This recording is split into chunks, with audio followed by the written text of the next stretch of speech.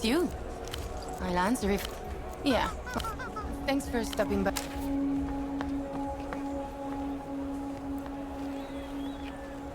Bagman gestures wild. I know all about them. Now ask. The sounds from...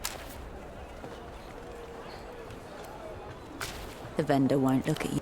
He needs time. A low, tilting shelf. Various sections are... The shelf stand. Various sections are separate. The shelf stand. Various sections are separate. The shelf. You turn your attention.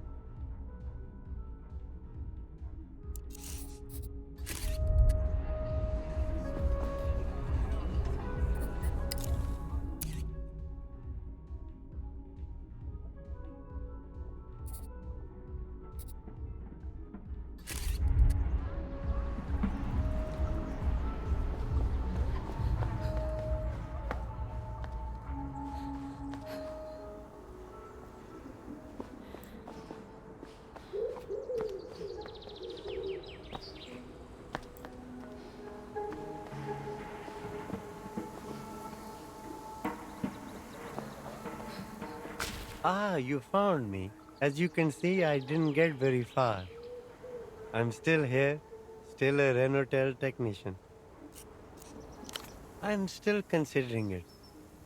I thought perhaps if I stayed a while at this tree, it would help clear my head. No, not entirely. But that's not the tree's fault. Nothing yet. The weather doesn't seem to want to test them either. Peaceful, isn't it? Interesting. I never would have seen that myself. But I suppose everyone sees the world their own way. Taking my breaks under this tree might be the part of my job I most look forward to now. Because it isn't native to Portofino, or really this part of the world at all. The old Lusians planted it back when this place was a penal colony. Under the first illuminated empire, they planted these trees wherever they settled. If you see one, it means the old illuminated empire was here. It's a major feast day in Lusian culture.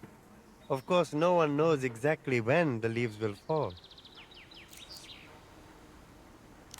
My abuela used to take me to the shrine to Canopus outside our town. There would always be local officials there making political speeches. No, I used to hide in the shrines while they talked. I thought they were very boring. Anyway, I found myself paying more attention to things like this tree lately. It seems to be calling to me. Still nothing, but I have a feeling it'll be soon. What about it? You can plug it directly into an artery using the cord. You'll need to do that in order to run a diagnostics check on the network. I wish I could say that, but it's an integral part of my job. Of course. Sure. Not a lot, unfortunately. Sounds like our man here. It's a Invisible kisses from the lips of the city.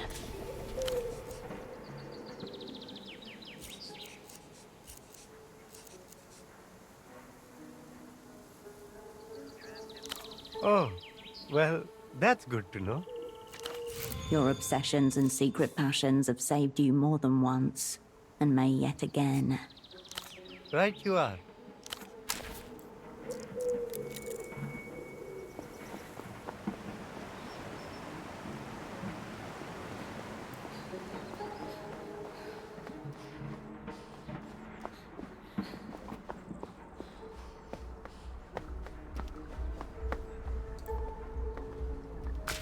Long hair.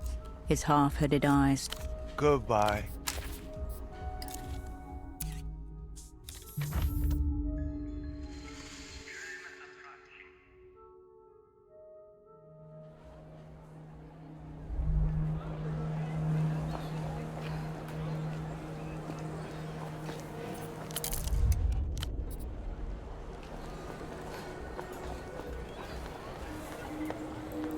A low, tilting. Various sections are separate. The shelf sta Various sections. The shelf. Various sections are separate. The shelf stand. You turn your attention.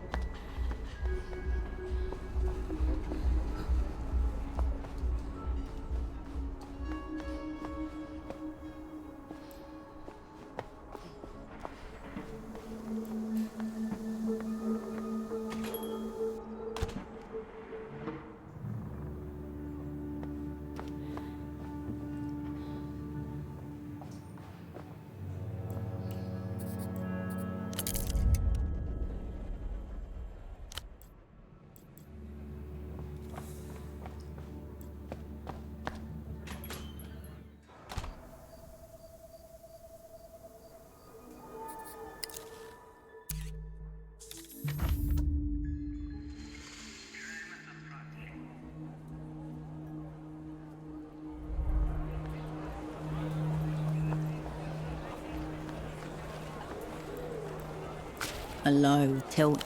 Various sections. The shelf stand. Various section. The shelf stand. Various sections. The shelf stands. Various sections are separate. The shelf stands. You turn your attention.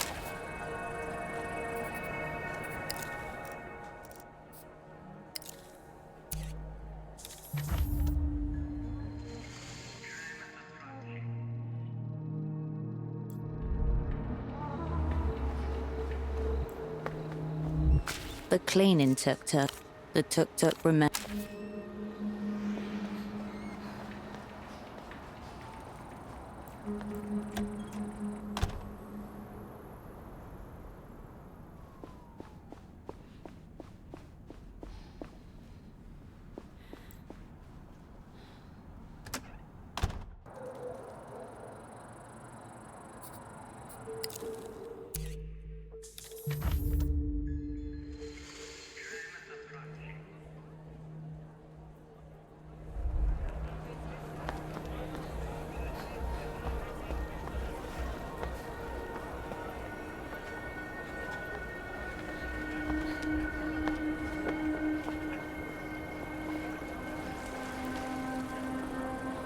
The rack stands alone and unguarded, but for a padlock on the plastic cover zipper, you leave the rack alone.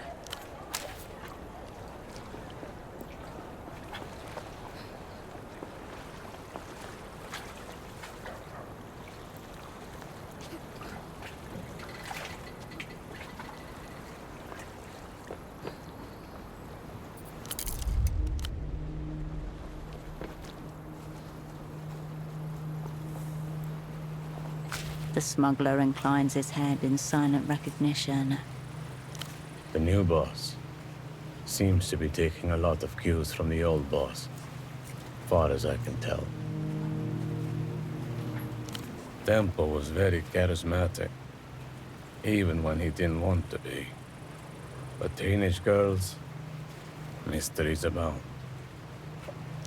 No, when she first turned up, she was a quiet little thing. Used to sit on the edge of the crane there, listening to music. Only ever one headphone in. School jumper sleeves pulled over her hands. I'd catch the music on the wind now and again. He turns his head briefly, as if hearing it now. That Infrareda girl, I think. The Lucian thing. She played me some of it once. Not my deal. She started helping me with crates after a while, but she couldn't live for shit. So I had her marking them. She was good at that. When Tempo hired her, he told me he was putting her on the cunt crash course. I didn't see her much after that. So do I. He glances briefly at the crane, then takes a new cigarette from the packet and places it delicately in his mouth. I'm listening. Sure. He lowers his head.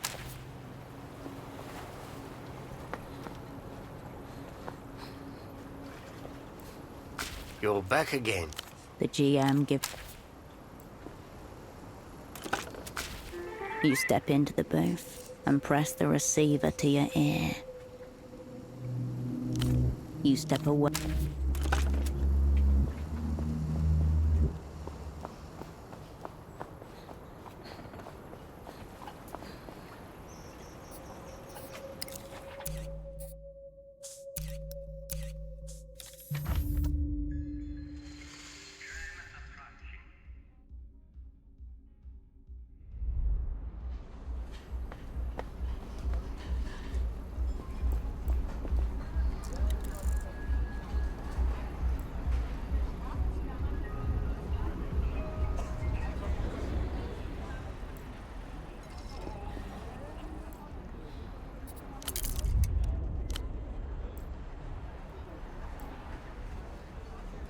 Hello, Lapinette.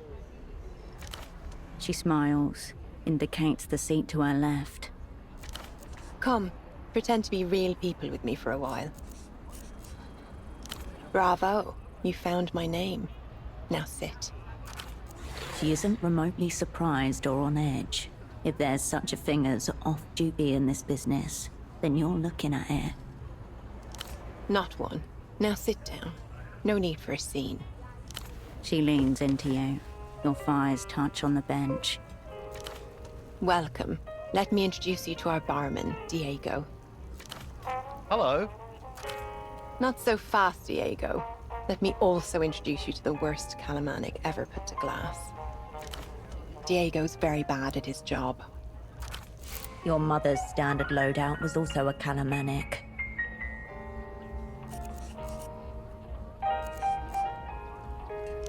You sip the Calamanic. It tastes exactly like a Calamanic. Thank you, miss. Incompetence, both of you. Nobody in this city respects a good tincture. Now, Diego, please debase yourself further with 2 more Calamanics. Actually, no. You've done enough damage on that front. Just straight mezcal. Bring the bottle. Coming up, miss. Look what he's reduced us to, sharing a bottle like 2 doe-eyed secretaries. Socks. Diego returns and deposits 2 tulip glasses and a bottle of mezcal in front of you. As he removes his hand, a single sliver of sweat runs down the outside of the glass. Come, talk to me. This is our little space. Let's cast off these silly personas. No need for them here. Fear not, Lapinette. I had the same idea myself and tested it out. There's nothing behind those eyes. Watch. Diego! Diego glances at Silhouette, eyes twitching like a dog. Yes, missus? We're spies. I'm Emter and she's probably Opera. Those are the communists. What do you think of that? Communists, missus?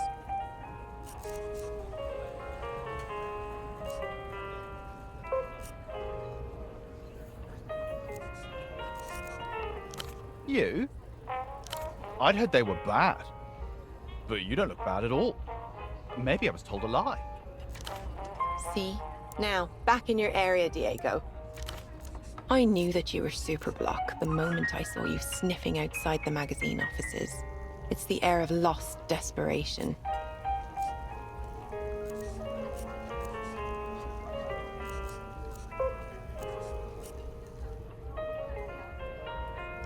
The Crown Prince of Limbs. You make a much better date.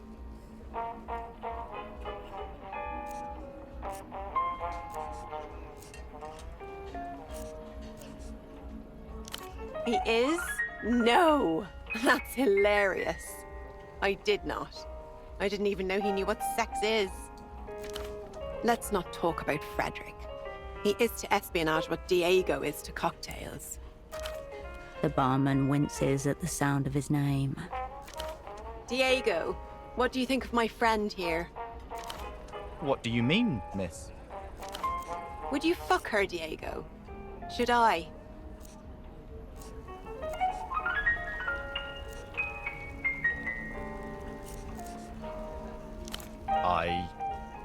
I don't. Aha! An unexpectedly good answer. What about you, Lapinette? Would you give Diego a go-go?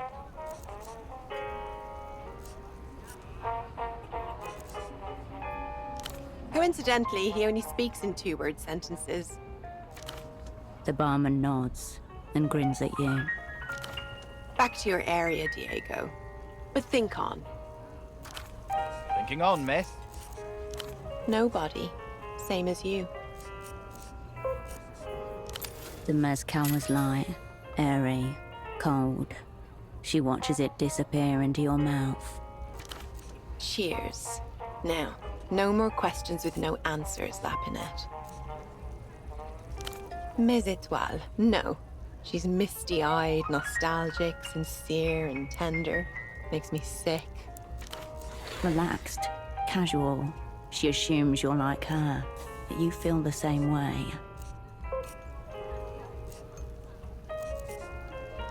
I find that my hatred for her helps me stay in character, keep her distinct. Operants begin to blur when they identify too much with their persona.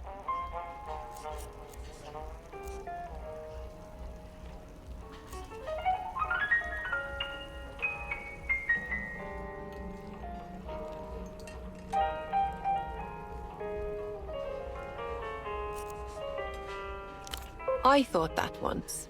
If everyone's wearing a mask, who can tell the difference? The mask becomes the face. But there are some, a rare few, who truly aren't. They're just existing. Maybe that's you and I, Lapinette. Maybe. In a way, it's all just work. I have to pretend I care who you are and what you want with our basement, but don't worry, my pleasure was real. She swallows the contents of her glass, nods at yours. Fine, fine. Socks. A little more sexy than mine, at least. You get to play with feet all day. It is despair, ma Lapinette. I don't want to talk about it. Truly, I loathe them all. I can't answer that for you. I thought you would know. Her expression changes into the sweet, blank smile of her persona. I'm just here to learn. The more advanced sonnets are still way over my head. Yes, please.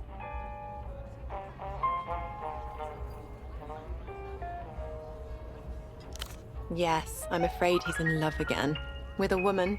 And less tragically, with alcohol. I'm not surprised. He gets so miserable that the air around him festers with it. His obsessions are always huge.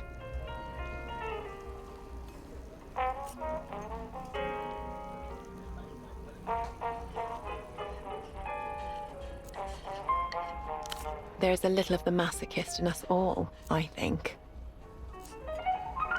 He's an old fool having a breakdown, but he'll be back to himself before long.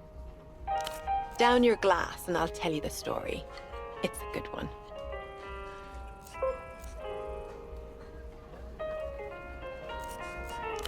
Your second shot goes down as well as the first, crisp and refreshing. She tips her glass to you, drains it, and refills both. 3 years ago, Solar Point. Metimoto's out on an assignment when he disappears, last seen entering a public bathhouse. You should picture an orgiastic ritual of sweat and steam, yes. Days pass. We dispatch an asset to retrieve him. He's not in the pools, nor the lockers, nor sequestered behind some crusty hole in a bathroom wall.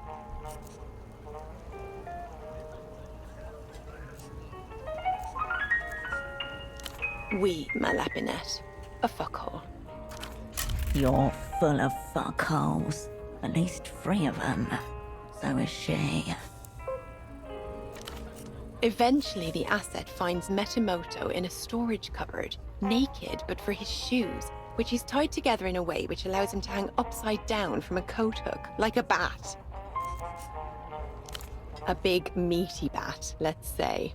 Asset tries to wake him, but Metimoto isn't having any of it. Yells at the boy to leave him alone, that he's a moperant and will be activated at dusk. Dusk comes. Our asset is still in the cupboard, cowering among the buckets and detergents. All the useful things together. When in walks a gigantic woman, so big that she can pick Metimoto up by the ankles, which she does, and swing him bodily around, which she does. Be good to give Esty a hard spin.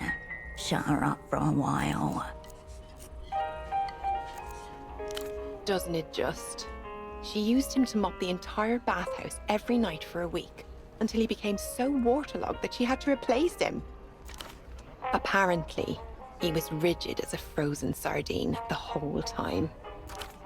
That's also how he got the hair. She dangled him upside down, and it's been like that ever since. I don't know whether it's permanent or he styles it that way himself in homage.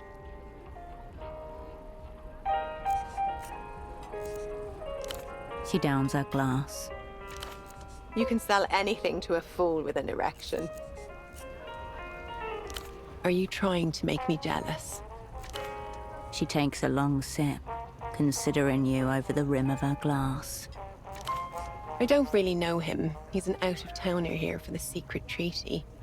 Can't help but wonder what he's compensating for with those headphones, though.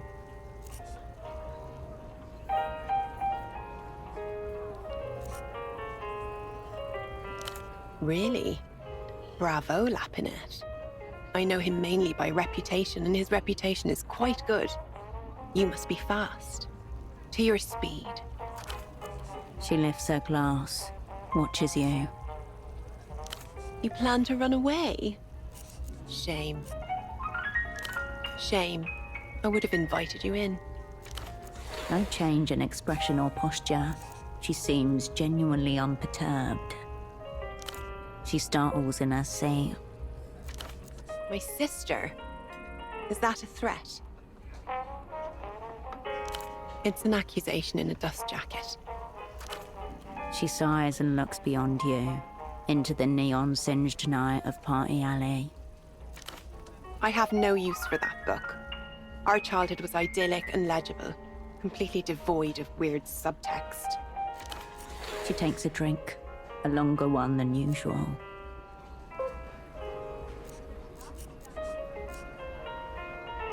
I thought we were being honest with each other here, Lapinette.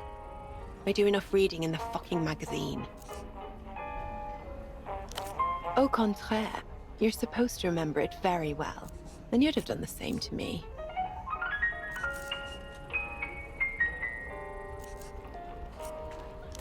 You've been reading the Nos Correntes. The whole thing sounds like that.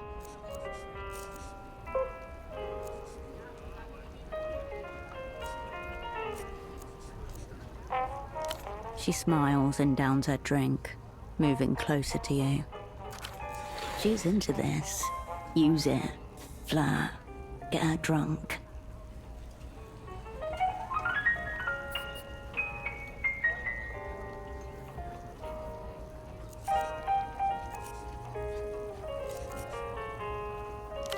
Okay, my Lapinette. Good things can't last forever. Time to pump me for information, right? But I want something in return. She glances around, humming happily as she does. You could teach Diego here how to make a proper Calamanic. Or, if you'd like something less impossible, you could kiss me. Deep tongue.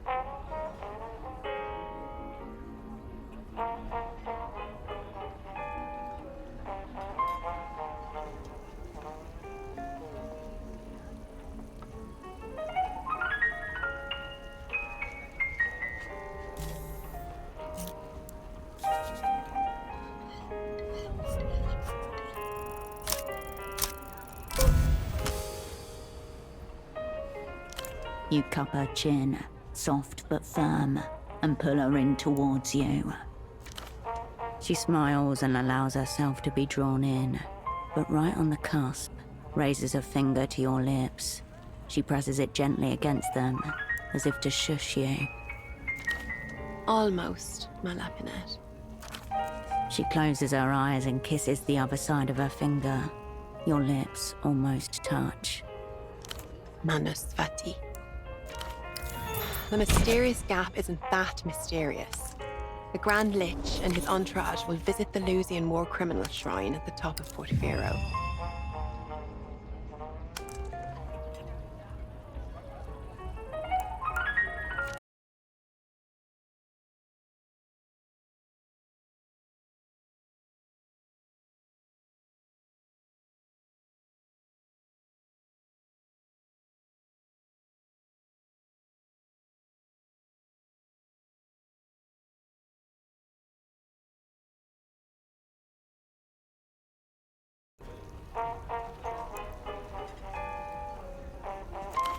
Probably to prevent the exact type of incident you have in mind. Your controller needs to know about this. The information, not the kiss. I hope this was everything you hoped for. In another life, Lapinette. She smiles, sadly, and turns to her drink.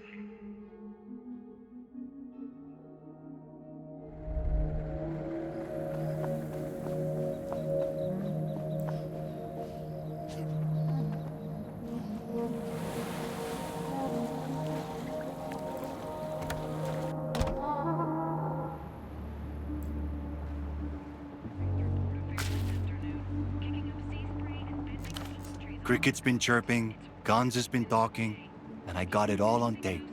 Wanna give it a listen? All right, this might take a while. You got time? Sure. Just let me know then. See you around.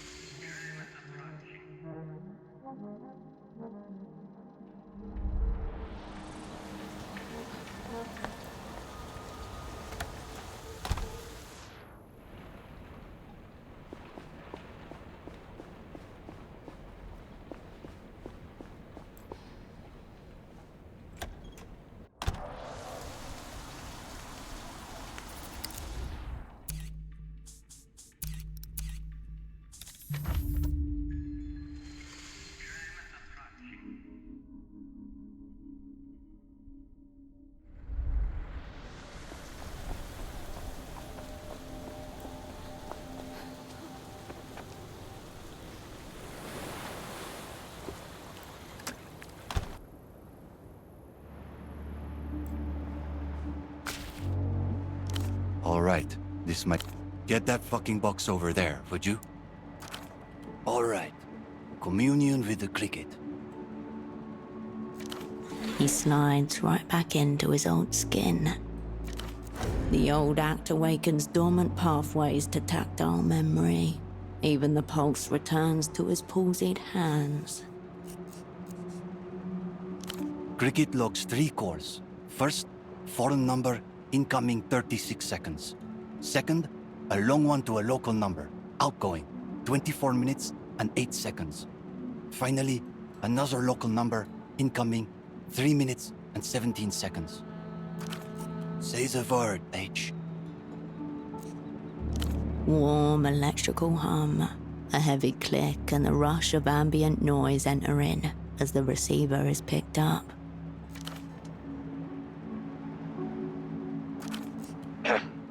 Mord?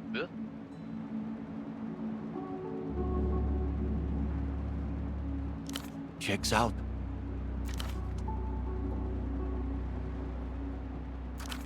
Aha! Got you! Reptiles. Pass this on to the narcs at the top. Send all the collectors you want. Send your best collectors. I will be waiting. The spike of the receiver slamming pierces your eardrum like an ice pick. We're just getting warmed up. Among listening devices, he's back in his native element, if only for a moment. Stripped of his wounds, back roaring to danger. Static, click. Gonzalo, you miserable bastard. Is that you? Have you bathed today, Marcella? Guttural, breathless, and somehow strained, as though in the middle of some physical exertion. Not just. 6 calls over, everything comes out. Yes, Gonzalo. I have bathed twice, and I'm not falling for this today. Not after the stress of dealing with my fucking unfaithful husband's businesses. See? Cumulatively, Ramses has listened to more phone sex than you will ever have in your life. As ever, he has a remarkable ear for the rhythms, the things that slip.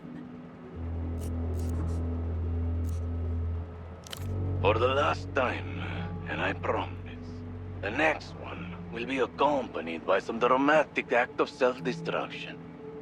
I have never once been unfaithful.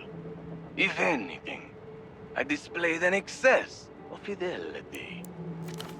She's my fucking sister, Gonzalo. The suggestion of usable information is cruelly whisked away. Exactly. You and I are bound by an insane pheromonal determinism, Marcella. Don't you see? Anyone who shares your genes is subject to the same inexorable pull. Frankly, it would be weird if I hadn't fucked her. Ramses taps his temple conspiratorially. Gonzalo, you sick, violent man. You know what I need at the end of a long day, Marcella. Come on. What about my day, Gonzalo? Your fucking supplier. Target acquired. Ramses' ears perk to attention by your side. Don't talk to me about my fucking supplier right now. I've already injected myself with the formula. You know the one. He scares me, Gonzalo. I don't know that I want to deal with him. Don't speak to me about those fucking people right now. I told you, it's the driver you deal with, not the Azzurri. But Gonzalo, he has my number. Not with our setup. God curse you, woman. Already I'm starting to lose sensation in my lower body. You can do what you want with it, Marcella. It's yours. Oh, you sick fuck. You would paralyze yourself for me? Irrigational miracles. This is her shit. I already have. And you leave me to run your businesses alone? All you need to remember about the business is the passphrase, Marcy. That's it. Derrotado, pero inclaudicable. Roughly, defeated, but incapable of surrender. Every little act a show of defiance in the face of imagined enemies, down to even his passphrases. Got it. Success nears, big man hungers. You can almost taste those anticonvulsants. That's all there is to it. Those words through the party alley payphone. Make sure you do it at night this time. And you never need to hear that man's voice again. Ugh, fine. Now come on. I'm as hard as a rock. But unfeeling, unresisting, vulnerable to anyone who wanted to do something to me. Got what we needed.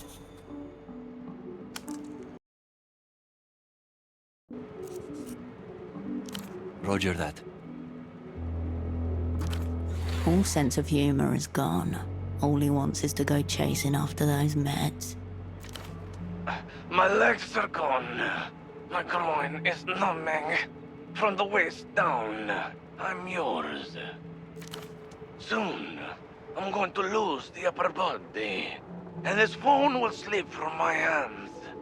You better be here when it does. Unnameable homemade concoctions surround the motor cortex and zero in for the kill. You depraved man. But what if somebody cuts you while you can't move? What if they wound you? Then I would be fucked. Utterly fucked. Helpless as a cripple. Get over here. Now! Marcella's breathing deepens to the beginnings of panting. Suddenly, the line goes dead. Not my sing H. Fucking sounds like the doctor had a good night though. Shall we, go over the plan?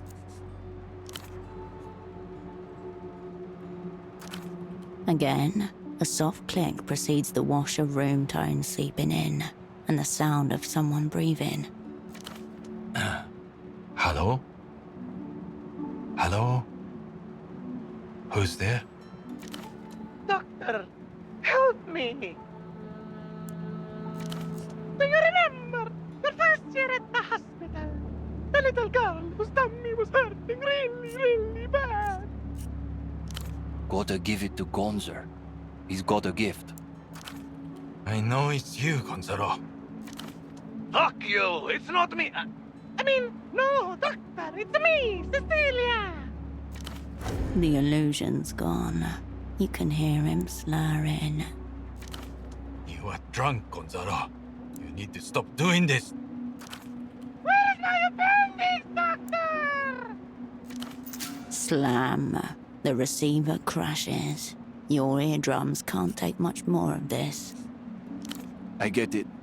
I'm thinking I might just leave the cricket there. Just fucking get high and listen in every once in a while. It's not just about this call. He's only now remembering that this is his element. Cricket communion complete. For a moment, he'd forgotten how weak he is.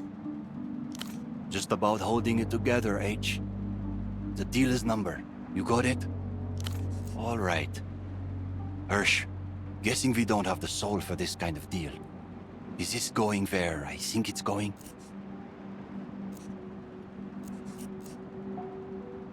Another year convulsing for rich fox? Maybe I could put in a quarter of an order. No, I don't see another way. I assume you have a gun.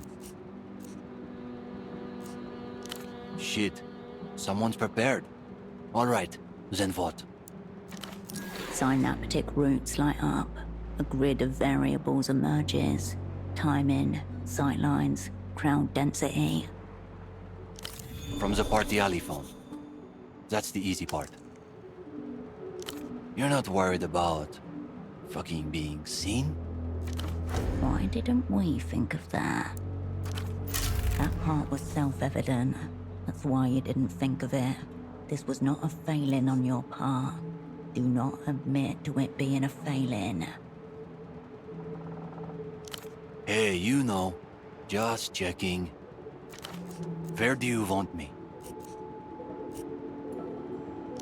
You're out of your fucking mind. I'm coming with.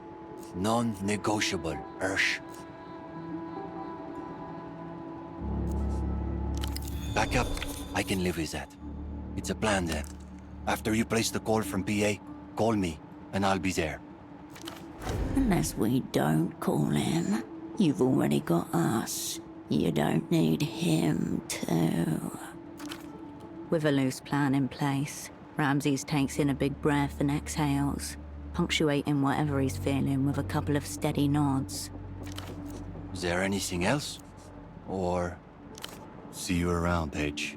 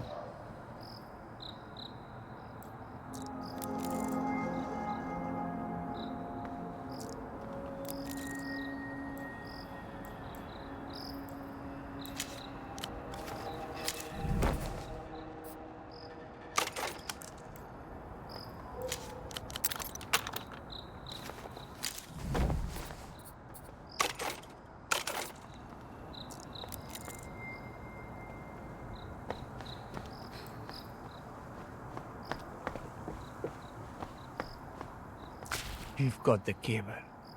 Yes, thank you. I'm so glad to hear it. I do worry about him alone up there, but there's something I want you to see. Shake that bag of kibble you have there, would you?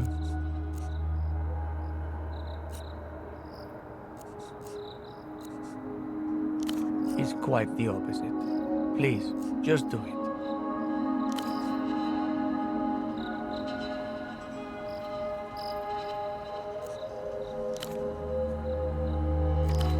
Here, I'll take that. He'll squeal if you're too long about it. He pours kibble into 3 large flower pots, then edges them towards the cage with his fur. I found him going through the trash outside some weeks ago. My first instinct was to scare him away. So I clapped my hands together, but he just stared at me. So I brought him up. I don't really know. Something washed over me. Maybe it was his sweet and reckless energy. I have a soft spot for animals. No judgments. It's good to come up here and talk to him. I haven't been completely honest with you. I knew who you were the moment you started asking after Tempo. The opera can't. He was hoping you'd come. You need the exit papers. Don't surprise him. Tempo always said that in the matters of economy and culture, the upper hand is often gained by underhanded ways. This made him a lot of enemies, of course. I had to make sure you weren't one of them. There. Do you believe in the transmigration of souls?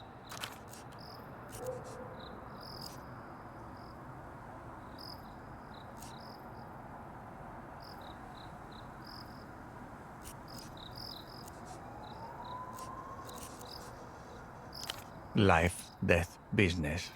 There's very little distinction between them. I'd expect a friend of Tempo's to appreciate that.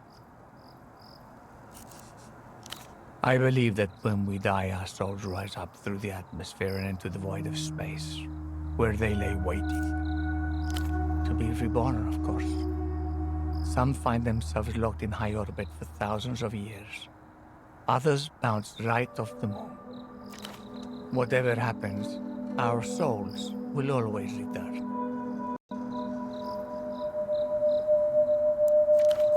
Of course we will. Pain is temporary. The gang, eternal. This boar was once someone else. Maybe another animal, maybe a man, maybe a woman. He may not have their memories, yet the soul remains intact. He'd become more erratic in those final weeks. It was always on and off. We fought about something, or he fought with me. But I always thought that in the end, I always thought that it would be the two of us. No, that would be a bit silly now, wouldn't it? KG. Contradictory.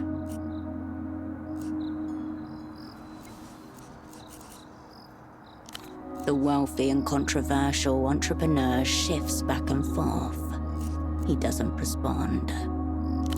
I've been more concerned with where it'll go. I hope that's towards wherever Tempo is. Maybe our souls will chase each other through asteroid belts. We'll orbit the moon together. A clear night. The moon nearly full. Visibility unlimited. Temperature 11 degrees and steady. Or we'll be back here. As a boar, as a cat, maybe as a pair of fishermen. Our souls will be together. In every lifetime. I don't even remember. Once we had a spat about... what was it? The hot tub, I think. Whether or not I needed a bigger one. I said he just needed to watch his weight. He stormed out of my apartment with one of my model trains, then spent the next month mailing me photographs of it, getting involved in completely historically inaccurate railroad incidents.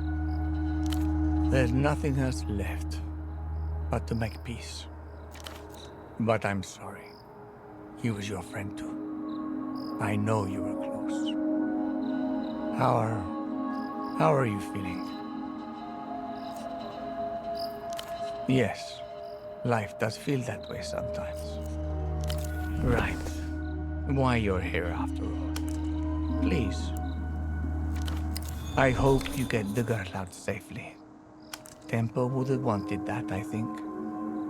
Not that I always knew his heart. But... Good. Thank you for coming up here. I'm sorry for all this. I'm very tired. Well, good luck to you.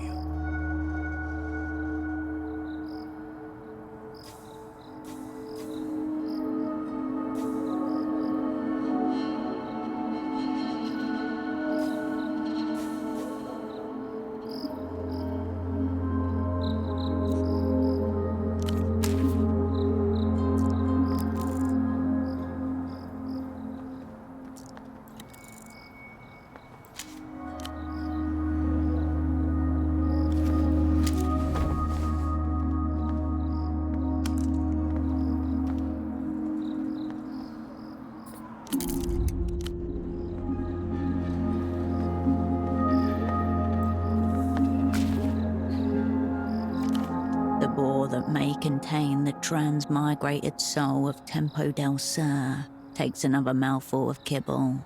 His beady eyes briefly fix on you, then drift away to follow the path of a buzzing fly.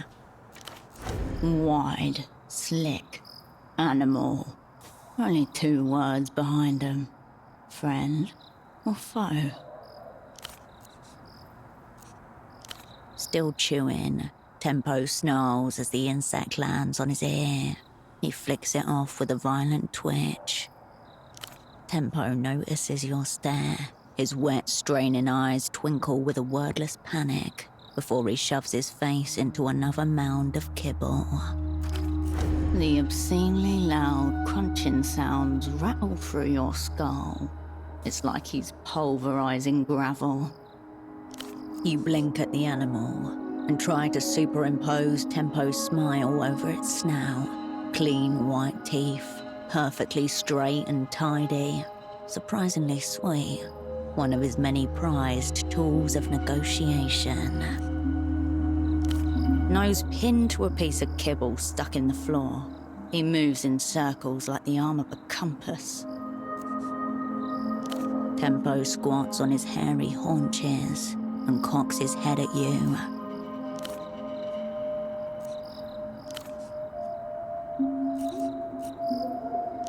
Animals cannot consent, nor can they formulate questions. He doesn't even dignify that with a reaction, just scratches a haunch with his hoof. Silent treatment.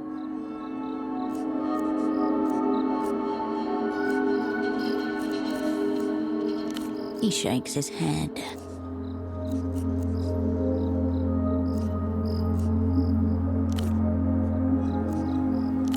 He stops munching, frozen into place, ready and willing to guard his food to the hilt. Reno coughs. When you turn to look back at him, he pretends to be busy, taking in the view. He'd give anything to hear Tempo call him a cunt just one more time. Tempo shakes his head while sneezing. A mist of snot explodes from every hole in his filthy, furry face.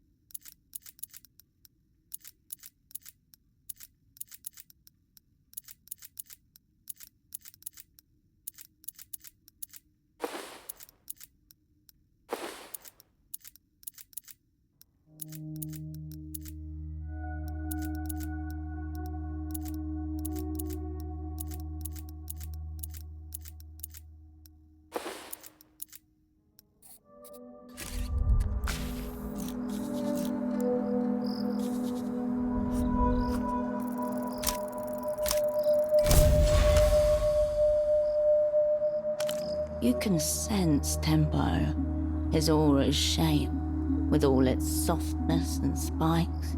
There's something in the way. You can't quite reach him.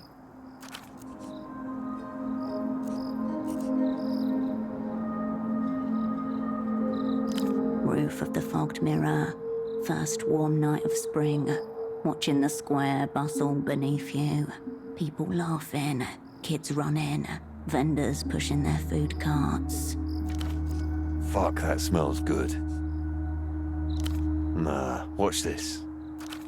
Tempo stands up, cigarette in mouth, and folds a paper airplane from a 5-sol note. It traces a smooth arc down to the shrimp vendor, who laughs and takes aim. I love this city, sometimes. There, a smoky grin, puffed chest, mismatched eyes, face half illuminated by sodium streetlights. You found him. Who the fuck is that? Fuck off, whoever you are, fucking bust this signal, cunt! Get out! As Yana boots you from her psyche, you know the truth. There's only one Tempo del Sur in this world, and it's her.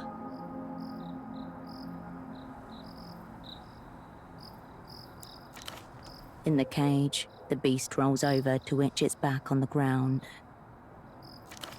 He's staring at the sky, like it's his first time seeing it.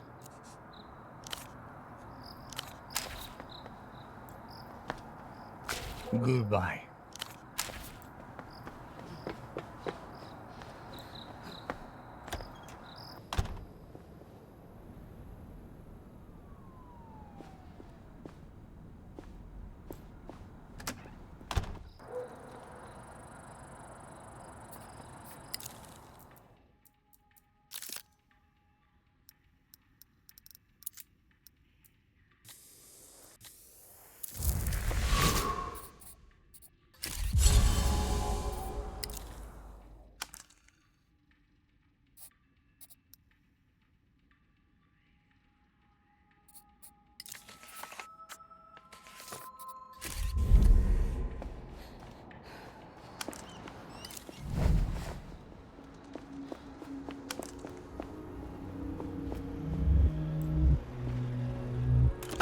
You pick up the payphone's handset, a dolph.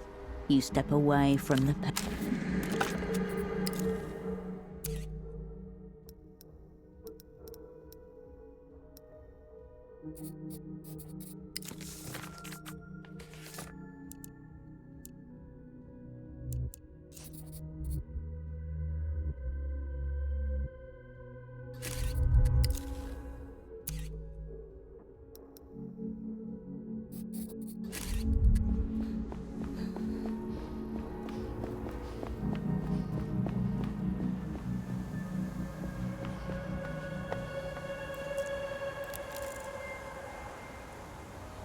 You pick up the payphone's handset.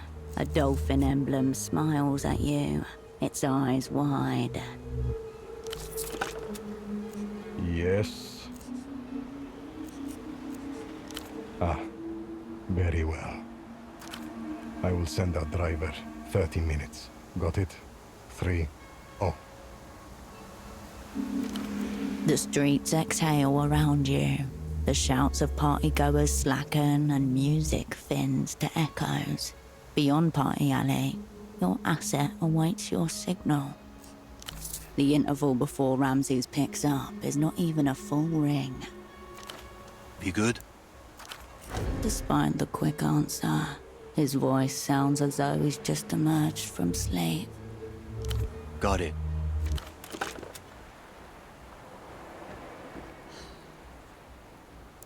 Behind you, you hear the faint scrape of boots on old bricks.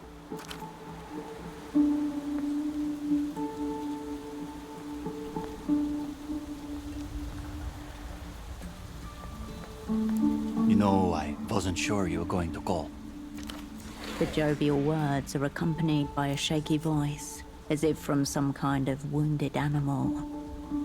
It's my post-seizure glow. Clears up the skin and everything. How much time we got? Perfect.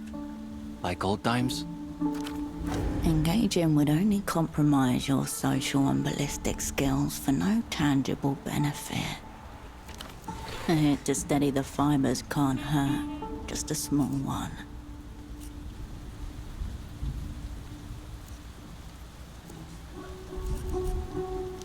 Oh yeah. That's why I put tobacco in there too.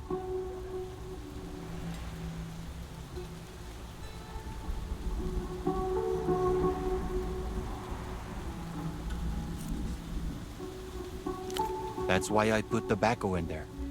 But I understand.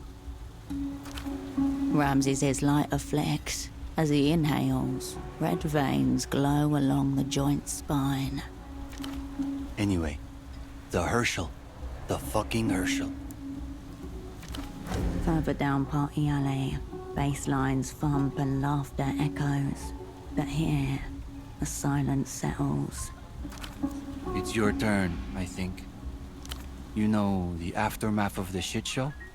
You got a whiff of what it's been like for me. What happened to you, Hirsch?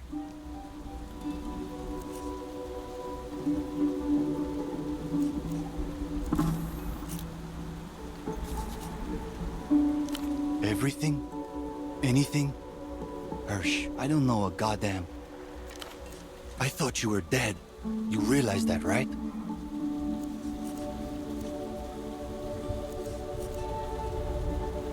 Until they don't. Maybe it was easier to believe. The other alternatives were worse.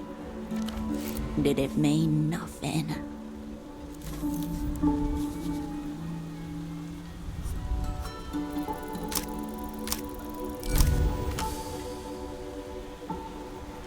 Floodgates open, one by one.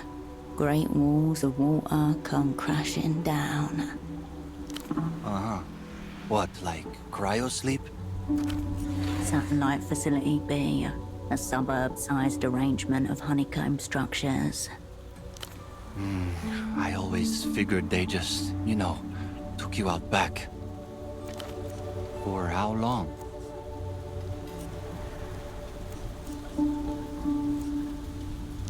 Ramses exhales and looks up at the sky, taking it all in. You set anything on fire on your way up? Hard to imagine you manning a fucking desk. Back when I knew you, you could hardly sit still for a wiretap.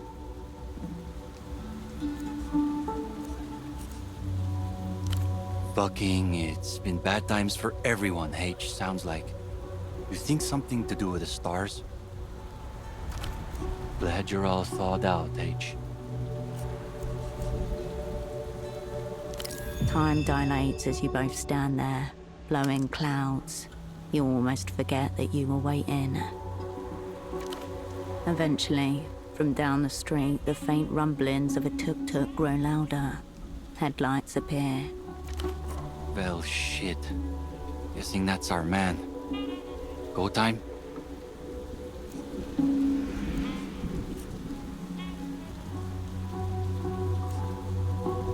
With a flick, it's gone. The tuk-tuk slows to a near stop. The driver, heavyset, or wearing thick clothing. The passenger seat is empty. It's about all you can see. Someone could be hiding in the back seat. No flickering lights from nearby windows. No other tuk-tuk lingering by. Low chances of passers-by intruding at this hour. Near ideal conditions for an ambush. A cloud of exhaust hangs in the still air before dissipating. The vehicle sits motionless.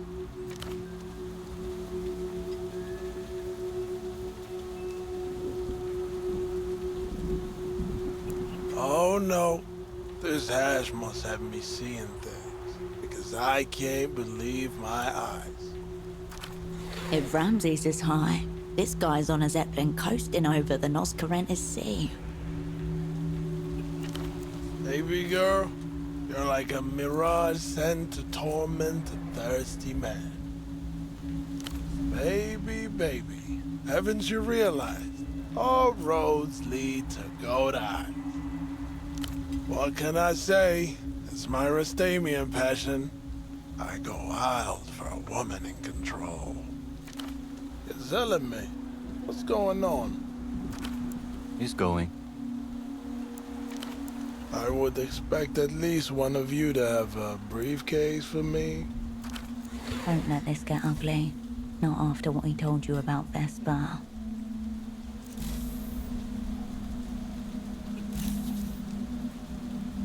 You map the angles from gutters to rooftop, scanning for lurking silhouettes and blind spots. If he has backup, they're well hidden.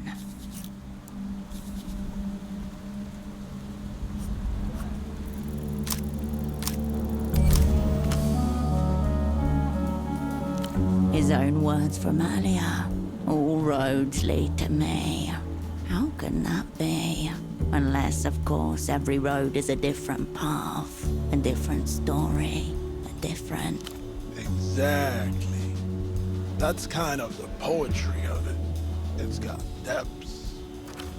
Not depths, but fractals. Ever-forking patterns undreamt of by him. I guess, yeah. That makes sense, I think.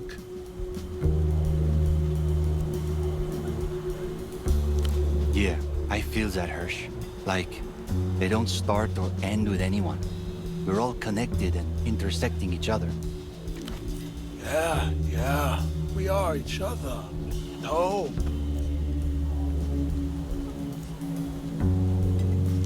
So that means, what does that mean? Lost somewhere on one of the infinite highways to himself. To yourself. Wait, are you sure this is where I'm supposed to be? Oh.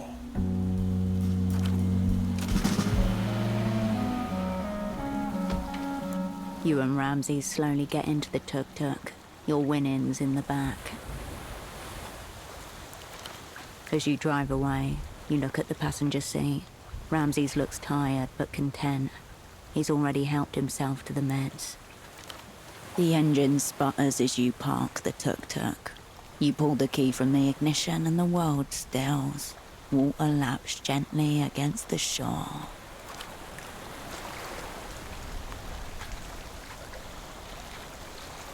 Ramses exits the vehicle with a cautious slowness. He rolls his shoulders back in a delicate stretch. He stares at his houseboat, then at the tuk-tuk. You know, I think I'm good. I should make a call. Old friends. Rastamian couple I met when I landed in Portaferro. I've been meaning to reach out for a while. I'm not saying it's important, just, I don't know. Might be time to anchor this thing. I think I'm done with the hermit scene. What about you, H? Fucking, you ever think of ditching your scene?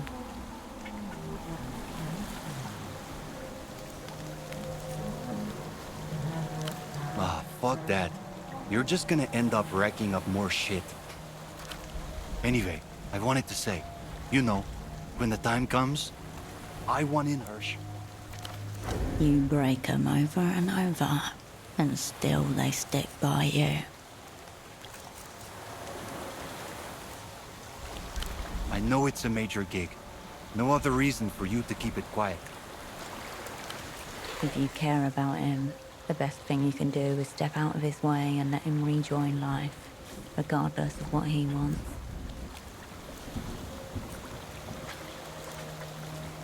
Ramsey's already survived you. Let him hold on to the years that remain. He nods firmly.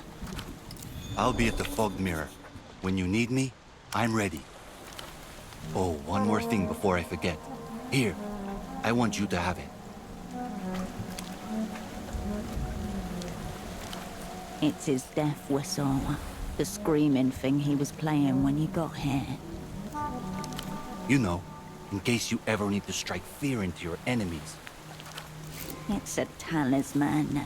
not a functional object. It's imbued with whatever Ramses feels towards you. Your hand closes upon the clay bulk. With a loose fist, Ramses taps his chest twice and mutters words in Rustamian. You turn away from each other. The night air cools your face as you step forward. Portofiero's lights pulling you back into their orbit.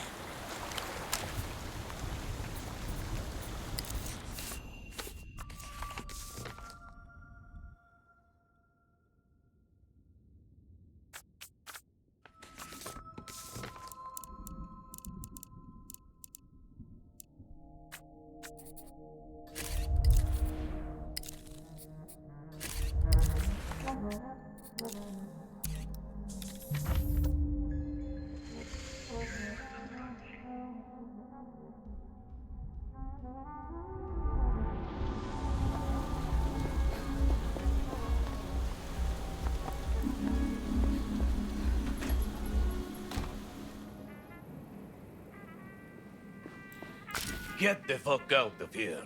I'm warning you. I don't know if it was you, and I don't care. I don't do consultations anymore. Sleep deprived, battered, and ominously stained. You would say Dr. Gonza looked the same as before, but for a newfound instability in his eyes. Before, he was insane, but sure of himself. Now he's in uncharted territory, even by his own measurement. What's happened is that you, or one of your bored friends, broke into this place at night and rummaged through my things. But then you already know that, don't you? Not your best work if even he can detect your stagecraft. Better try to remove his suspicions.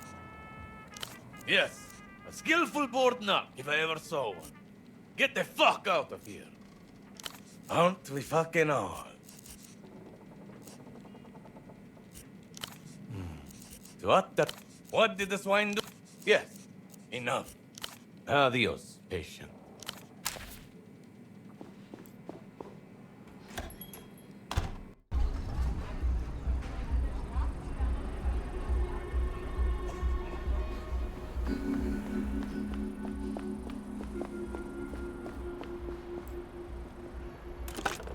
You pick up the paper. The dolphin doesn't poke back. You step away from...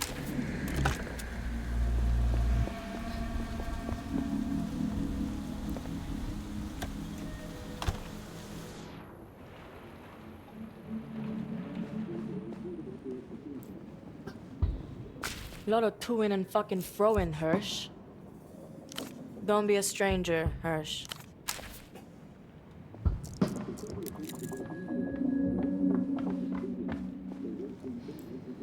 Lot of to-in and fucking fro-in, Hirsch. Thanks, Hirsch. These look legit. I don't have that.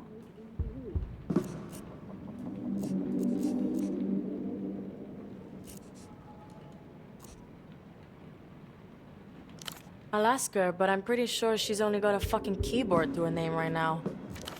She grins. Her face suddenly seems lighter to you, and young again.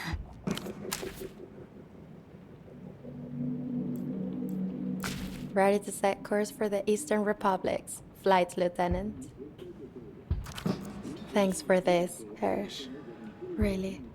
You're one of the only people I've ever met who isn't trying to get something out of me. A dedication, maybe, yes. Either way, I've had this stupid song stuck in my head all day. Old one. This is from when I was younger, so much younger. I used to go on these day trips with my parents, and my father would play his tapes in the car. It was basic 3-chord rock music, nothing like what I make now. But I've been thinking recently, maybe without those tapes, I wouldn't have become a musician. Dark Flight 709, about some guy's girl living on a space rocket. 12 bar in D, I think. You know, D7, G7, all the sevens. Had a feeling would lose all her time. My baby's living on the 709. Oh, yeah, of course. This is just some lost standard. Slightly self-conscious all of a sudden. I don't know. It's silly, but it's right there for some reason. Full renegade by Hirsch. See you further on up the flight path.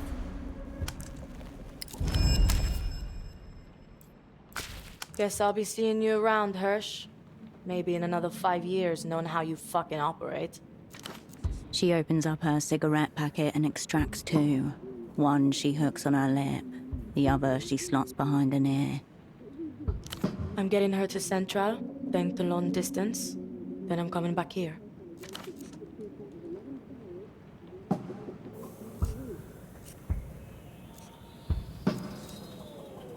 Place wouldn't last a week with cunts like Pedre and Carmona left unchecked. What? Dissonant urges rise in you. One to reveal the world as it so often is, and the other to protect her from it.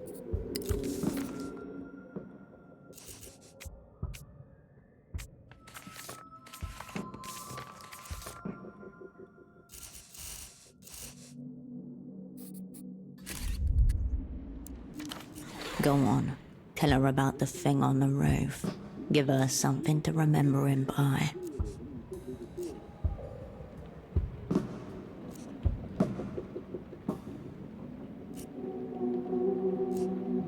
That's sweet. Can I see him? Thanks, Hirsch. Hirsch, wait. Something that's been playing on my mind. That photo of you all, the one in Tempo's office. Why do you take that? Aren't you all spies? Good question. Evidently, you succumbed to a sudden fit of camaraderie.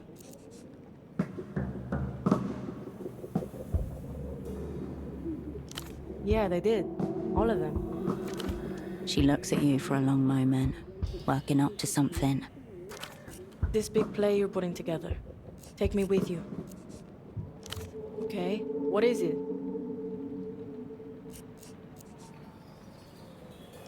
Look, I don't care what it is. Let me be part of the team, part of the crew. I can do a good job, like Tempo would've.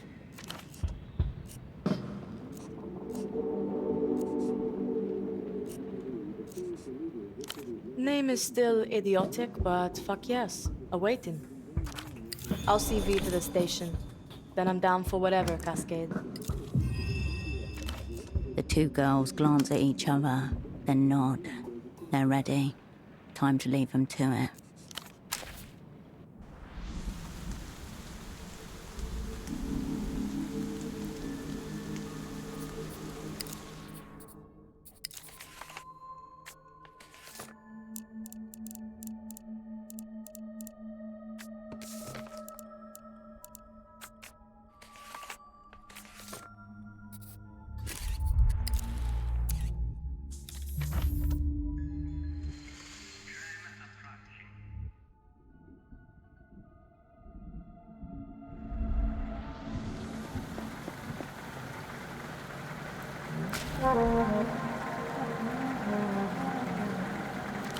He robbed the man and left.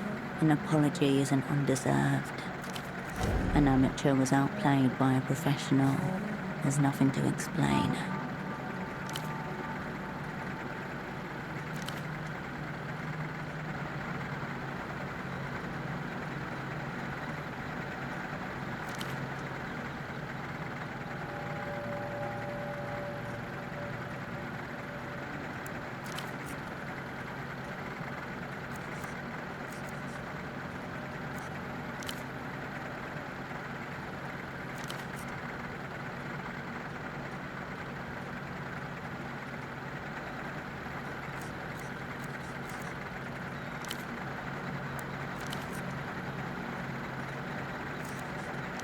With pleasure.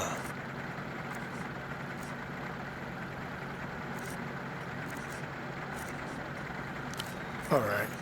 Tell me what's on your mind. Love to. Take a break. I'll be seeing you.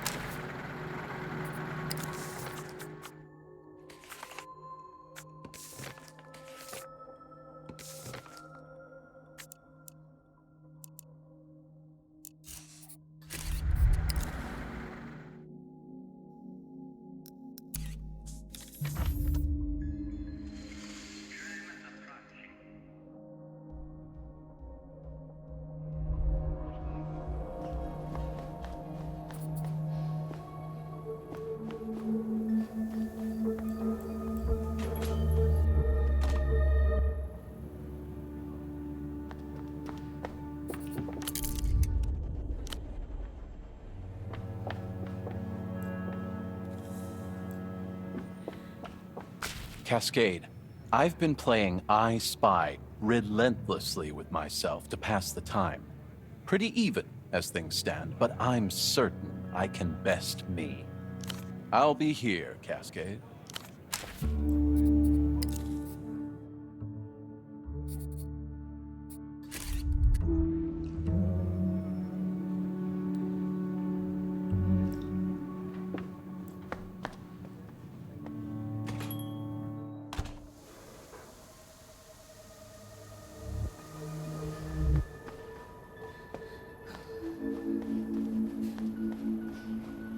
Look around your feet. Your gaze turns instinctively towards the Ginkgo Plaza.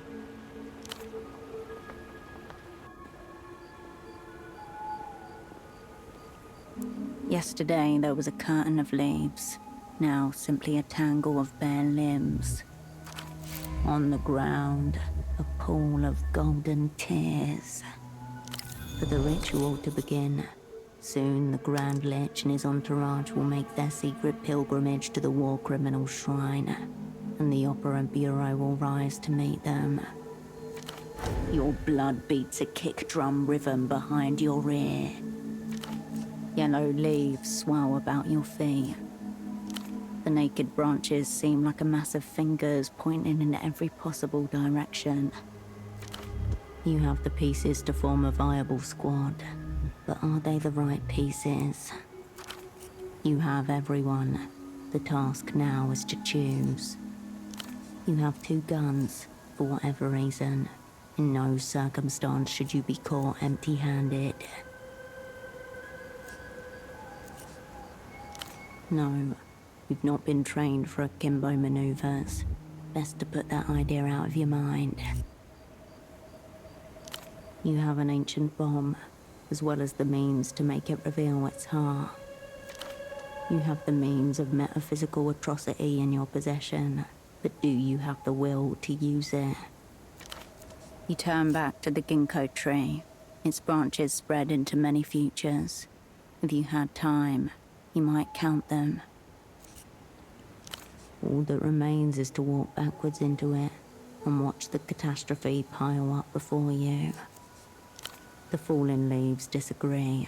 The mysterious negotiations deep within the Ginkgo's archaic heart have reached their conclusion.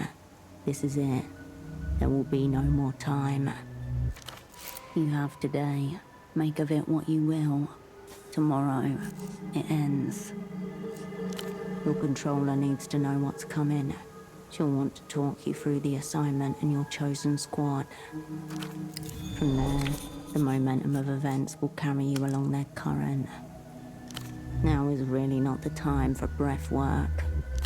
The fallen leaves crunch gently beneath your feet. Night is already upon you.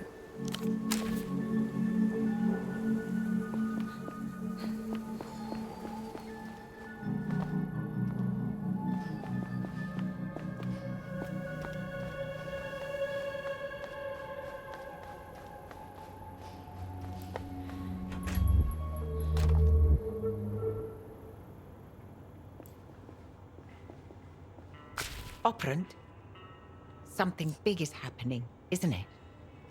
I saw how you dashed off towards Party Alley. You looked nervous. It had something to do with the ginkgo leaves. I'd started to suspect as much. I don't expect we'll be seeing you again.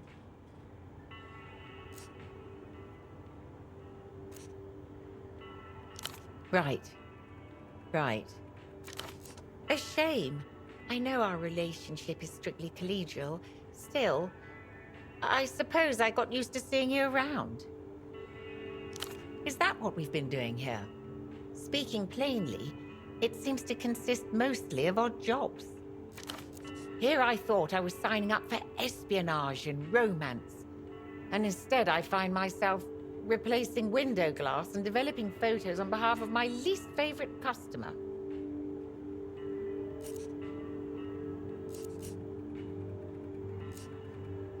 That's funny.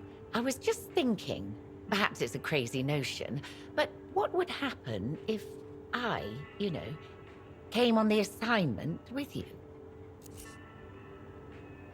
Of course. Proper channels and everything. I suppose it was impressive watching you fashion a gun in my spare room there. Ingenious, I must say. Also frightening. It was also nice inducting someone into the Mistress of Grammage. Now that you've noticed, you'll never unnotice. The debacle with Pseudopod, well, it was interesting to see how you make it up as you go along. The whisper of a smile at the corner of her mouth suggests she even enjoyed it.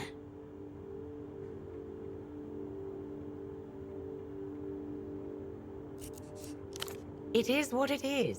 At least he's up on his feet now. So, where does that leave us? I trust you're saving this for a post-assignment rag. Don't forget to roll it out. We can't have you getting bubbles. Right, those. I think for the sake of any future tenants, I may just take them down. Immediately. Yes. I suppose you're right. She takes a long, slow look around the little photo shop, as though committing it to memory. Turning the image into the gelatin silver of her amygdala. I've got a demented aunt with an apartment in the Hill of Pigs. I reckon she won't notice if I crash in her spare room a few weeks. Now, I expect you'll want to get some rest. Come out tomorrow, fresh. That's right. Behind her eyes, flickers of fear and apprehension, but she's keeping them down, for your sake and hers. Well, if there's anything else you require, I suppose I'll be right here. Nothing, I'm afraid. Very well. She gives you... Go on, then. Of course. Something else? I'll be here if you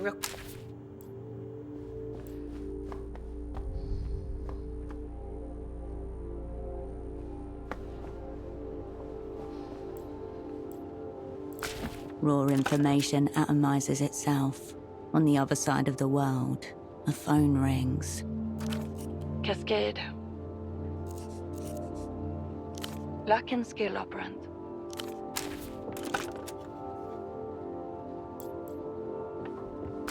Raw information atomizes itself. Cascade. The leaves have fallen, Cascade. This better be critical. Fine. Sure. What's on your mind? What else is on... Luck and skill up.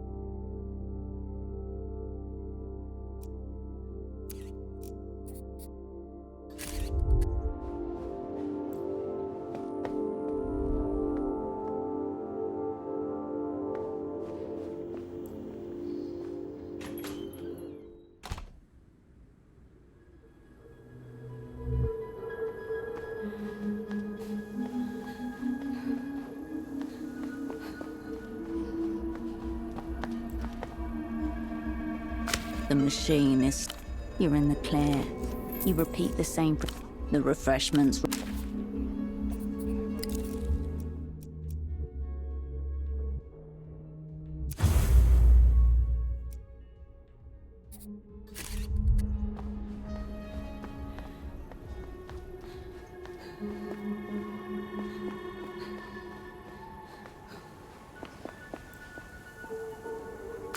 An old bench kneels in your presence. Its planks are bowed and scarred. Marks to be revered from seeing many people over the years.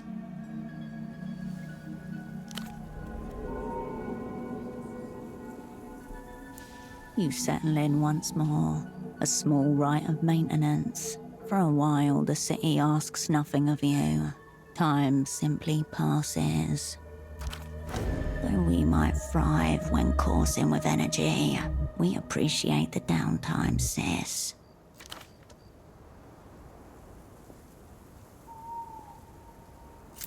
Before long, you stand up, feeling less worn than before.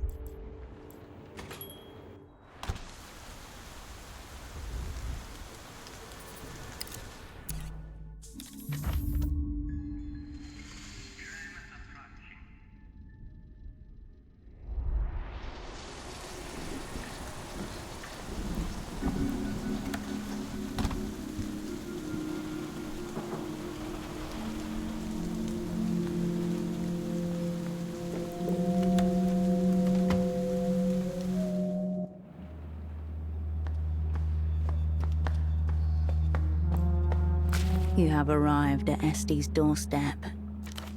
It's dark. You won't endear your...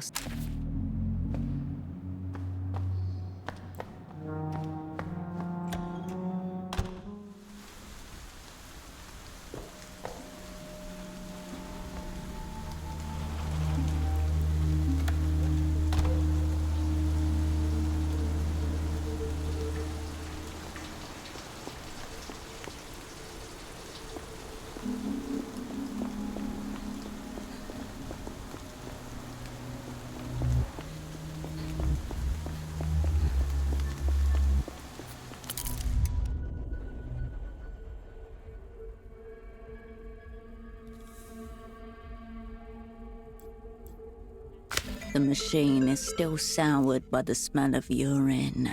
Beverages glow on the inside.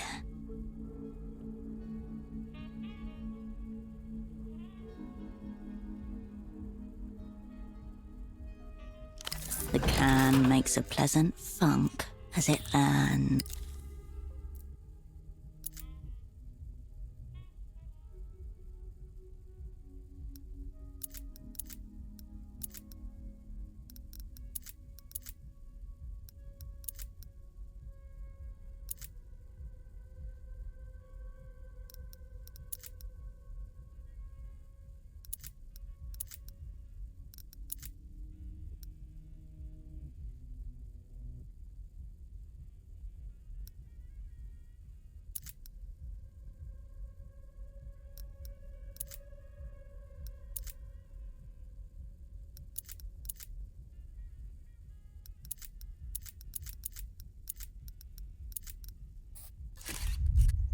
The piss smell.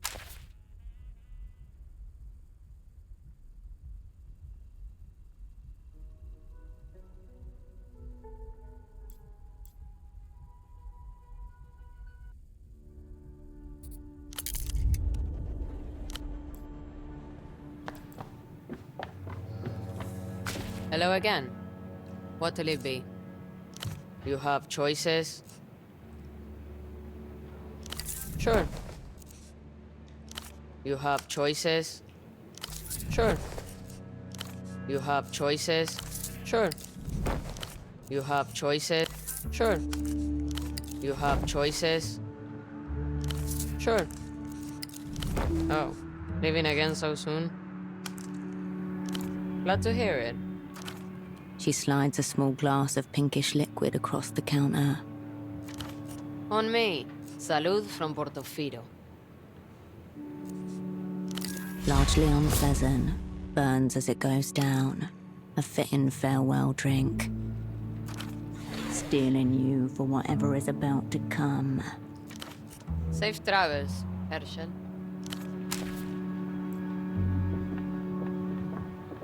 Tired eyes look at you from underneath the brim of a hat.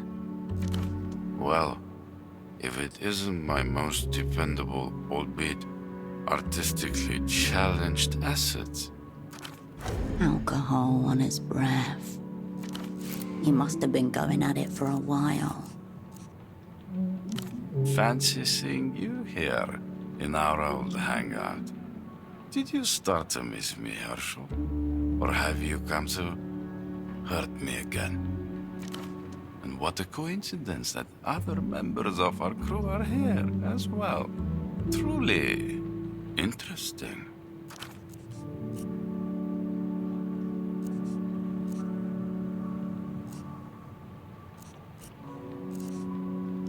I'm just having a taste.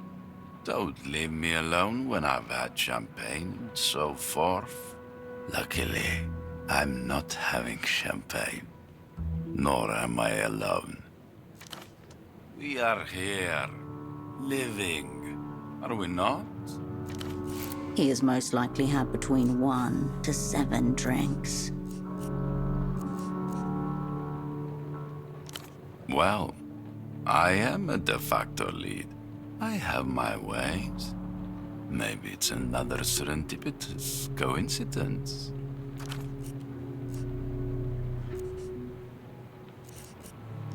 How convenient, so am I. Let us have a drink, just like old times. You really shouldn't waste your time with this. This man should not be alone right now. Here's to our successful assignment together. You both knock back a glass of schnapps. It burns his photo. Good thing I stole this cat, Herschel. I think you would have never spoken to me otherwise. Is it not amazing foresight on my part? But who is asking? Who can say to me where are the places the cat should frequent? Or with whom should it be? You are no leading expert in cats. Nobody is.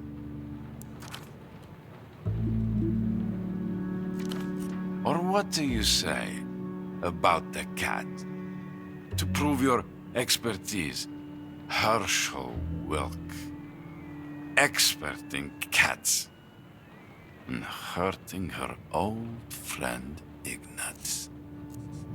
It is magnificent.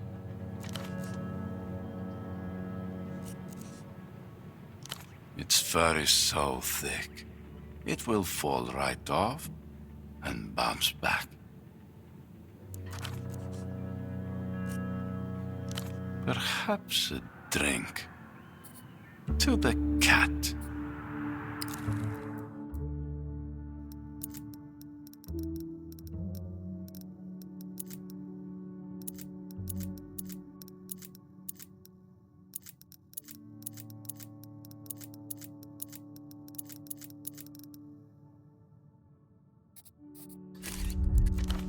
It's maybe a good time to have a cigarette.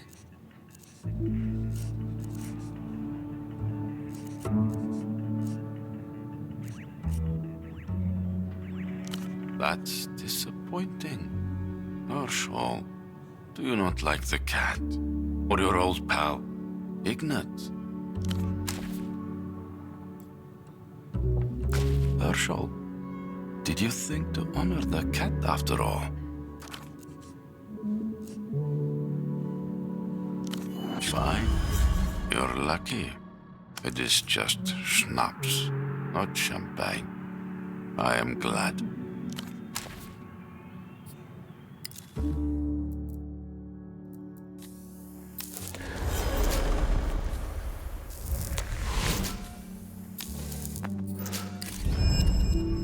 Herschel.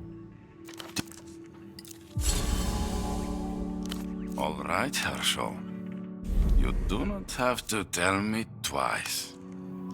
You down another schnapps?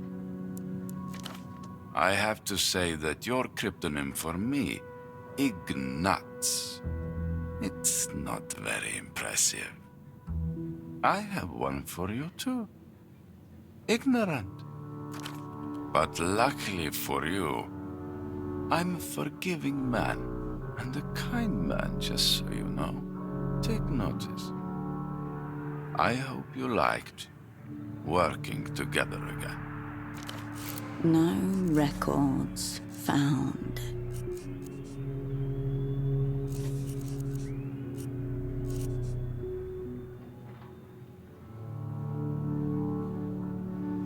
Great people, doing great things, catching the leaky animals where they lay. Even bigger jobs await. Is he alluding to something? Huh? Her? The woman eyes you warily.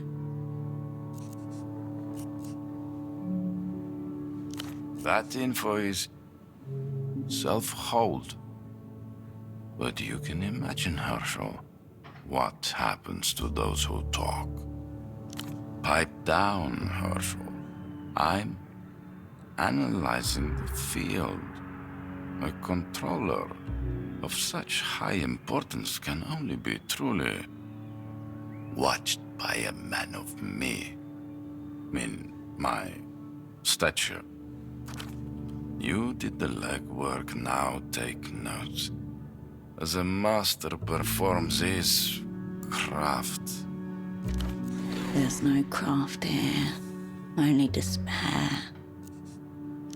Herschel, this is why you are a sublead. You have a lack of the imagination and of the respect. But don't worry, we'll get you up on your feet soon. Perhaps a toast to the craft of secrets and friends?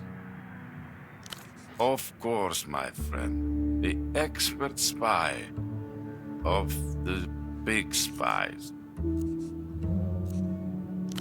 You both down another glass of schnapps. It burns your throat. Do you know, Herschel, what else is happening? There is another secret. I know you will appreciate. He was alluding to something. The big leads are getting a bit stressful, even for a man of sheer talent like me.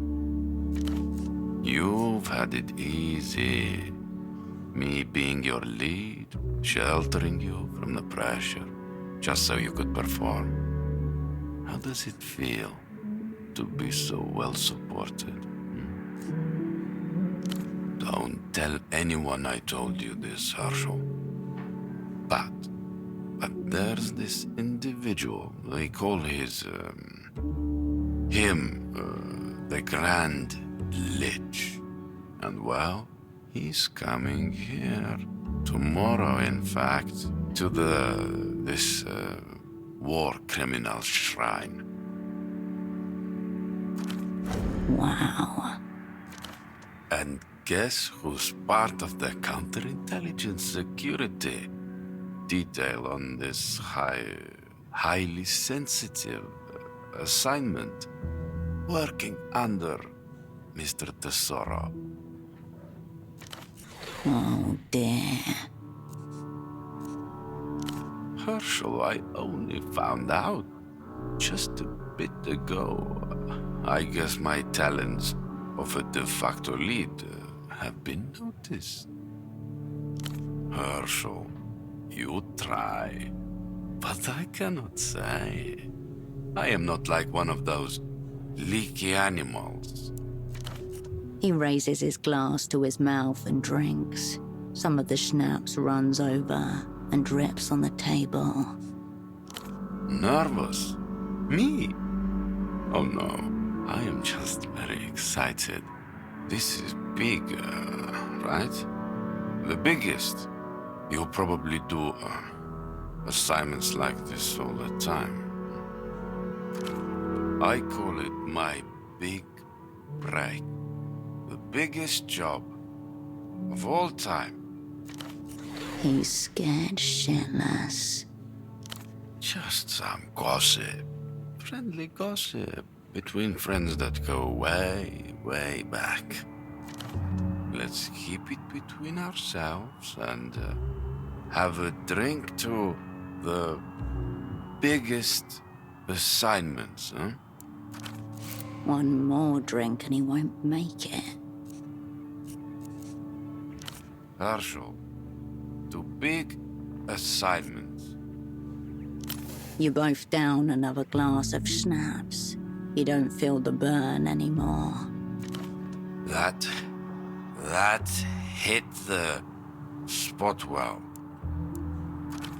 Herschel, do you know what else?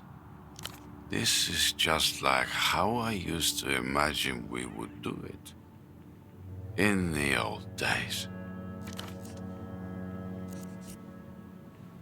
He doesn't respond. No reaction.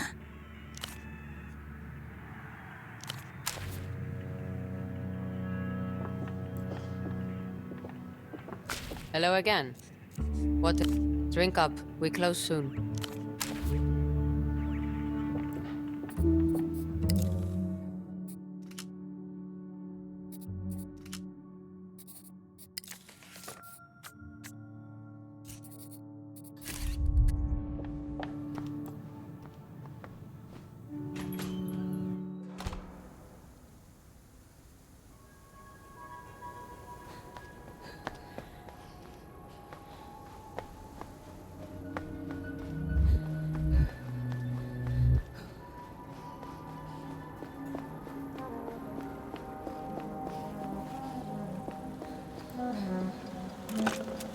You pick up the payphone.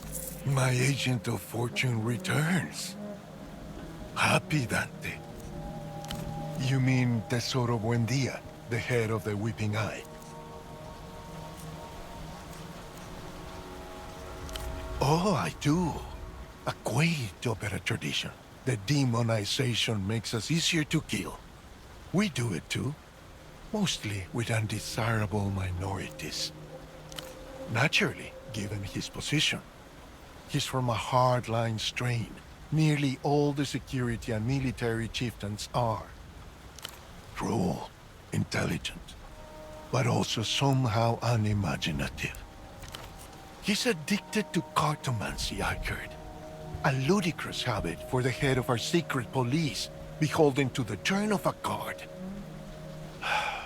But here we are. They represent different ministries with different prerogatives. Tesoro and his goons still look at the world in terms of possessions and the tonnage of aircraft carriers.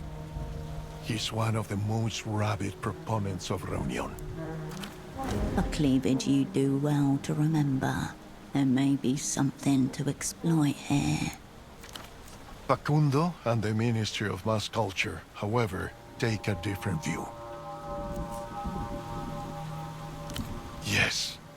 Pray for quick death. Fuck that. Grant him one instead. Don't forget me, my dear. The receiver clicks back into place. The Reno there is no answer. The receiver clicks back into place. The Reno Tel Dolphin eyes you. You step away.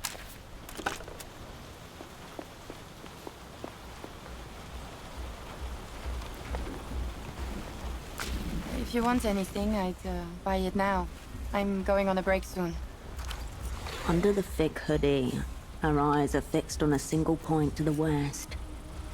She swings her head back and forth, bleach blonde hair getting in her eyes. I've decided I'm going to do it. I'm going to use the payphone. It's not that I don't believe you. I have to see for myself. Do you understand? I know. I'm probably just going to be standing there saying gibberish into the phone like a crazy person. Ugh, I already feel like I'm going crazy. Then at least I'll know for sure what happened to my dad. I have to at least try. No longer can she live with the burden.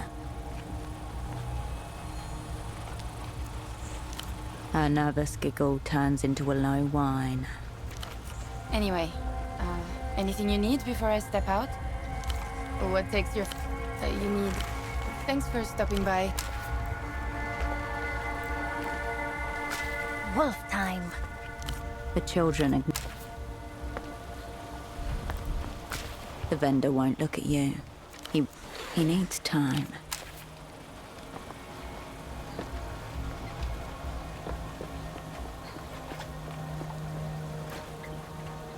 Good day.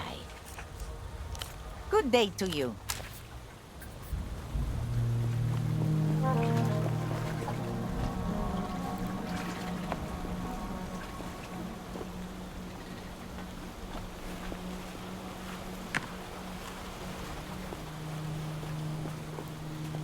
The smuggler inclined. He lowers his head.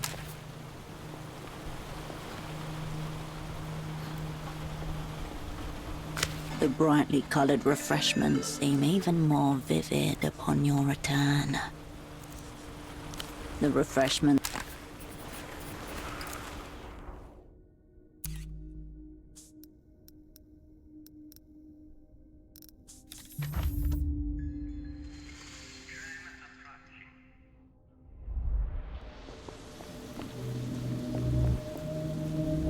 Effa red and black special editions are lined up behind the sheet of glass. More nothing happens. Suddenly, violently, you are aflame with indignation. But who is present to receive? No one. This rage you feel can only be directed inward. And possibly...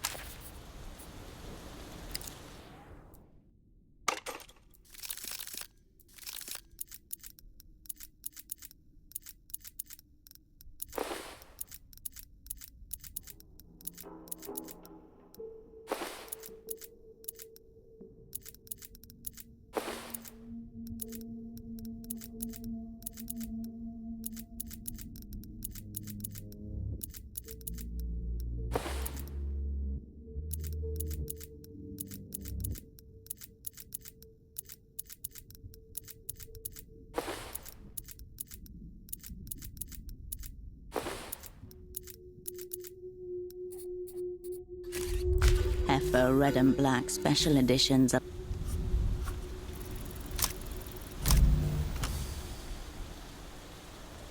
You slide your arm through and bend it upwards awkwardly. Immediately your shoulder sears with pain. You yank your hand free, clutching nothing but dead air from inside the machine. And possibly...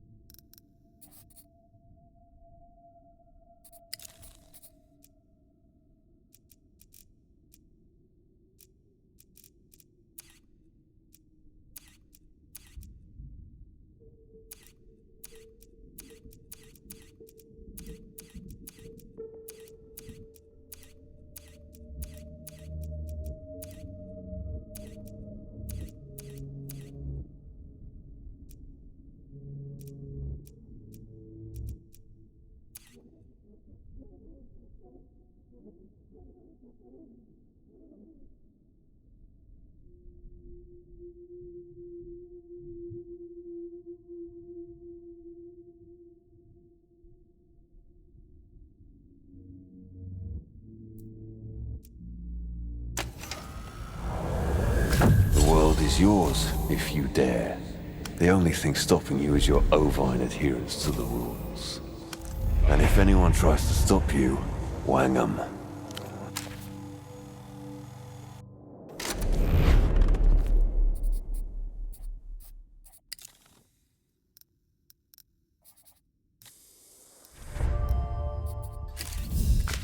FO Red and Black special editions are lined up behind the sheet of glass.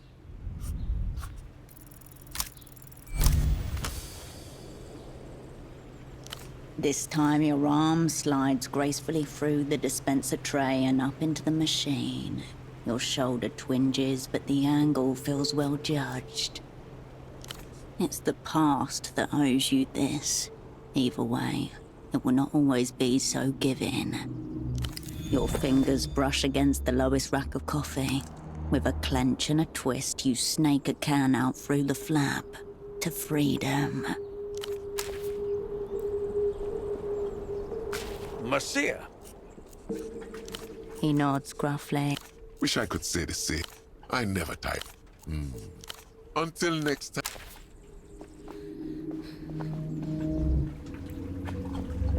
Eyes closed, the young man remains warily.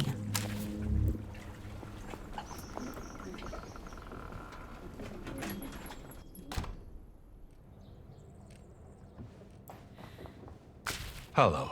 Again? Again? Until next time.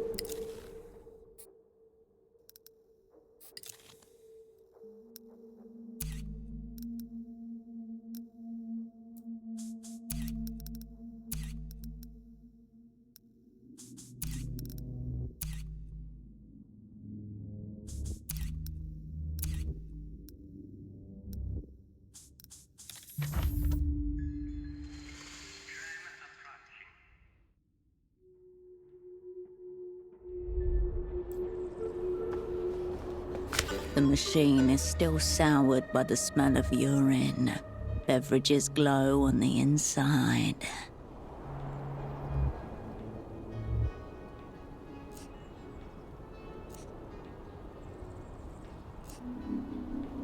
The piss smell.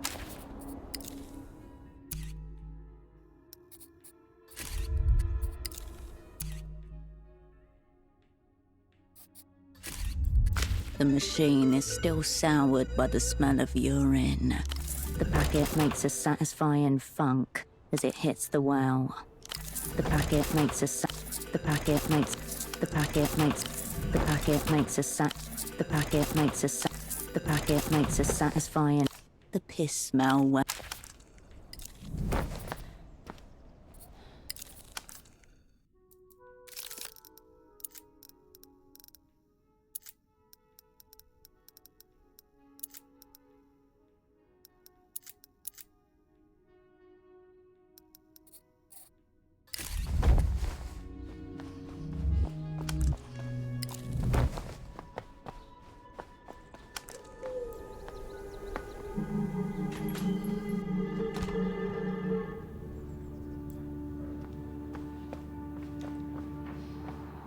Hello again.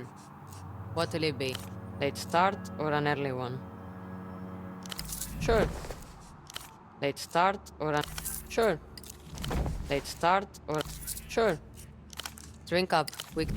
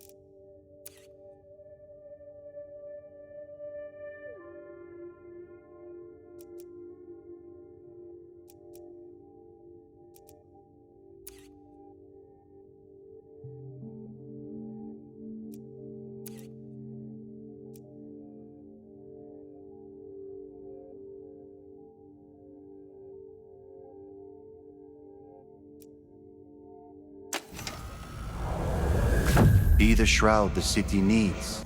Liquid night and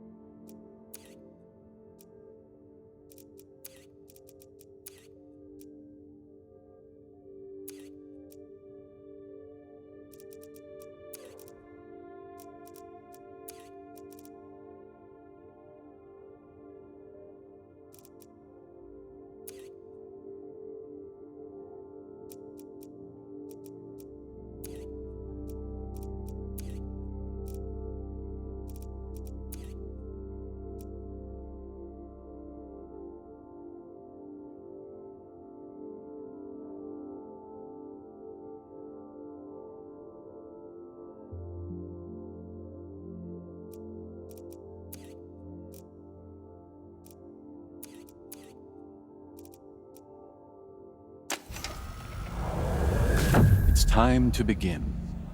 Turn the scalpel inwards, and then peer into the orifice you have made. Bolt of pain rips through your psyche.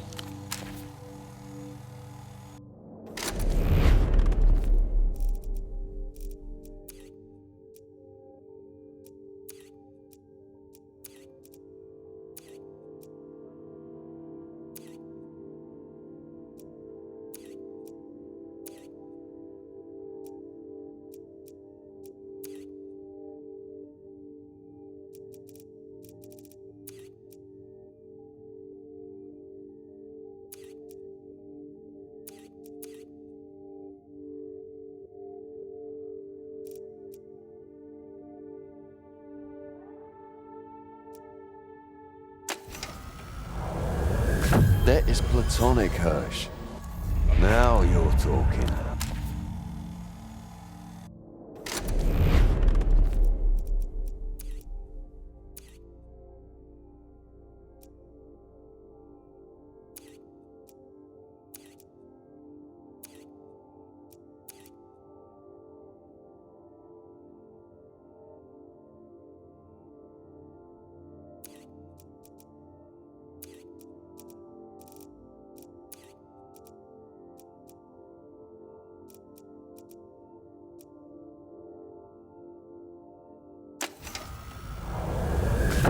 Why would you deny that beauty is real?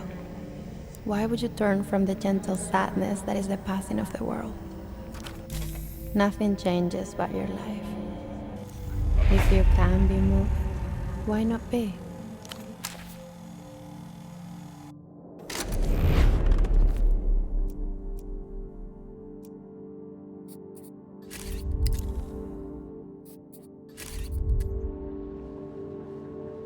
The bed welcomes you for a soft slumber.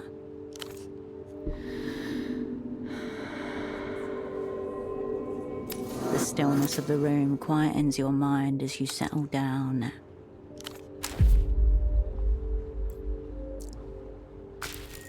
The sun burns off the last of the morning fog. The day is clear. The people of Keysok District go about their lives. In times of uncertainty, people naturally gather in large groups, perceiving safety in numbers. This behavior is widely observed, even when the opposite is true. The air is thick. Above your head, the tram lines crackle with possibility.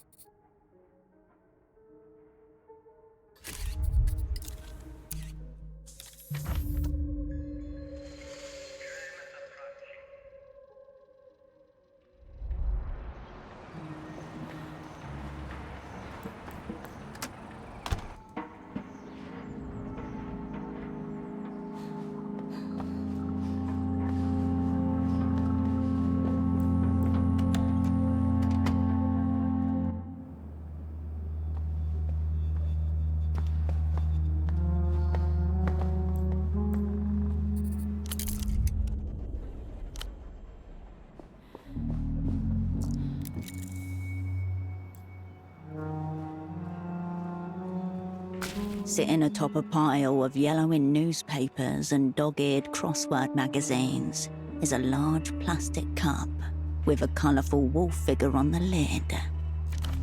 He holds a long pipe in one languid paw, his posture relaxed despite the twin blades chained to his back. His name curls around the side, Placid Wolf. His little painted eyes are unfocused, a faint smile on his snout.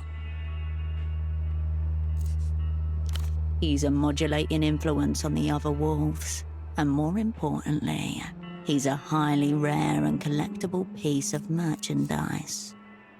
A bitter herb, smoking it is what keeps him grounded in the present moment. At all times, if you can manage it.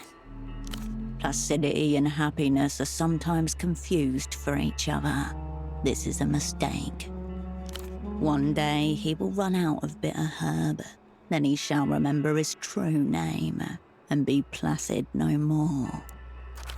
Don't let the wolves play acting at humanity fool you. There's still animals underneath. Hey, my cup! He stares at you with confusion, then shakes his head. And now you're trying to steal from us. Of course. Pascal grins at you. Back again. Fine. Sorry to hear that. He was young. Was it to do with the network, or...? Right. I hope it was quick, whatever it was. Agreed. What now? Yes. Goodbye. Welcome, welcome. He follows your gaze to the collectible plastic cup and switches on his implant. Aha, yes. Placid Wolf. Very rare. Very rare. He lifts up a crossword puzzle magazine, appearing proud and apologetic at the same time. One the puzzles. They do mail-ins. Never watched. I just think the cup is fun. Ah, no. Well, yes. But the prize is a toaster now. He smiles, but shakes his head. Bye-bye.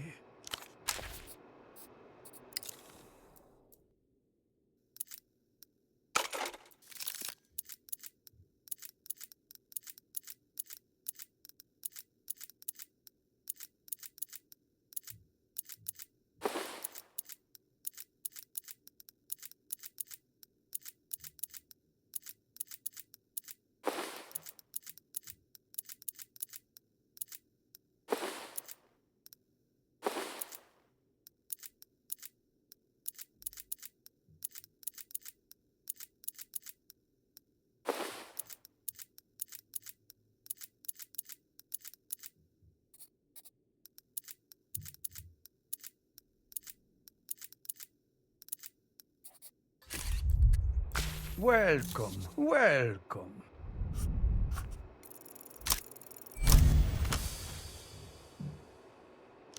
Such a happy couple. Wonder what else she does with all that sodium fire pental. What are you getting at?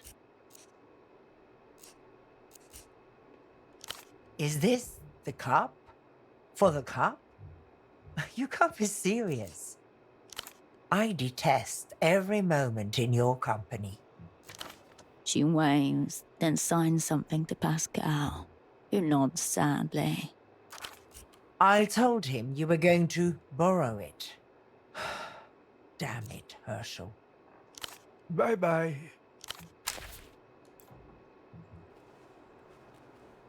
Placid Wolf languishes. Este's husband gives you an encouraging nod from the couch. Placid Wolf joins the crew. Unbelievable.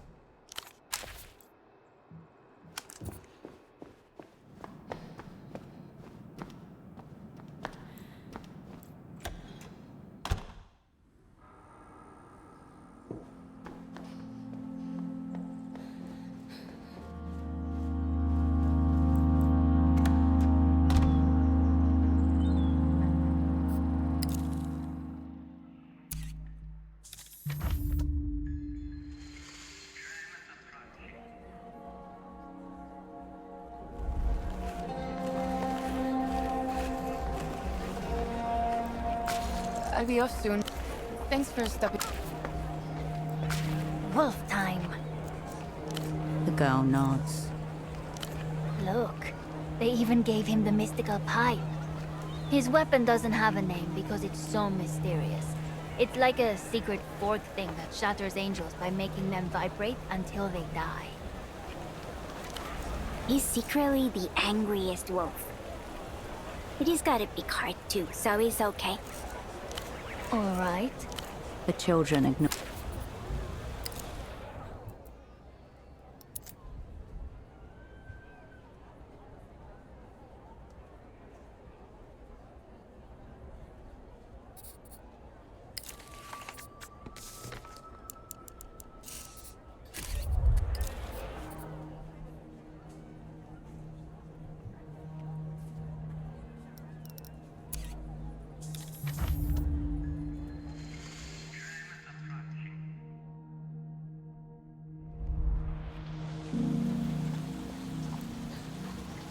You're back again.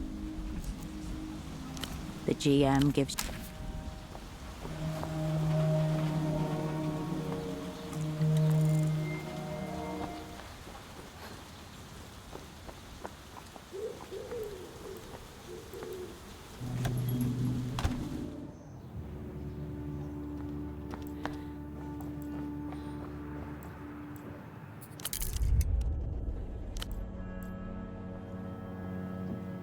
Herschel, did you think to honor the cat after all?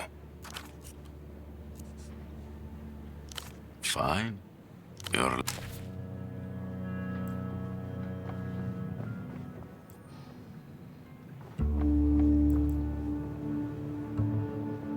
Hey, Hirsch.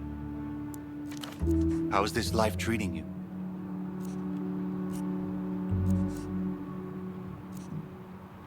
I thought we were the secret forces. That's what we're here for, right? Still adjusting to the frequency, you know? So lights feel weird, not as wobbly as usual. He still doesn't quite believe it. Learning how to use my fucking hands again, like I'm a baby again or something.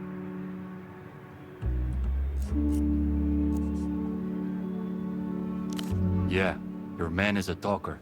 He's been talking to this Duchess lady at least 4 hours a day. Had to stop recording, but I'm pretty sure we got what we need.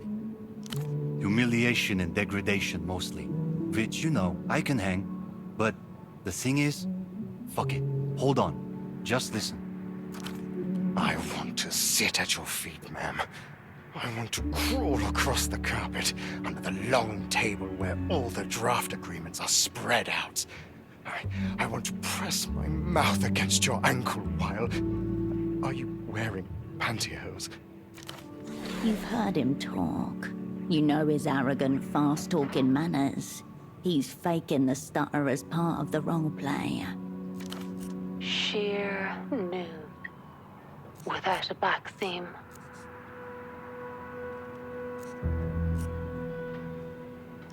Then you're in luck, because there's fuckloads of it. I wish to slowly wet your protruding ankle with the tip of my tongue while you tell our counterparties what they're going to do for us. Hours of that shit. Work and fetishes mixed together. I don't know exactly what you're looking for, Hirsch, so I did the best I could with what I had. He gestures towards a series of marked discs waiting on the table. Just, you know, cut up the audio, identified semantic ties, bundled relevant segments together. It's all here on these discs. I live for this shit, H. Just hard to do that when I was, you know, fucking barely alive. Let's dive in, yeah?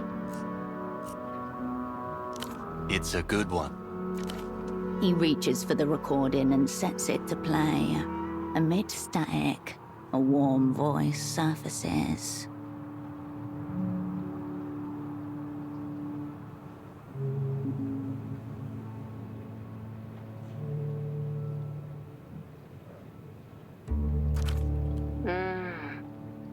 Perhaps I should be talking to your senior instead. He's senior, is he not? That means he's less of a worm than you are.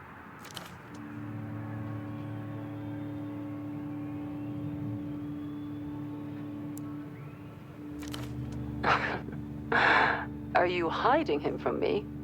Why? Are you scared I'll make you and those Lucian men watch as he worships my toes?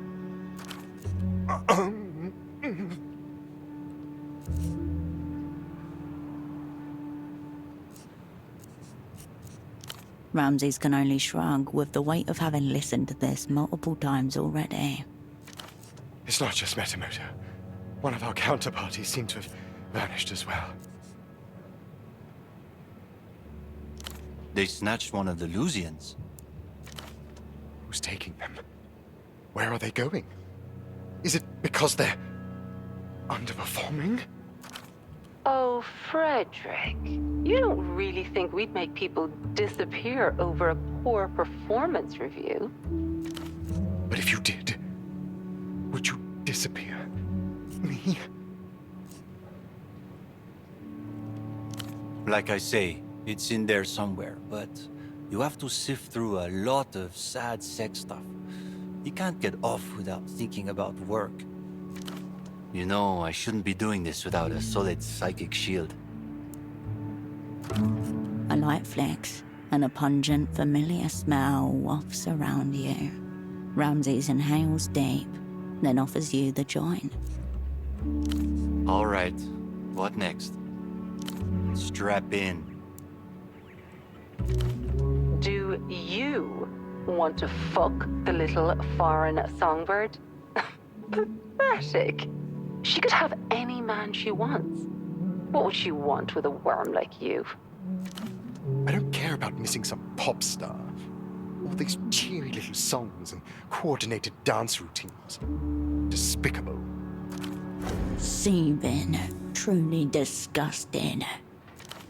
But the Ministry of Mass Culture, they treat these girls like crown jewels. Symbols, really. And Ultravioletta, the most important of them all. What? So we're, you know, the ones who kidnapped her? Fuck, H, you're way ahead of the curve on this one. Seems like you know more than they do. Oh, fuck me. I jeopardized it all. To think I may never get to glimpse the gap on account of that priceless fucking train. Are you crying about that fancy-wancy boy's toy again? Pitiful for a grown man, wouldn't you think? Yes. Yes, please. The recording comes to a stop. Miserable bastard. There's tons more like that. They're obsessed with this fucking train. Apparently the bank people had a party somewhere. Your man got royally sauced and did something with a toy train.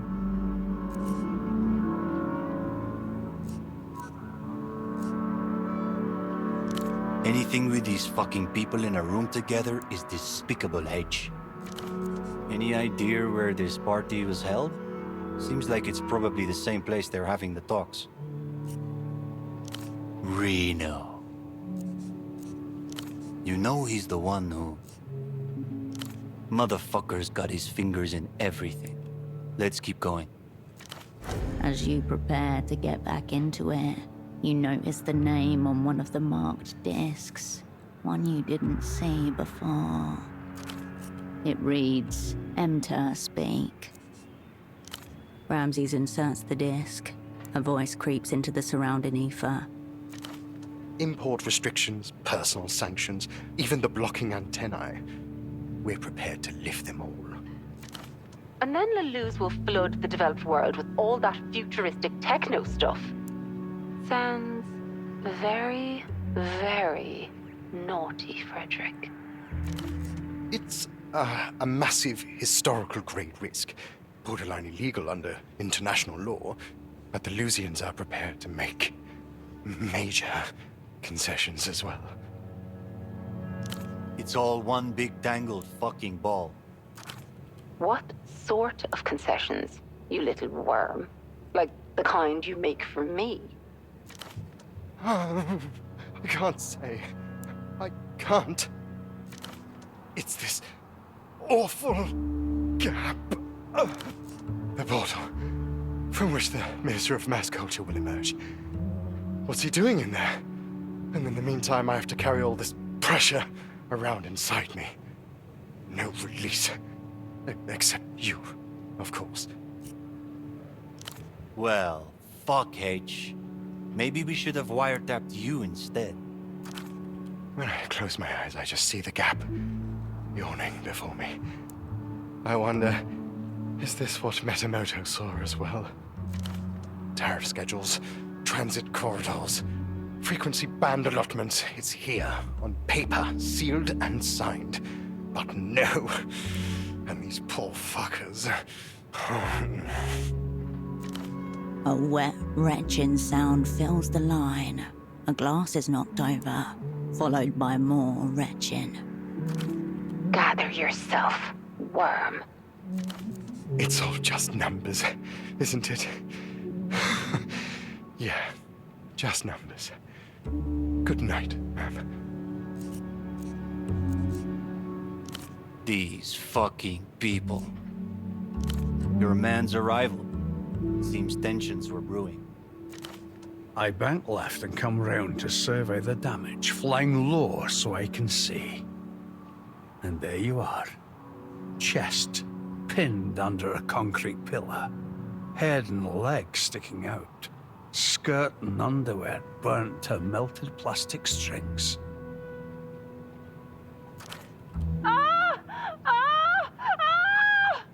Please! No more bombs! Been waiting for 23 minutes, old man. Surrender the phone, or I'll be forced to take action. The sounds of them arguing in the background continue as he pulls the receiver away from his mouth. Might not be crucial, but figured the social dynamics could be useful. Ah, that one's a bit of an outlier.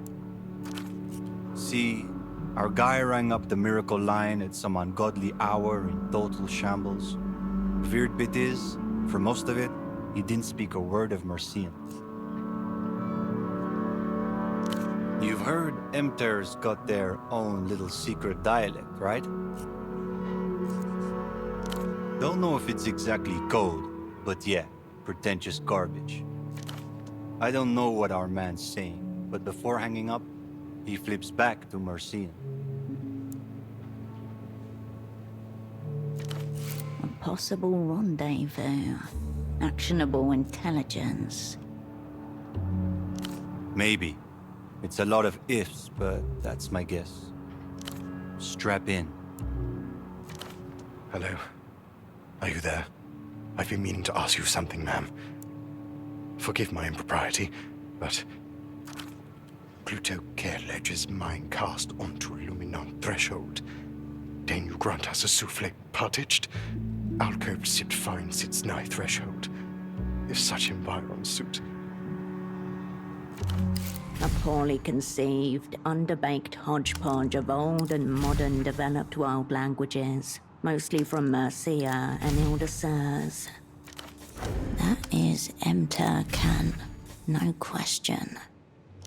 That remains to be determined.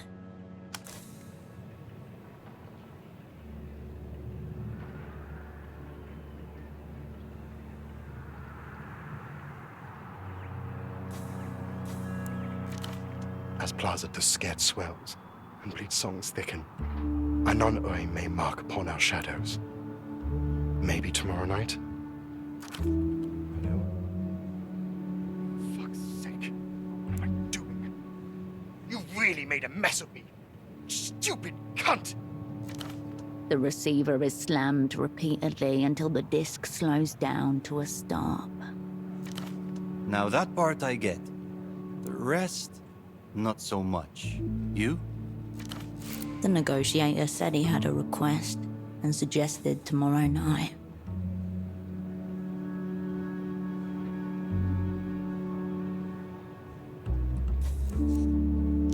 You know Mercian. That's a start. I could isolate some parts, slow them, fuck with the pitch. Just say the word.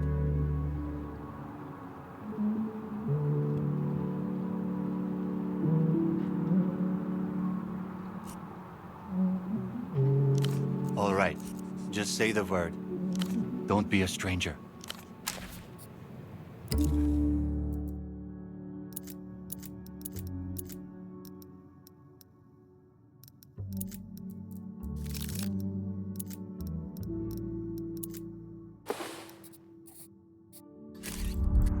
How goes it, Hedge? All right, let me set up the gear. Your pick.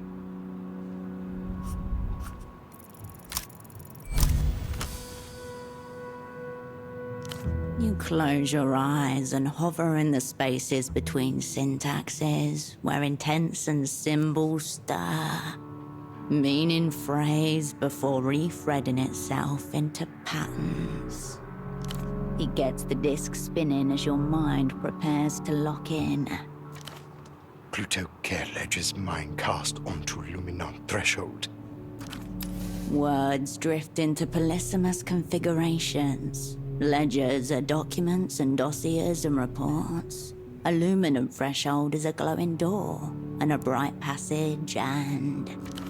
common figurative speech for an astral door. Emter loved to use them as drop-off points between operants.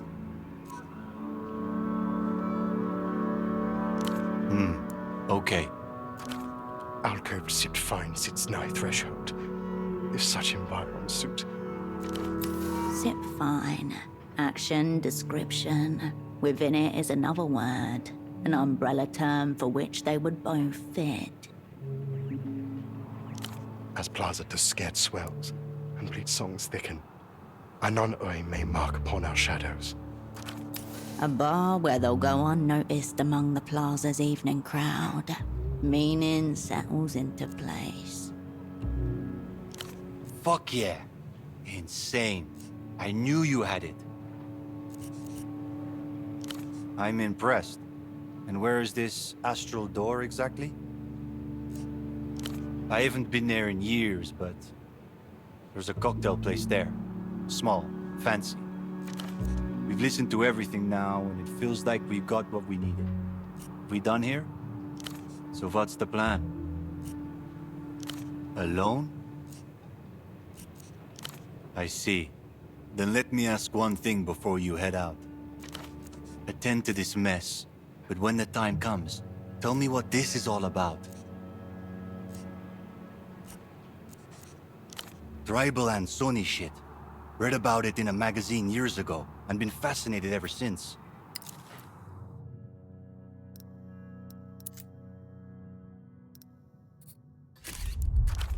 Supposed to sound like a human scream. Horrifying.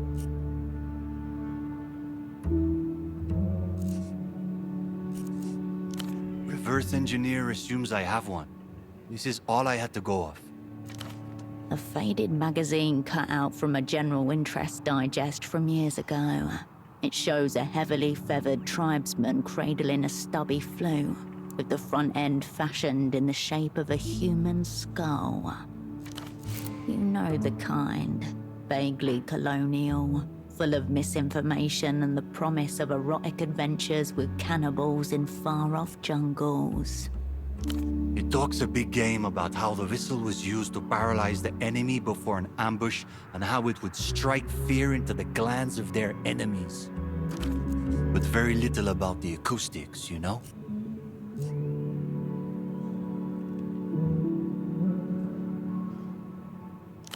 No.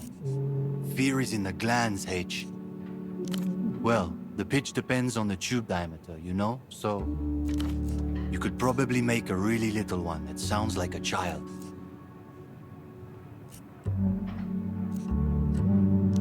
Nah, that's up to the player.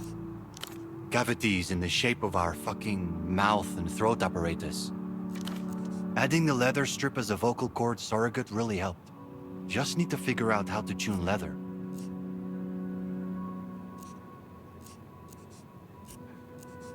Supposedly, Text says they used actual vocal cords ripped from their enemies, but maybe not.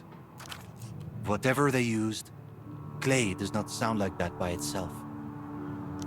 You will not regret this. With a great big inhale, Ramses blows into the whistle once again, sacrificing his breath and turning it into an encroaching sound. Within it, you almost hear words, tormenting the edges of your psyche. Like the screams of babies, the sound bypasses all logic and goes directly for the panic response. Over at the bar, Lucia has covered her ears with her hands. Every patron has turned towards you. I know, right? It's like, even though you know nothing's happening, your body's sure it's about to get slaughtered. Seeing the look he's getting, Ramses hands the death whistle back, holding a hand up in sorry to everyone at the bar afterwards. I know, it's great. Feels like tinnitus in your teeth, right?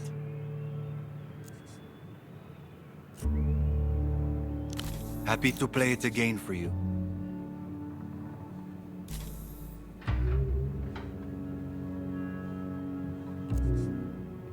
Yeah. It's the Luzians, isn't it? So it's an assassination. Why now?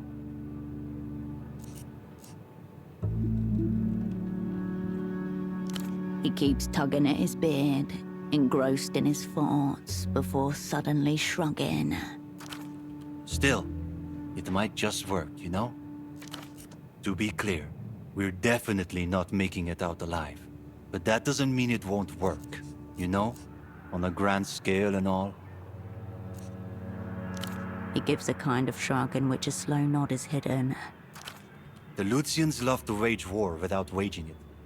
Keeping it all on their own terms. The only way to win against them is to just fucking not play their subtlety game. Otherwise, they win without you even knowing you were playing.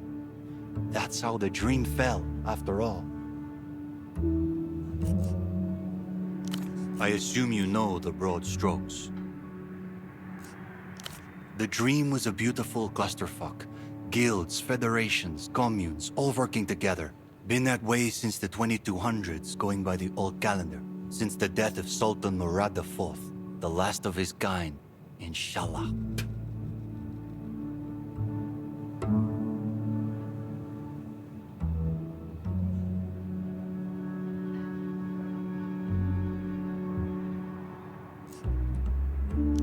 Maybe not at first. Maybe it's just what nations do as entities. They spread. You ever look at the map? Those things are fucked up. Malignant growths forever squirming against each other. Rustam fell because the world grew. It really is that simple. Modernity chipping away at it year after year. Final night, my people set fire to the dream. Every granary, every workshop, every field, every road. Victory. The fields were ashed and salted. The topsoil scraped away. Wells were blown up. Water sources buried under rubble. Scorched motherfucking earth. Yeah, my mom never stopped missing the camels her family released. Here's the takeaway, Hirsch. Every invading force has its terms. You want to fuck with them. You can't play their game. Why not? People dress like them, eat their food, mimic their slang. They don't need to invade this place.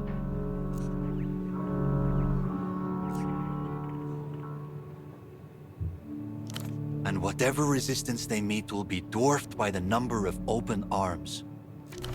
The People's Republics could roll out the warships. Maybe claim Portofino, blood, ruins and all. But what's the point? You can't carpet bomb want. Thing is, what the Luzians are peddling, it's not real. It's a ritual. A shit song they keep pumping over the radio until one day you wake up and find it's your favorite tune. Symbols repeated over and over. A quiet process of attrition. That kind of cultural warfare, you can't fight it on its own terms. You have to put a bullet in somebody. Yeah. Plus, I figure I owe the Weeping Eye a little payback. All expression vanishes from his face. The wrinkle lines smooth over and the frown of concentration disappears. Say the word, H.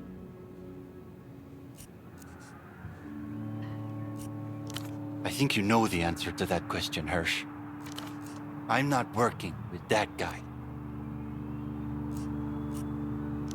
Just no fucking weirdos, yeah, Hirsch?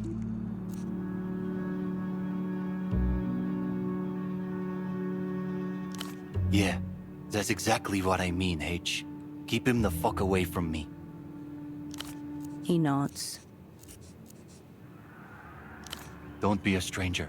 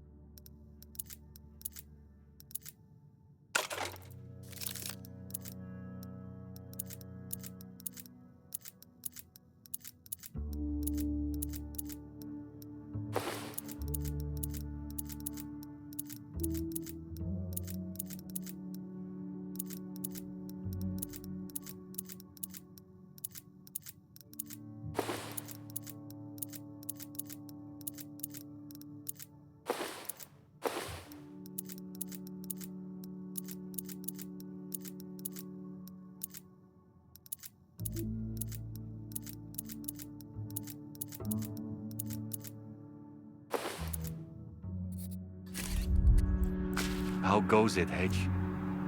I'm no fucking expert, but shoot.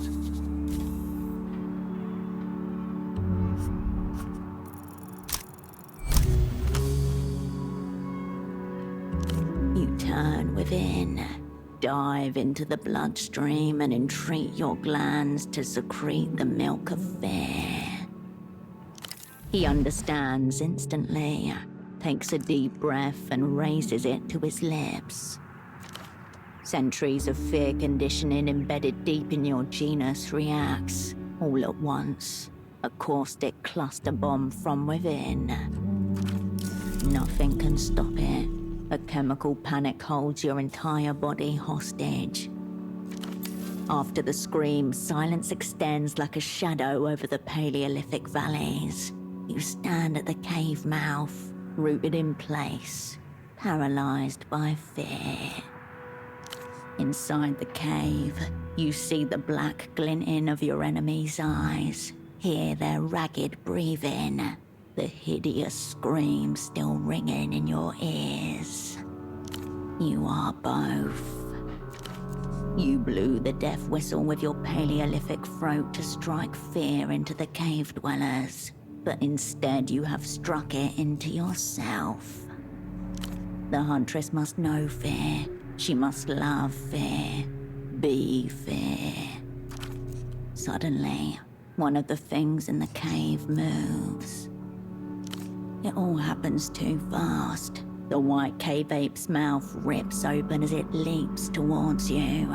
You press the whistle to your mouth and blow. The scream nearly bursts your eardrums. The same fear that grips you appears in the freezing eyes of the hominid, who stops dead for a moment.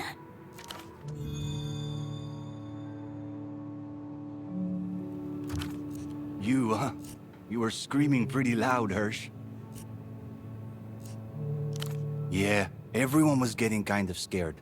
But fucking, if you got all the way to Paleolithic just from that, I knew you were meant to have it. That thing's spiritually yours. I'm no fucking expert, but yeah, don't be a stranger.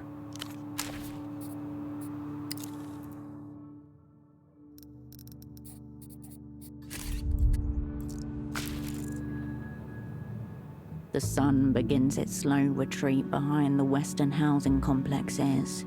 The day is dying. Kairos, time dilation. Moments expand into infinities as the hours melt into air. Your blood buzzes, your hand trembles. That's your amygdala saying, get ready. Your thoughts inevitably bend towards Photo 24, the phone, your controller. Cascade. Ready and waiting to slap cunts. Also, this stiff bitch behind the bar keeps asking to see ID. Thought I kept recognizing the place, but I didn't know whether it was Tempo's memory or just me feeling at home anywhere bleak and dingy. What would he be doing right now, do you think?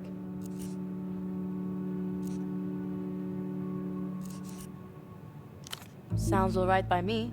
Janky schemes all lined up until one of them fucks me for good. You should tell me more about him sometime. Maybe it'll make me feel more at home here.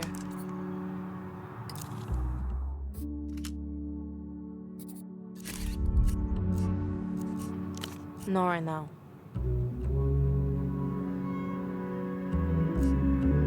I don't know any of these clowns, Hirsch. As long as I'm second in command, I don't care who tags along. Looks like the makings of a weird group, though. Shoved into locker tier motherfuckers. Happy to be here. Don't be a stranger, Hirsch.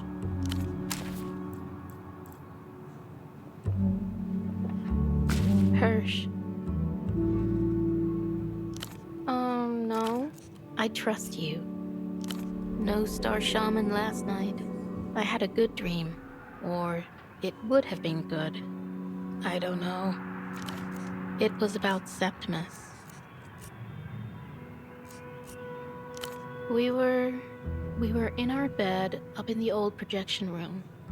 Some old horror movie was playing. We kissed, and I swear I could feel it. I climbed on top of him and he wrapped his arms around my back. No, not now. It would be cruel. Sorry, Hirsch. Didn't mean to be such a downer. She smiles and ruffles her hair, trying to shake off the dream.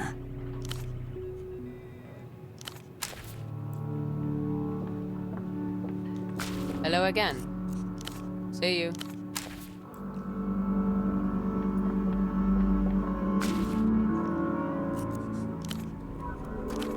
A familiar, immaterial sense of well-being is transmitted from the bald patch straight to your soul.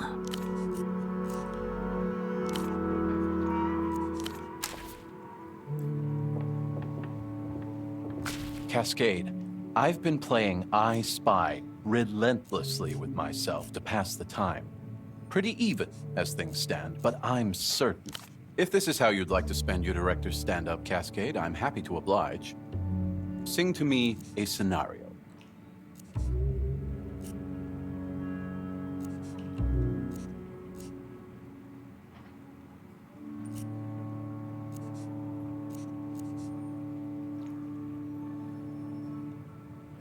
We arrive at the missionary position of assassination. Seems like a fine plan to me, so long as you don't intend to survive. Illusion Diplomat will travel with a security detail of 4, maybe 5 armed Weeping Eye agents, all trained in ballistics, able to identify the source of gunfire within seconds. This is assuming you have a good vantage point. Meaning that after the first shot, you will have time to fire off 3, maybe 4 quick rounds before they fire back. And I guarantee you, they are a better shot than us. Ideal scenario: pylon, long-range rifle, moving tram. A shot far beyond you or any of your known and revealed crew. They are almost certain to use trams while in the city. If you can anticipate which and wait for them atop a pylon, there's a chance you might be able to get a clean shot off before it moves, and cuts off their chance for a response. That's your best bet, as long as you've got someone who can shoot with you. I'll be here, Cascade.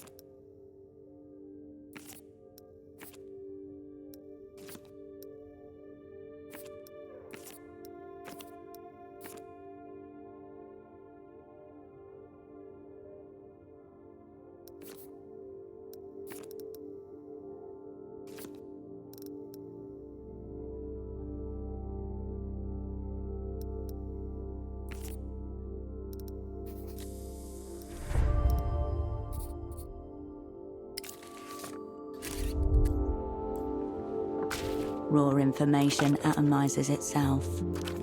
Cascade.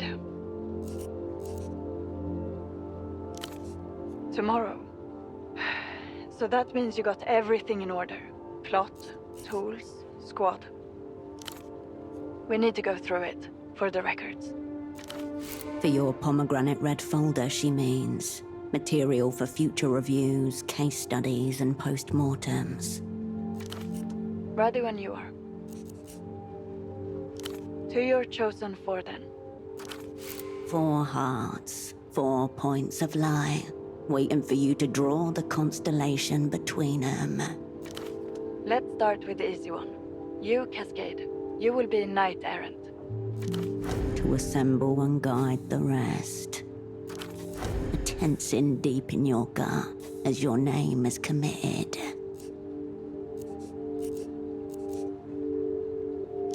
Your cupbearer? To stand by you, absolutely. Cryptonym?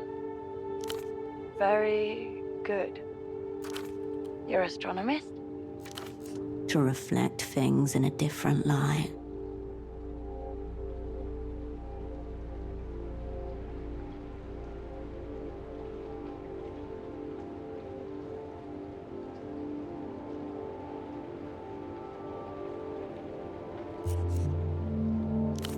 You hear the faint crack of pen hitting desk and a slow intake of breath.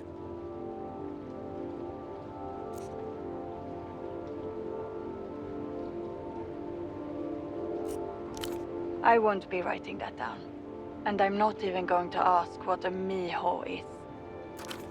Lastly, you're full? For a reason known only to the Knight Errant.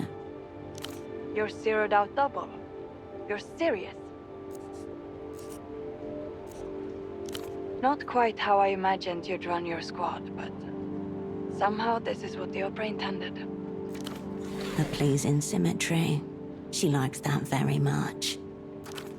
So that's Knight Errant, Cascade. Cupbearer, Yo-Yo. Astronomist, Holocene, and Fool, Pseudopod.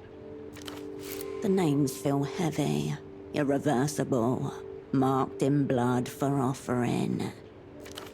Sounds like a band. And you're certain this is the squad? Once I submit this form, we're committed. My take? Yo-Yo is untested, bold, borderline, which may be exactly what this task calls for. Holocene and Pseudopod are a conceptual gamble, but one that could pay off greatly. But this is not my squad, Cascade. If these are the people you want by your side, then I would call it a good lineup. So it is. So it will be.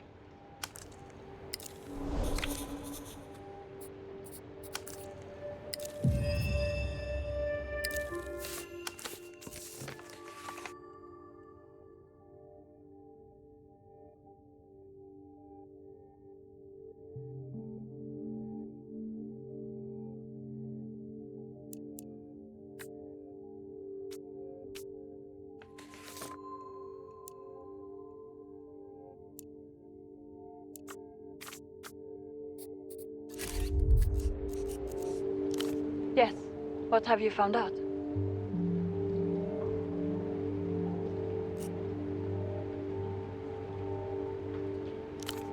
Good. Very good, Operant. This is a lot to work with. Hold on. The guard detail. What do we know about it? The head of the Weeping Eye is there? In Portofino?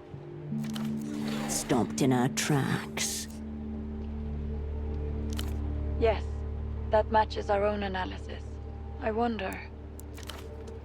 Cascade, something about this doesn't smell right. It makes me think... She should call off the assignment. You're right. You're right. We both know what we signed up for.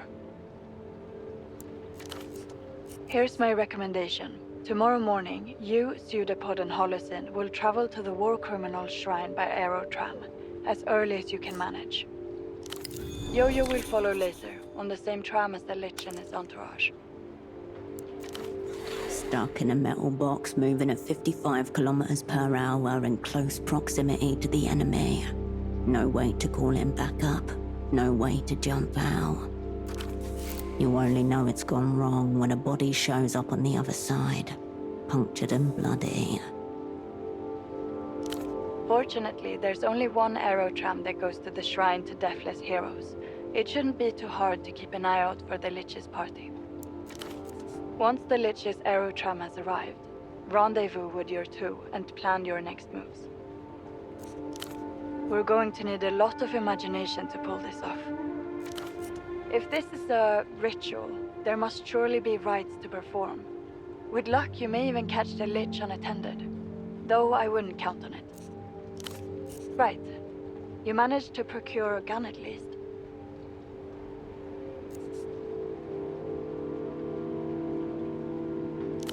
Superfluous, but all right. Anything else on the subject of tools? How? I thought that was supposed to be impossible.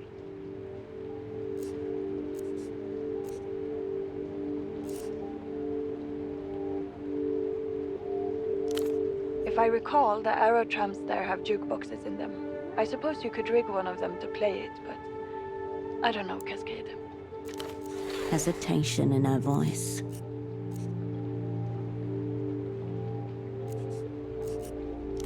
I didn't say what you should or shouldn't do. This is your assignment.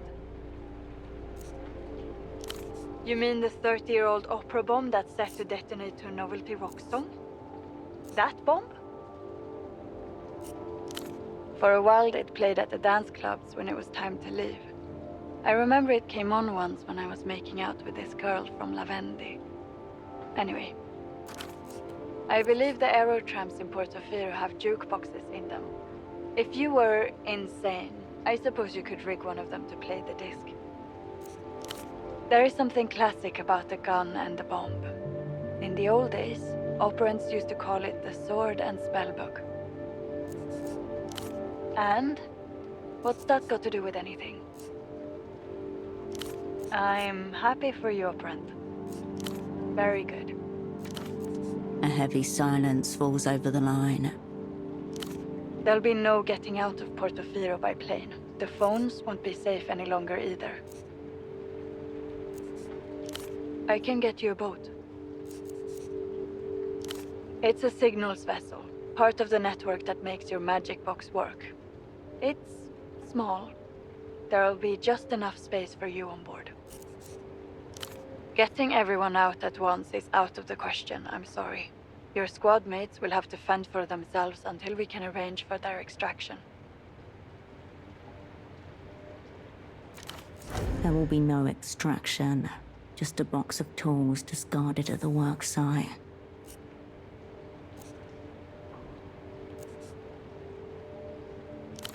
There's nothing I can do, Cascade. We're making it up as we go along. We won't forget them, but we have to work with what we've got. And what we've got is a single, very cramped boat. You're lucky we can get anyone out on such short notice. There's a relay buoy in the Nos Correntes, international waters. It's secure and safe. Call me when you reach it, and we'll discuss next steps.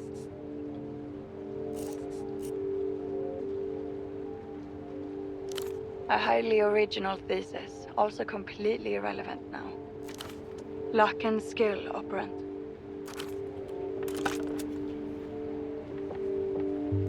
A click in your ear, a moment of silence, then the familiar hum, somehow more empty than the silence.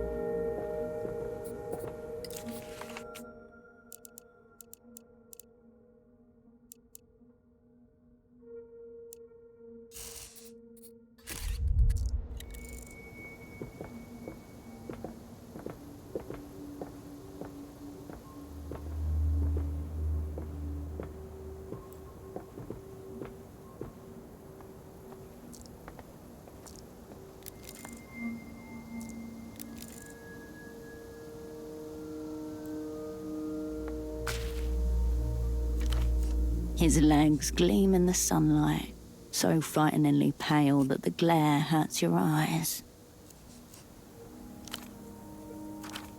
You're going to spend the final hour talking to a walk-in lobotomy. Holocene shoots you a confused look across the platform.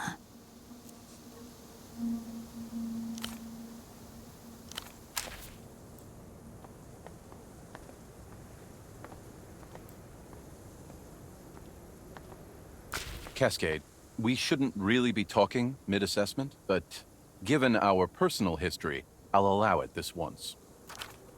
Your former double readjusts his luminous visor and smooths over his dark mass of hair with a practiced hand.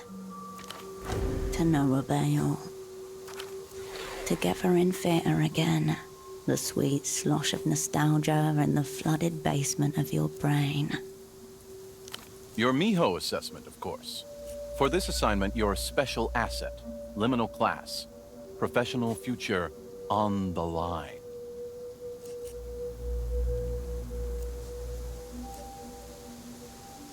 But, per our agreement, I don't work for the opera.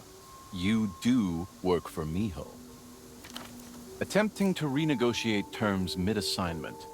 Very negative tier attitude, Cascade. Disappointing. My proto-persona. I've selected atrocity-curious tourist for today's assignment. Luminous and open to reconsidering obvious war crimes. I would say conceptually intriguing, operationally dire.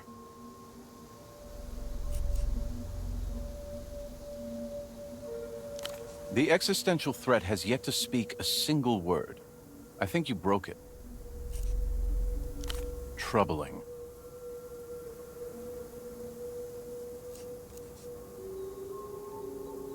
Even with Taxman smeared over her? Interesting hypothesis.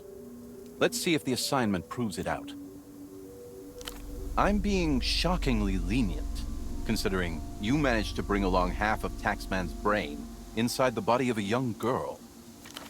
The potential for treachery with the old crew is such, you might as well have brought along the small controller. Miho will be taking your squad composition into account, too. Are you sure you don't want to spend time with the existential threat? Make the new days the old days. Okay, Cascade, let's try. Also, my eyes are burning pretty bad. Apologies in advance. His full force gaze reminds you of meeting the sharks in Mercia Aquarium eye to eye. Empty, yet full. Processing alien thoughts. I think for the Operant Bureau, about 22%. For Miho, somewhere in the region of 48%. You were hoping more around the 75 mark.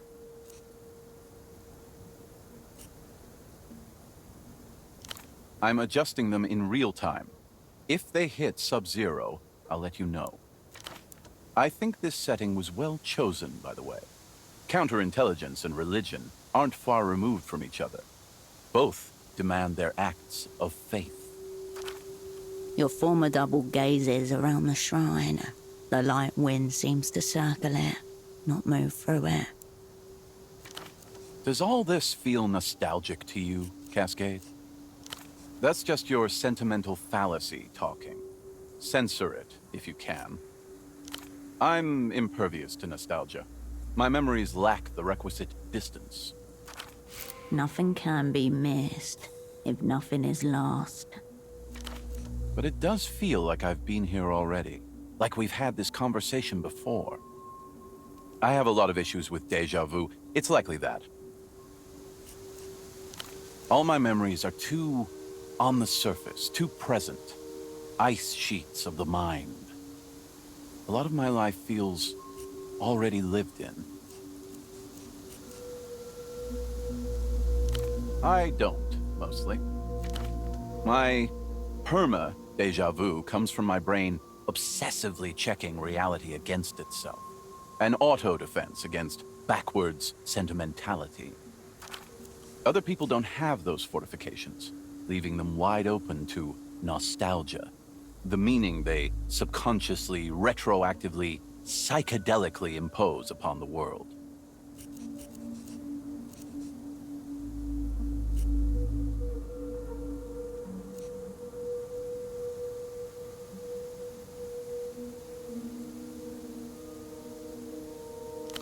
You have to, or else you're mainlining reality. very risky proposition for the unguarded. There are a million inconsistencies in the world. Some intentional, most unintentional. Every one a small deception, state propaganda, insincere song lyrics, misremembered parting words. Nostalgia is the happy pain haze that cloaks these inconsistencies and makes us think, I was having a good time back then, actually. Maybe the best time of my life.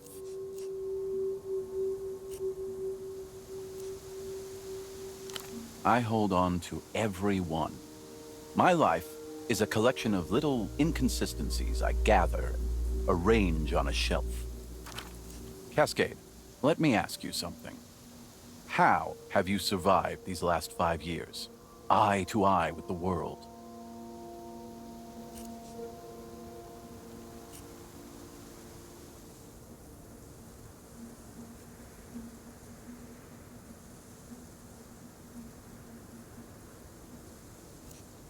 I don't ask questions of it either, Cascade, but these things, they compound.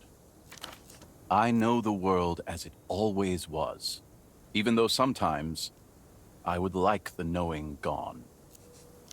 Those treacherous motherfuckers.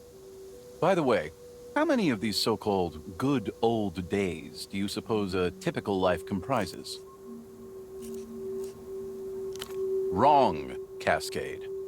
Very possible if you close read the human condition.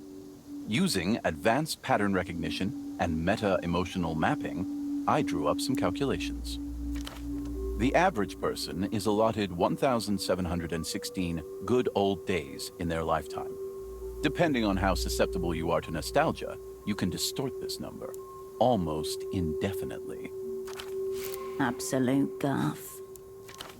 Something about this number strikes you as undeniable truth. Assuming a lifespan of 80 years, it's about 5% of them. Pretty generous of reality. Usually it's not so giving. Addendum. 0 to 5 years is an eternal gray area. Possibly some good old days occur in there, but unless you remember those years with exact precision, like me, they don't emotionally count. Good. This part's good. Good in a completely objective sense, utterly uninflected by reference to past experiences we shared, which, let's be real, covered the whole experiential gamut. Give him some space. He's getting somewhere. What I mean is, if I could feel nostalgic, then I would feel it here now, with you.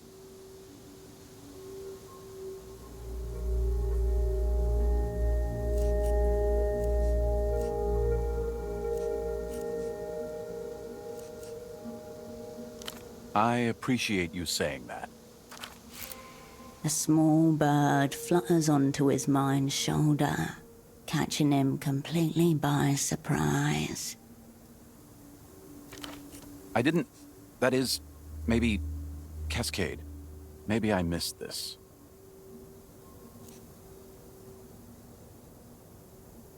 Assuming no imminent death, maiming, or whatever cerebral calamity befell the existential threat?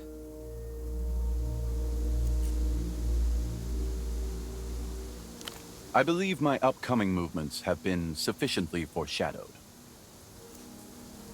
Would you like me to remove any ambiguity? I aim to take Miho to the forefront of the international counterintelligence stage. Perma-cloaked by the House curtains, of course. There's a caretaker government in South Kino I have a good mind to collapse. We will soon discover how preternaturally fortified their illegitimate prime minister is. Really? Let's see how today shakes out first, of course. Feel free to submit an opinion, but be aware, it may not be considered. The answer comes to you in the moment. He's always been a frustrated poet first, spy second.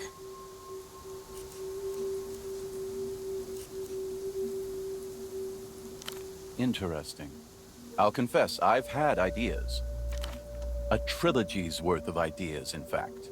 Espionage novels, obviously. Blazingly intricate. Appealing only to a select few, yet masterpieces in their own right. As he's talking, his whole posture changes. A lightness across his features. The tram lines creak and crackle above you as the carriage lumbers into view, stained with mist. Good luck with your assessment, Cascade.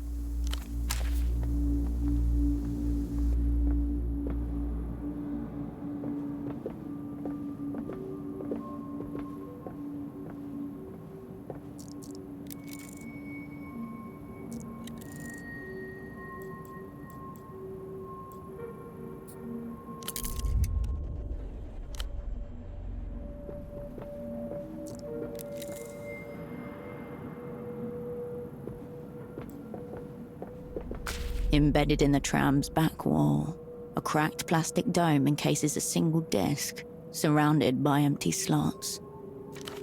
The lock that was holding it closed has been bashed, broken. Scratched jaggedly into the plastic. Fuck music. Someone's done the hard part for you. The way is open. Music for Trams, Volume 7. Gone. Vandals have ransacked this tram's music library. Also, no guarantee at all that Volume 7 is the final one. It may continue for many volumes hereafter. A cultural maneuver from the president of the tram company, who incidentally has been missing for the last 2 months. Teenagers no longer have to bring their own music to play obnoxiously loud. Privatization has provided the means of sonic production for them. Turned on it almost immediately. Teens do not like being given things. They prefer to take. The damage is mostly surface level. The obvious mutilation of the dome and theft of the discs. The graffiti scratched into the plastic. Beneath that, the machinery is intact. Its body has been broken, but its soul lives on. Come on, it will do for your purposes. The plastic dome lifts easily. Its shattered locks jangle as it rises.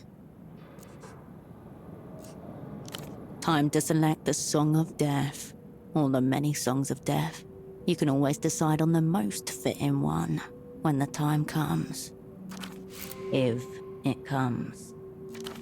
Better to be prepared. If you have only one choice, you have zero choice.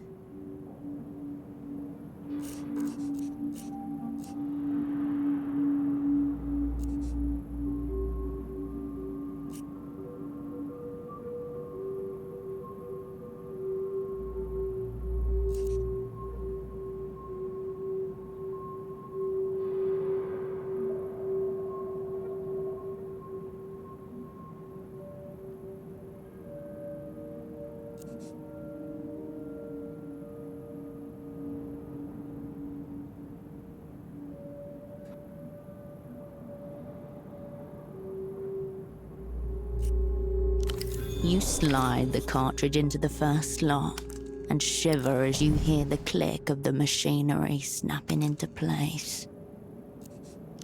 The disc slots into place with a satisfying click. The trigger is primed.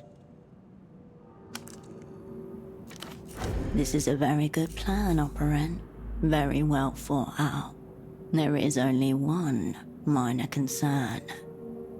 Who is going to play the song that triggers the bomb?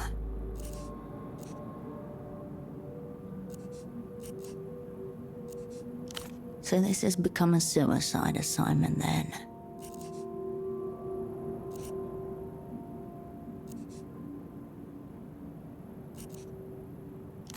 Giving your life for the assignment, a certain way to prove your worth. Undoubtedly brave. No, just brave enough to be denounced as a terrorist and used as an object lesson at the opera's greenhouse. plan better.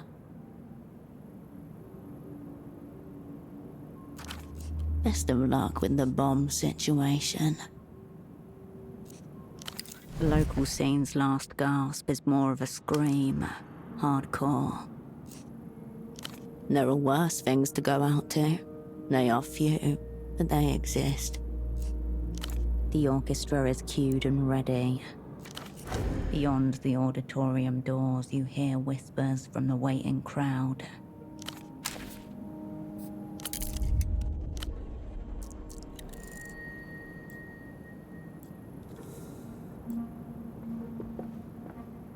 The Great Cascade. On time. World's first.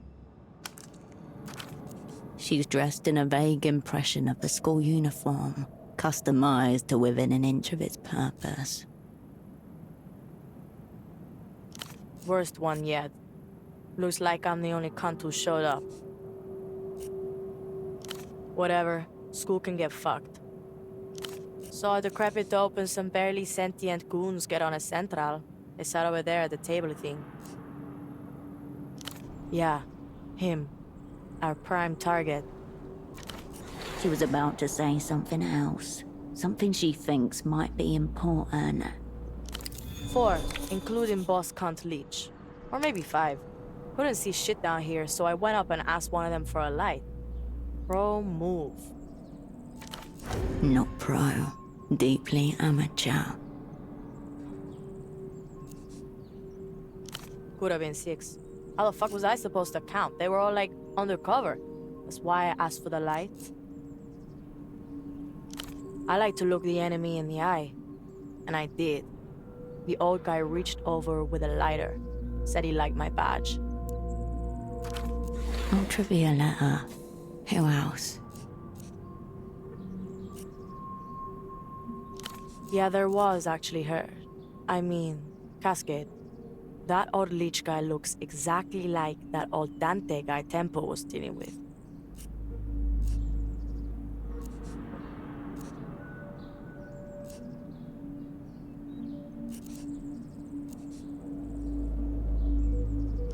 As in, same fucking face. Double. The mirror. A conjurer's trick. Lucky he's in prison then. Otherwise we'd be slapping both to make sure. Anything else, Capitan? You mean, what do they look like? Like hired goons, I don't know. These ones were bigger than your average. One of them had a ridiculous coat on, fucking standard for these clowns. And another of them had weird glasses. No hair, he looked like the actual boss cunt to me.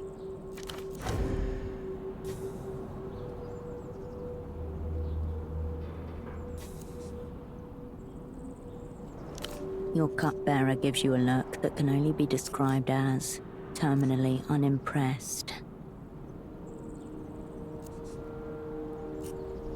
I know boss cunts when I see them, Hirsch. The bald glasses guy was running the show. Probably. Dunno. Unbelievable. Enlisting this child was a serious miscalculation. No. Leech was definitely packing a cool lighter, though.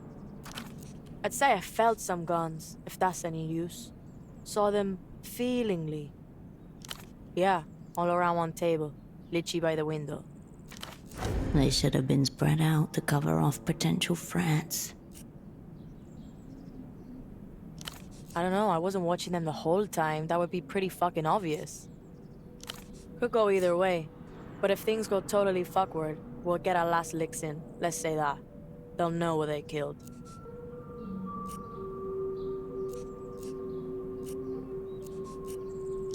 Say the word. Fingers on the trigger. You've got some kind of signal, right? If it all goes cunts up.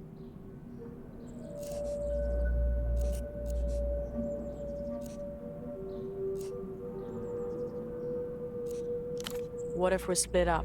Or we can't see each other? You pick the kill site on a mountain with one fucking way out. This tram. There's a jukebox. Pick any song you want. Think of it as a signal, a sign for us to make our move. She motions to the music player beside her, wedged awkwardly into the space behind the back seats. I thought so. It wouldn't take much to break into it and set your own music. At best, a distraction. At worst, a war cry. Fine. Ready. Let's go. I know I'm not a trained spy or whatever, but when it really counts, I won't let you down, Hirsch.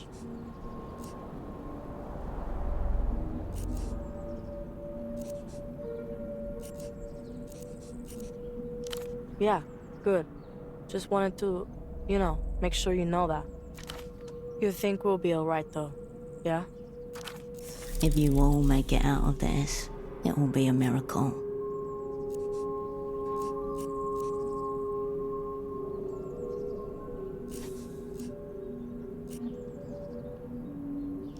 Then we'll be alright. Temple always said you were high level too.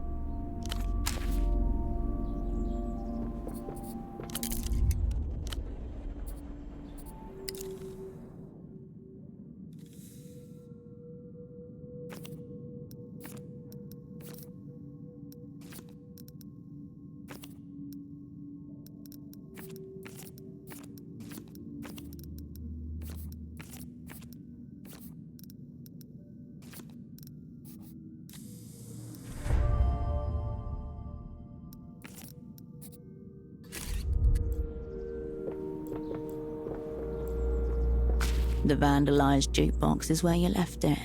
The orchestra is cued and ready.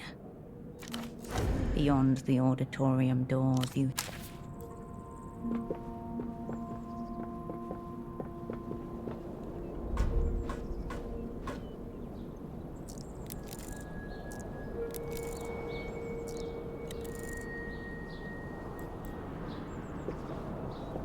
You peer up at the luggage rack, an overhead shelf of crisscrossing metal.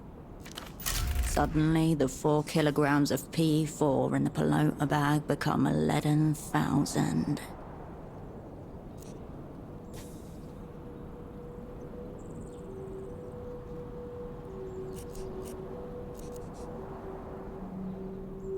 The volatility you are feeling isn't the explosives. It's your plan. A glass chandelier on fraying rope. It's time to commit, or not. Minimally reinforced ceiling. The explosion will blow through it and disintegrate anyone sitting above.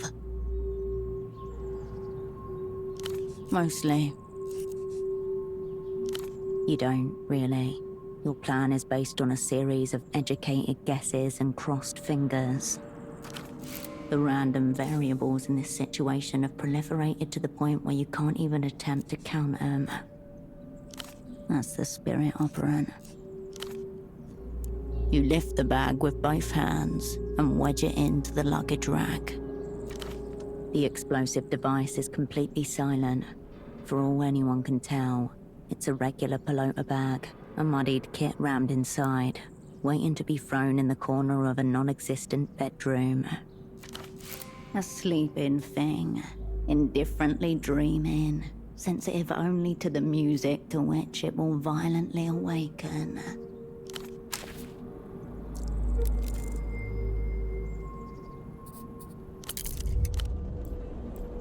The bomb is where you left it, looking completely innocuous. Not even the faintest tick from within. The ancient payload is keeping your secrets close.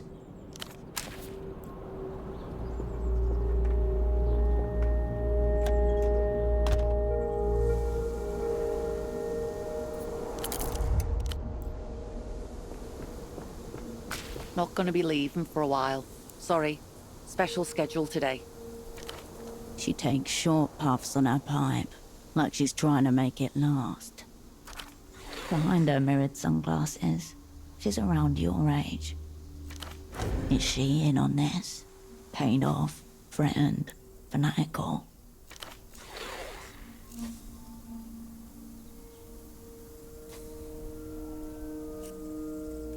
Some government types riding the lines today.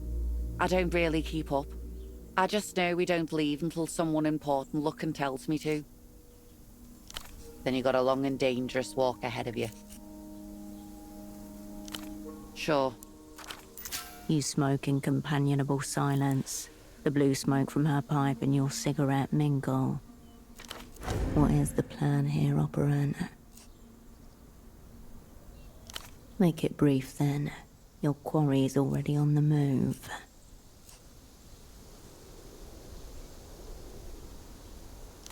Not much. Installation wasn't cheap either.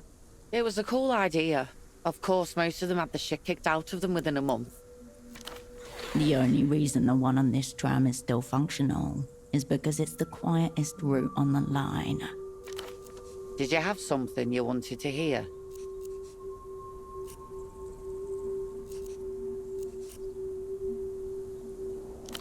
People either forget it's there, or just play whatever's already in the machine. But sometimes when there's no one on, I play my own music the whole way down. You imagine her drooling, twitching, brain a fine growl.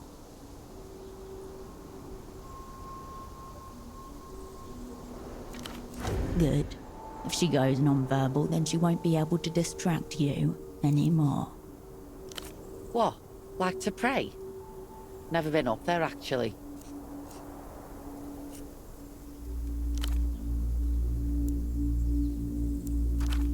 To be honest, the place just gives me a bad feeling.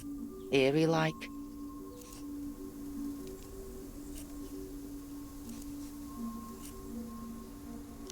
You mean aside from the diplomatic delegation? Because you don't see that every day. There was a schoolgirl who kicked off about not having a lighter. She kept screaming for one. I offered her mine, but she would only take it from one of the Lusians. You're all doomed.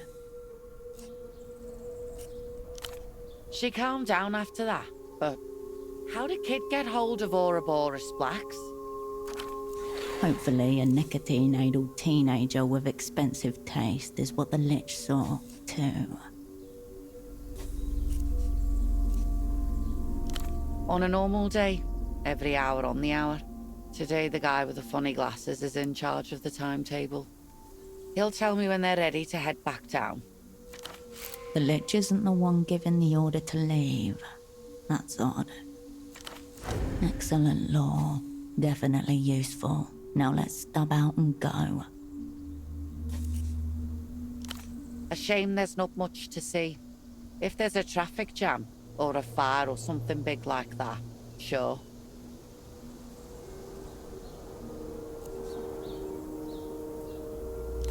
There's people up here to watch too. And I keep a book under my seat for the really slow days. Whatever book she's working her way through at the moment, it will remain unfinished. How is this useful, Cascade? Are you gaining anything from her that you really need? This is the quietest route on the line. I'd say it's dull, but beats the Keysack route.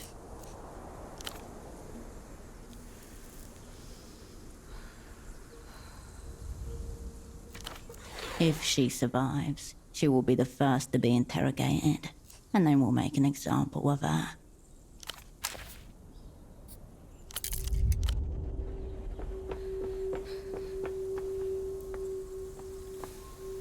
Hello, mijita.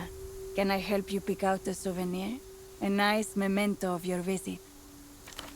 The woman behind the counter sucks on the straw of a large plastic cup with a ferocious-looking cartoon wolf topper.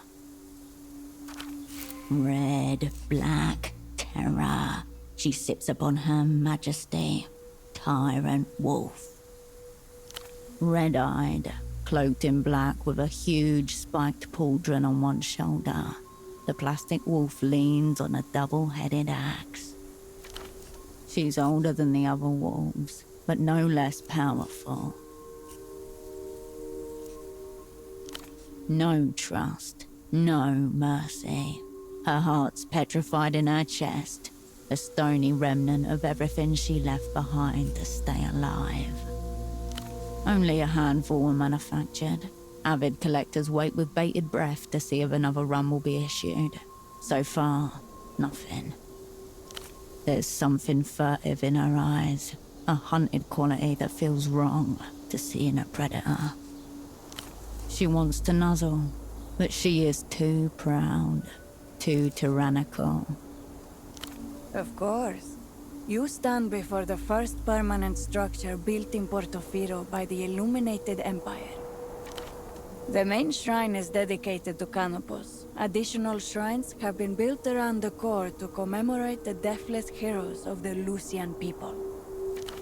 Supplementary propaganda, lovingly committed to memory. Strong goon aura coming off this one as well. She's in on the Lucian scheme, whatever it is.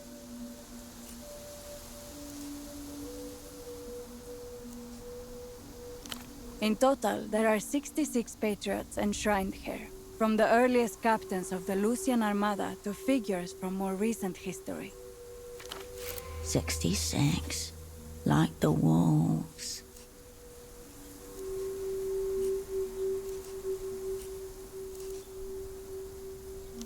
You're a 66 Wolves fan. My stepdaughter is obsessed. And yes, isn't it clever? Lucian shows are so good at weaving history into their stories. It's suddenly clear why, of all of their programming, the Lusians seem so eager to push the cartoon through the cultural blockade. Wrong. This hill is joint Lucian Portofiran territory, as per the Historical Properties and Heritage Site Agreement of 83.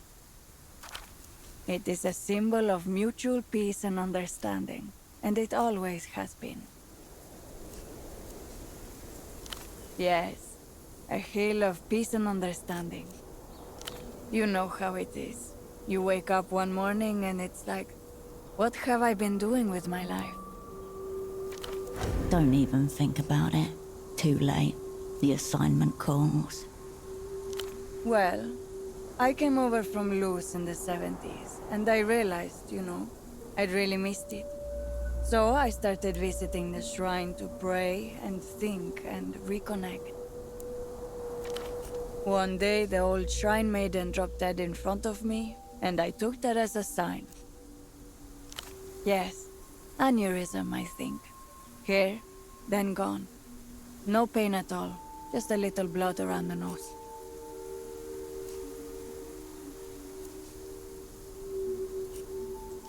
That's why they call it a calling, mijita. She smiles at you again, but her eyes are cold. Happy to be of educational service. Oh, this? Very rare, I think, and exceedingly powerful. You'd have to ask my stepdaughter. She's the 66 Wolves expert in our home.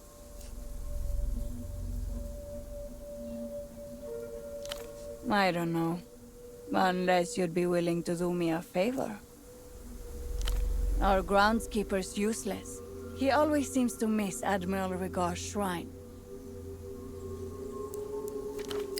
I bet he's missed it again. Would you mind tidying it up a little bit? Hector Rigaud.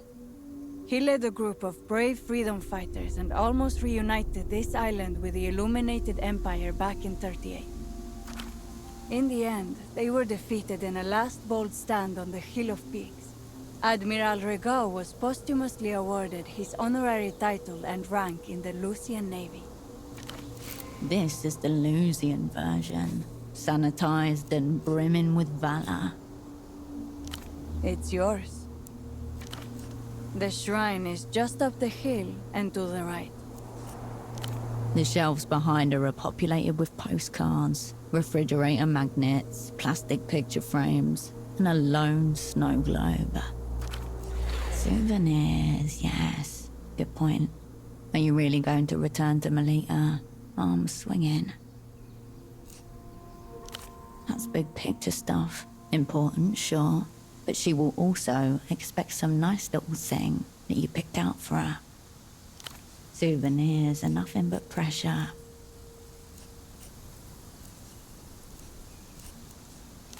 Beautiful, isn't it?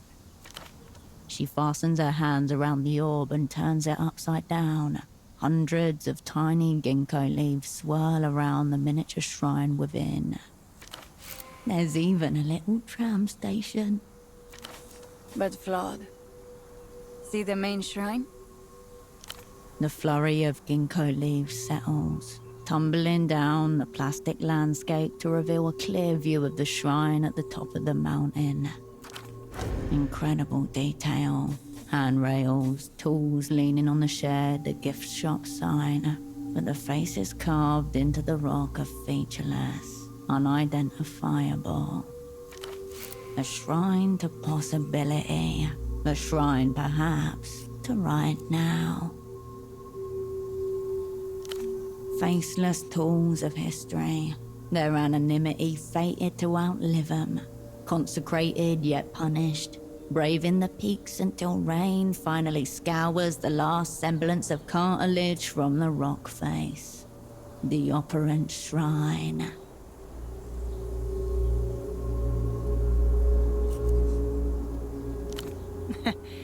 Yes.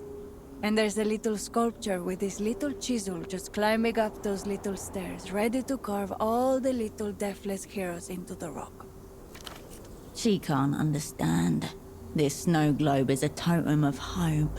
A dream capsule, a sacred wish which may never come true and might not even be real, but can at least be held. Make it yours. Display only, not for sale. She opens a drawer, seals the snow globe into the darkness within, and smiles. Images spin past as you turn the rack. A map of the city during the annexation period. A chain gang of cartoon prisoners above the caption, "Hard time is a good time in Port of Pharaoh."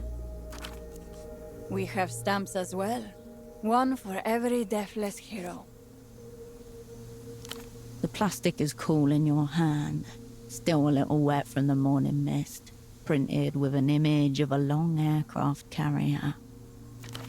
The Rapacera, Iron War Queen of the Lusian Naval Fleet.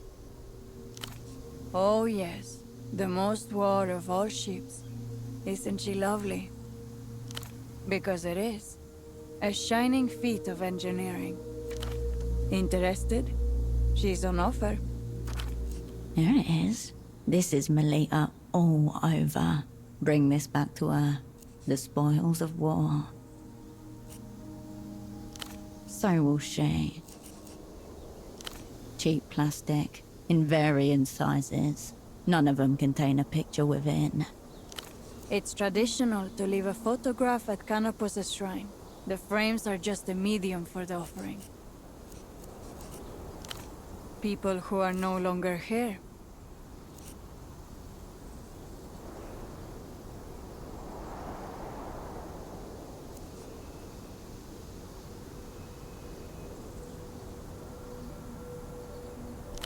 A good choice. It'll add an air of real majesty to any fridge. Of course. Please place it at the shrine to Canopus and think of someone missing. Enjoy your visit.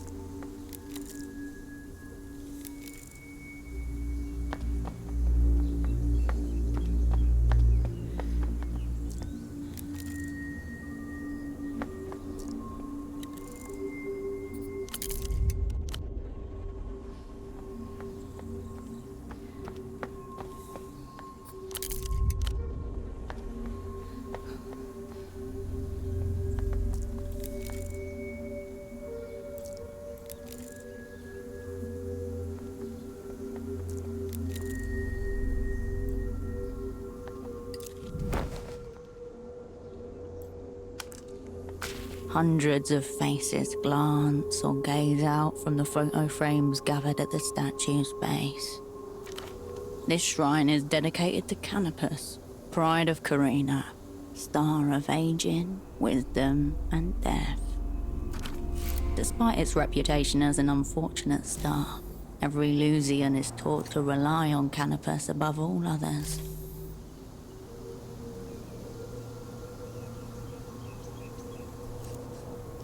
The shrines here are built atop the core of an ancient shrine, one of the first to be consecrated outside the Illuminated Empire. You are standing before that core, now a stranger on its own turf. Though it may be half forgotten, it remains the core, the center of a nuclear meltdown, a mass of corium long since cooled, pulsing still with elemental dread. Not all can bear the approach. Make this boss Starclove's gang. That would really fuck the Lusians off.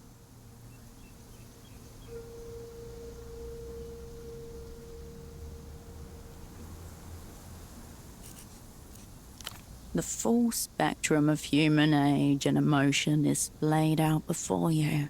Disordered, entropic. Most of these people were either dead or missing. 300 tiny windows, ghost hands tapping on the glass. Some of the faces knock loose memories of people you have known. An old music teacher, a woman who ran a bakery you frequented in college, a fourth love. Yet none of them are real people to you. In the crowded rooms of your life, faces fragment into variations of themselves.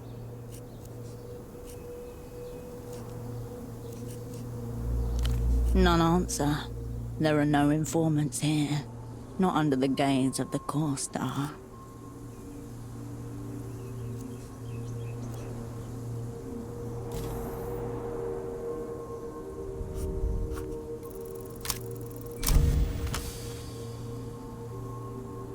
You gaze at the statue rising above its static congregation of true believers. You have no one behind you, yet still, you find the words. This seems to get the star's attention. You feel a subtle gathering of light across your form. Curious, questioning. Who are you? An envoy of the Shadow War. Hello, Cascade, comes the faint reply. We've never seen you around before.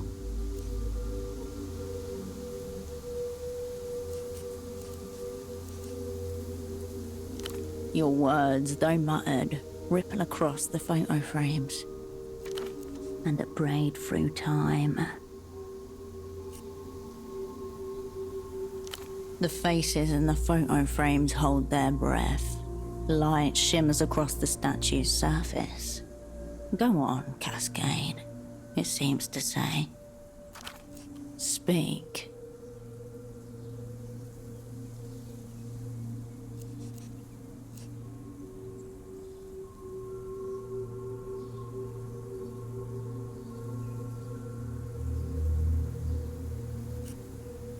A cloak of luminance.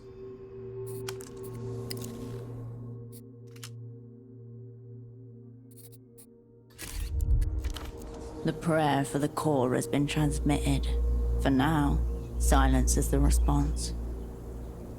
The standard gesture for those who would fill the frame in spirit, yet not in image. Who are you setting it for? You place the photo and bow your head. It feels a dead moment.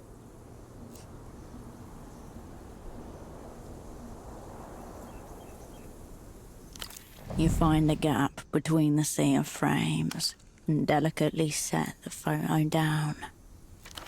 You all seem uncomfortable in a crowd. At least you could always unite against a common enemy, everyone else. You tuck the papers between two frames, partly obscuring the man's ancient face. One eye stares out at you. You tuck the papers, but the faces in the frames are forced to watch you go.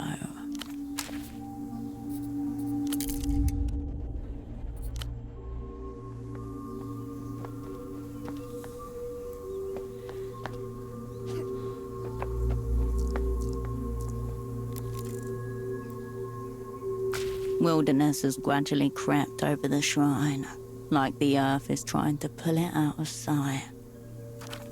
The facade bears many wounds, chipped stone, deep gouges, a mask of red spray paint, deaf to strange cousins. A perfume of pollen, stale piss, and the dead plant lingers. Lichen grows where the sun hits, and moss in the shadows. Acid rain and thrown rocks have left pockmarks in the granite. Though time and neglect have taken a toll, it's only been here for about half a century. The job listing goes forever uncircled in the back pages of Portofiero's weekly rag. It seems to sink back into the overgrowth as you retreat. What to tackle first? You grip the plants where they meet the ground and tug them from the earth. Soon there's a small pile of uprooted stems and leaves lying next to the shrine. Dirt under your fingernails. The name on the plinth revealed. Adria Hector Rigor, Admiral. You curl your fingernails underneath the green vegetal softness, separating rhizoids from stone. You manage to clear the very front of the idol's head before your nail beds begin to sting, plant matter catching against the delicate skin. Your rubbing doesn't do much to the idol's already worn face, only stirring up motes of dust in the afternoon sun. You stand back and admire your handiwork.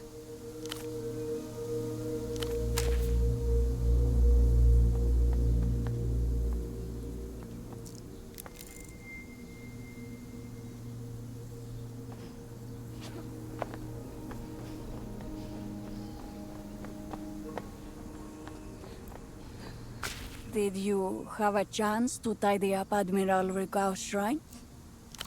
Wonderful. Now things will look nice for the Lucian delegation. Just wonderful.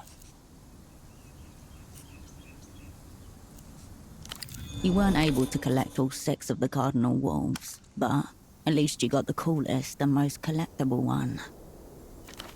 Can I interest you in anything else? Enjoy your visit.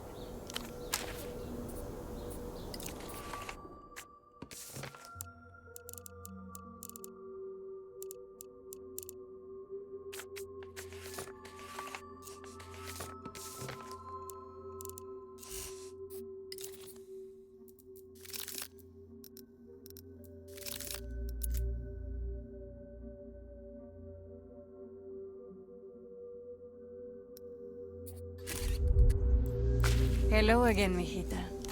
Enjoy your visit.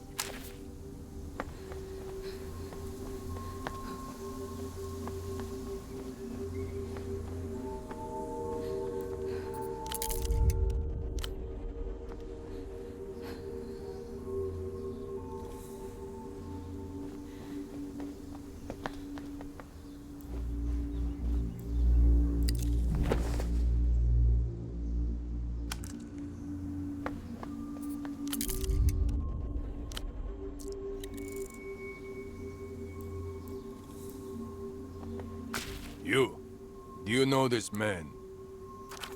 Beside the man, pseudopod sulks, handless, brainless, staring.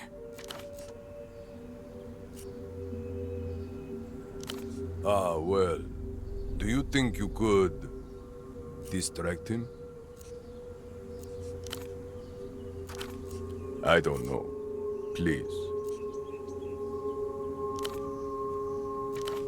Pseudopod may be a drooling carapace, but there are 2 operants deep within it. He's drooling pretty bad.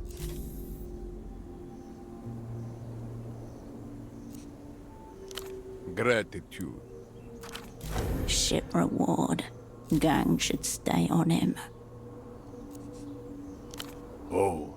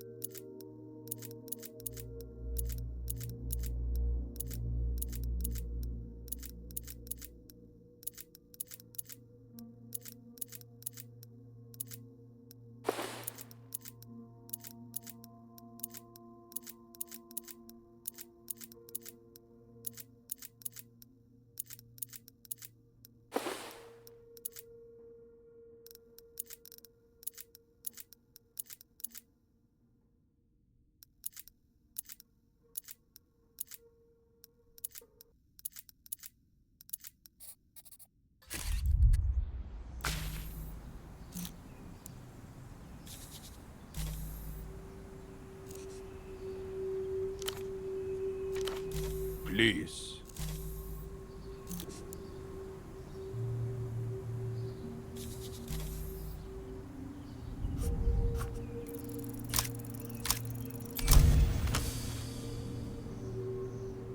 Pseudopod isn't very well right now, but he does seem to occasionally respond to oral stimuli.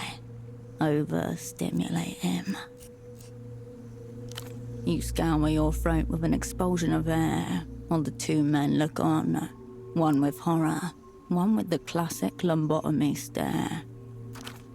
Ah, why?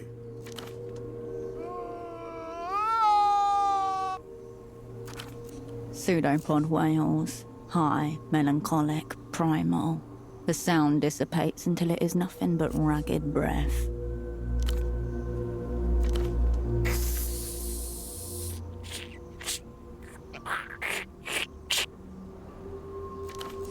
Pseudopod's eyes begin to water. His eyes turn red, but he does not stop making the noise. Why hasn't he run out of air? Where is it all coming from?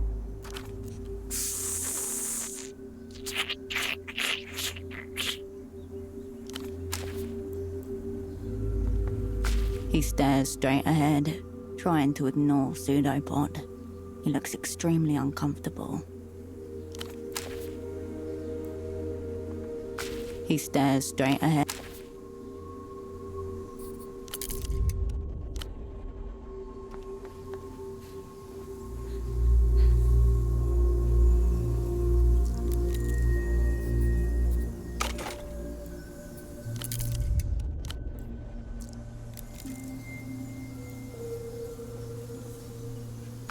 Lovely day. This might seem like a rather odd question, but are you by any chance ill? That voice, it wafts out to you from some obscure recess in your memory. Not any dream. Carolina's dream of her torturers. A hand roughly wipes away the vomit that coats your face. As it clears, you see the face that was obscured in the nightmare, and it is staring at you with a calm smile. Is something the matter? I was just asking if you were terminally ill. Sorry if that caused any offense. He tucks a strand of dank hair behind his ear and pulls softly on his cigarette. Once seen, it is obvious. He's not just an asset. He's a high-level operant for the Weeping Eye. Highly trained, blood under the fingernails, unfamiliar with the cold of the freezer. Another conclusion follows, half inference, half intuition. You look at your enemy for the answer, and a sardonic smile answers you. He's known from the beginning. And if you have been spotted, so have your assets. Your mind flips through the possibilities. It is happening. The pain just hasn't hit yet. What is even within your power to do with it? Yes? You've been staring at me for some time with a most perceptive expression. He knows, but he does not necessarily know you know. This smallest of advantages you can retain. Has all this talk of death frightened you? Is that it?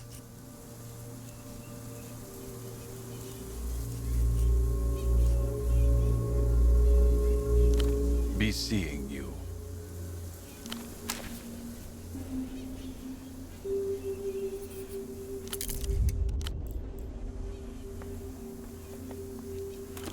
The receiver awaits your hand. Someone has scratched Sanido Elus into the pale pink plastic.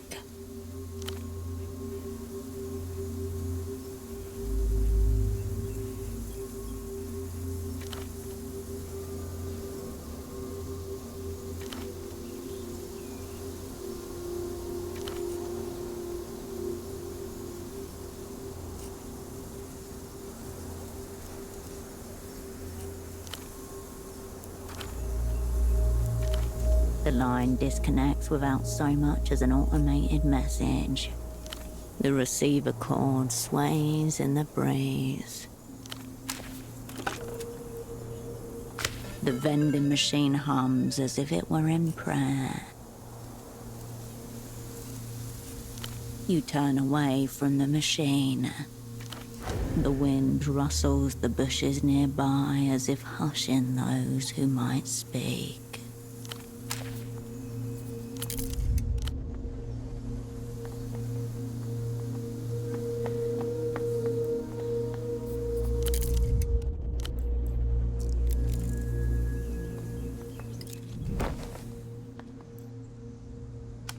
Hey, check this out. Sacrophobe coat, the out-of-towner Kurt told you about.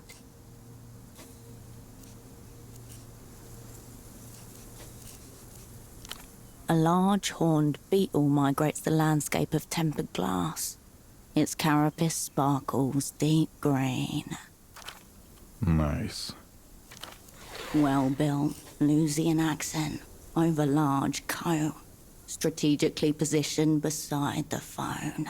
He's one of the Lich's guards. Very cool horns. For a long moment, the two of you gaze at the beetle as he staggers around his patch of glass. Another beetle emerges onto the slab as you watch.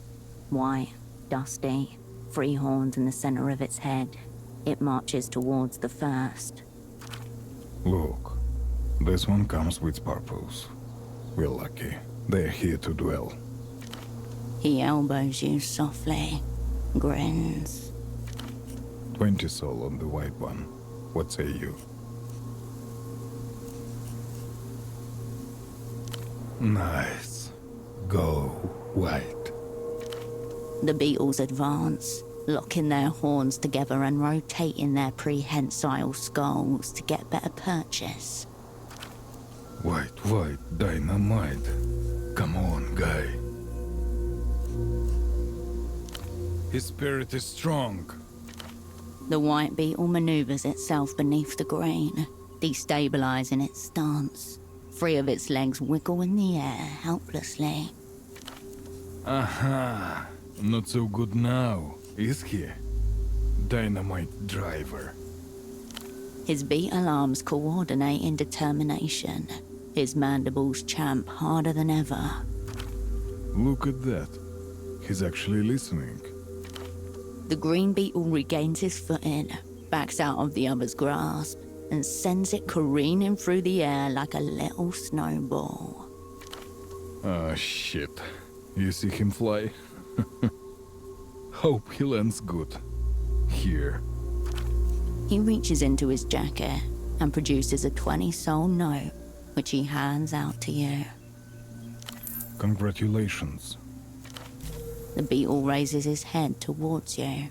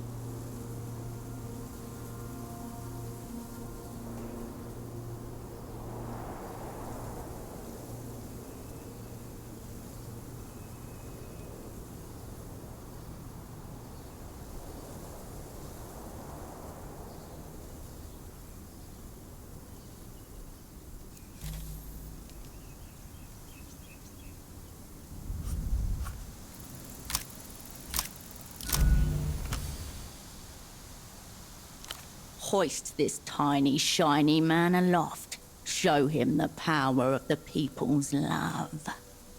Startled by your massive, apish metacarpals, the beetle scurries from its battleground.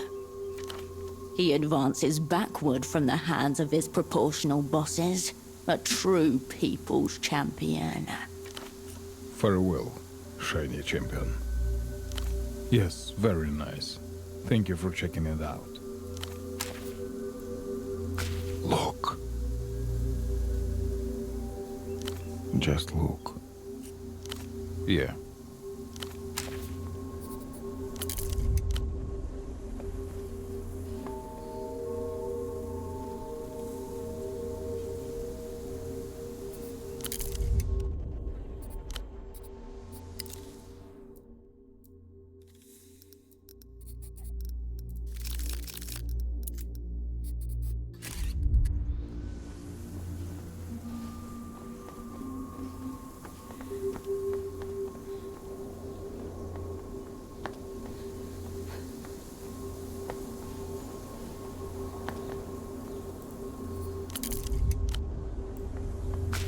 Fascinating things are happening, if you know where to look, Cascade. And indeed, how to look at them. Concepts are evolving by the moment. We must be keen of eye and keener of mind. Relax, Cascade. I've finally perfected psychogenic translucency. It disintegrates mere personas on contact. I'm projecting it outward using sustained retrocognition. Stand within a 4-foot radius of me, and you're basically covered.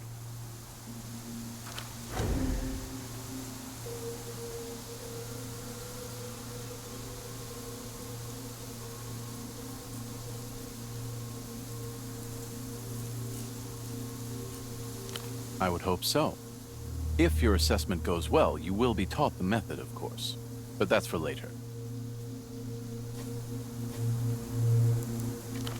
I assume you've noticed what's occurring here. I mean, have you close-read our situation accurately? Oh no, here we go. Reality itself is the text, and you the dyslexic third grader. It lies before you, open for perusal and yet utterly impenetrable. You're aware that this is one of the skills Miho is evaluating, yes?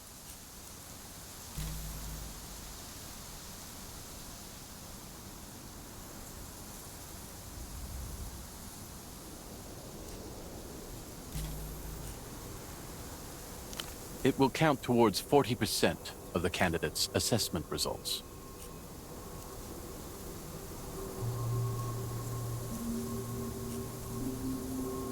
Miho values reading comprehension, much more than your average agency.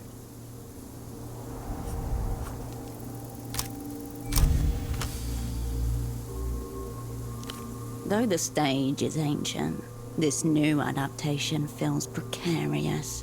Too many actors are under the lights, lines jar off each other, the blocking tangled. Go on.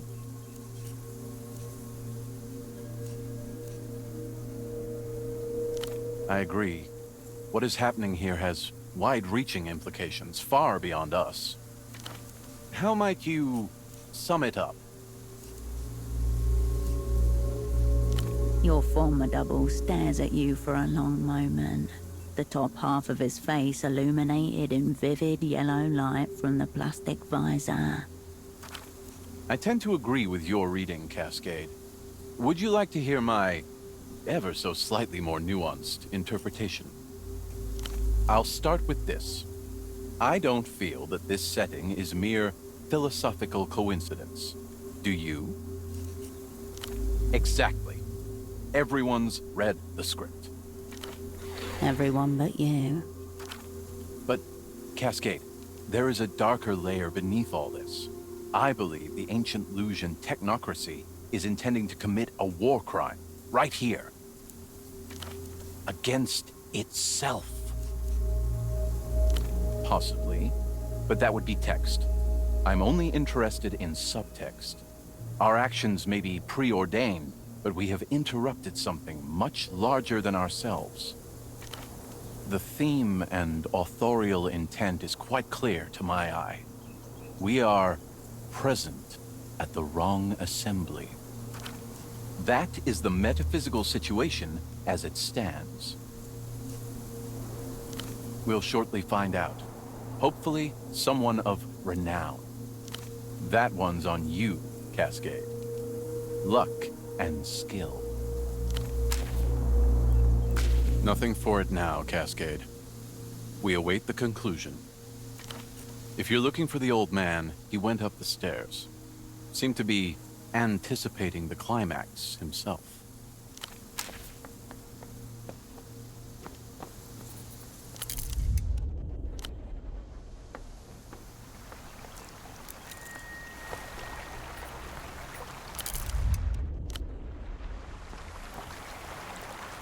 Head bowed, one hand raised and held against the statue in front of her.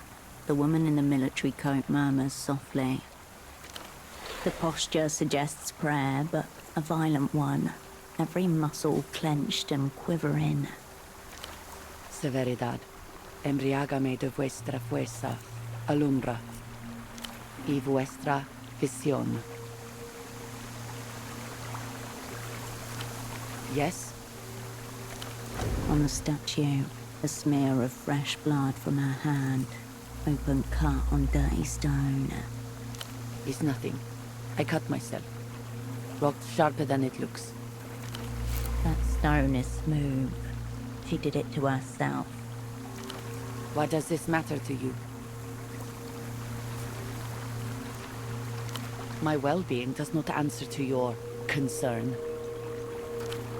Most likely a mid-rank weeping eye affair. Just going to stand there? Or do you intend on making conversation? Though she speaks fluent Illuminado, she's not Lucian.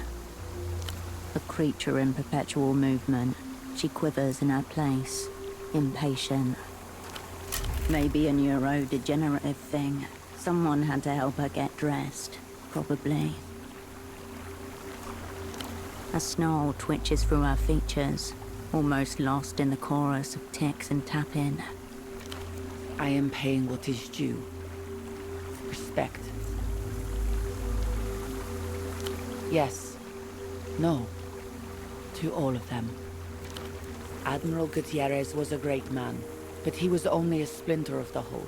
A spark of the great fire. That was Anonimo. Cut is unrelated. It is not. The Leatherback, they called him. Warlord of the Southern Ocean. Cacique of the deeper waters. He quelled the uprisings of the archipelago and maintained peace in the island territories for more than 30 years.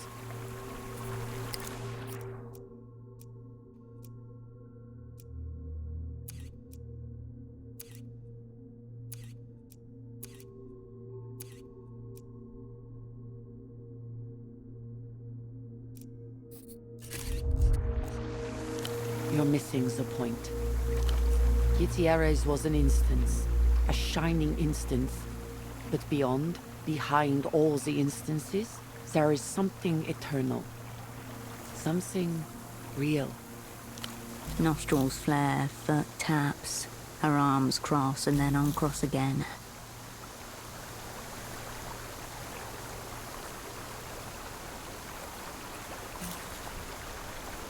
She gives you 3 sharp, militaristic nods.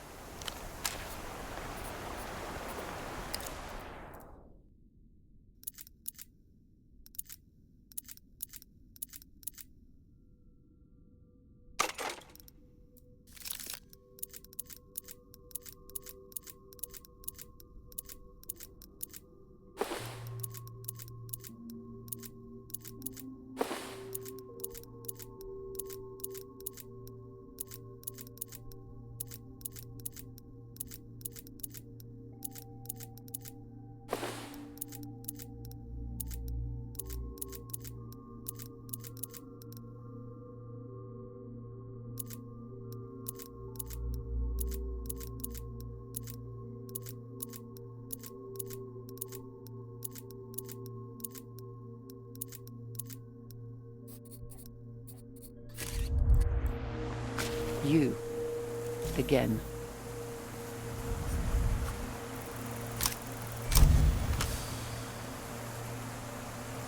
The blood on her hand is a desperate attempt to bond with a heritage not her own. I am one. They made me one. Little whore. I don't have to listen to the words of some Portafiran. A slave racer who understands nothing. You've hit the vein. Now twist the knife.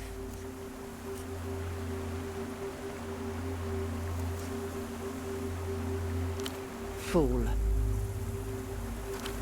I don't presume to be equal to the heirs of Ononimo.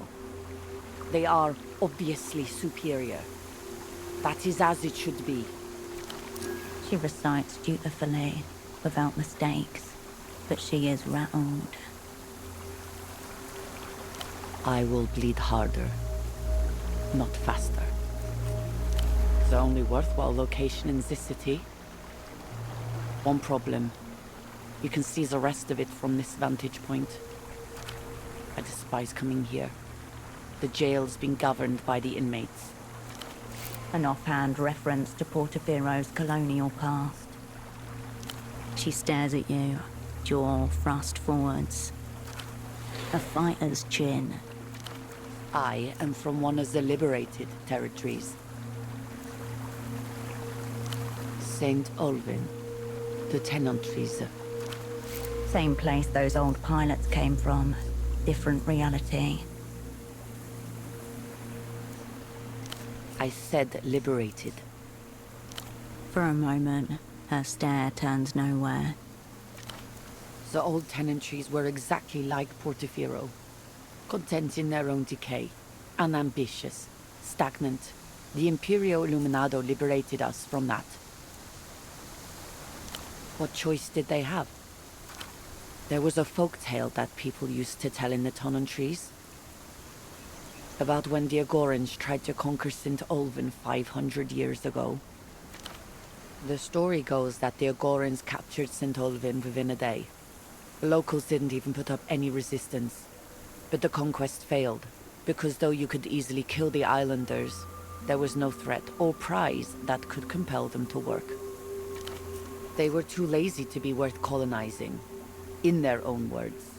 Remember, this is their national origin story, a source of their pride.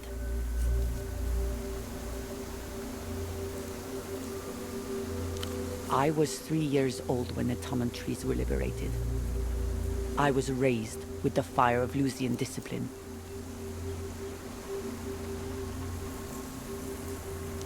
They were also being educated at the same time as me.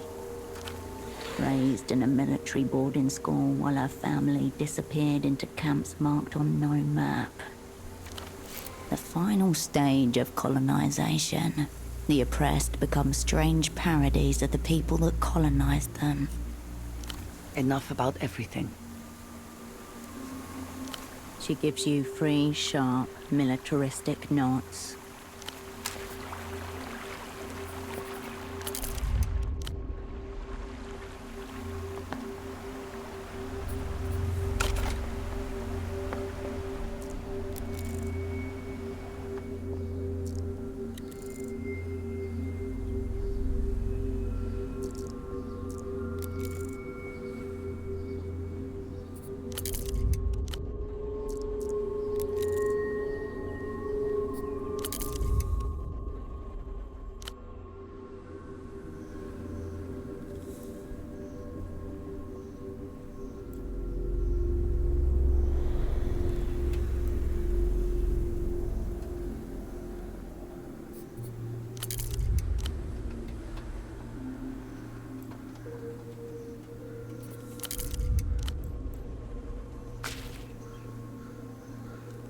I believe this is where I'm supposed to offer you a deal.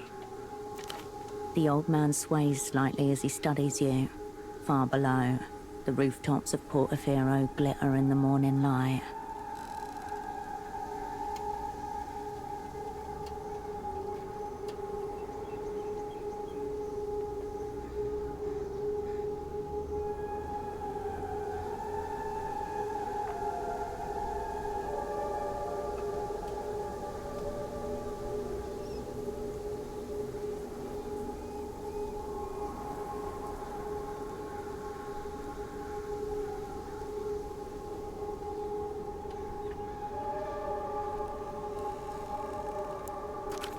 And somewhere beyond them, the shores of Leluz.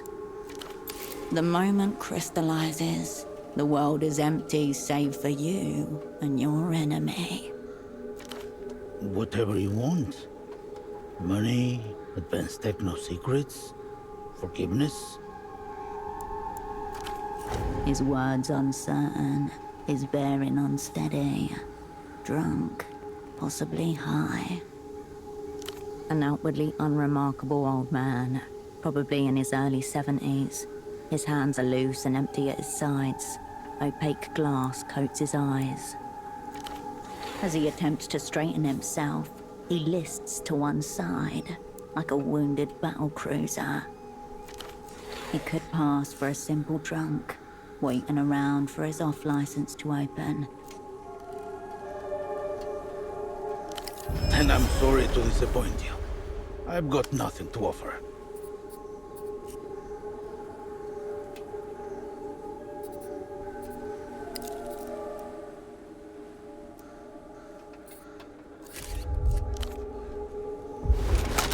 Nothing, apart from this limp warning. No matter what happens, there will be no parades for your deeds here today. He pronounces each syllable with agonizing slowness, as though speaking with you demands superhuman levels of focus.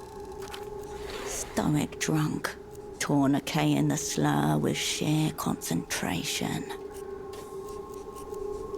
Parades, people marching, confetti, floats and things. I'm sure they've got them, wherever you're from.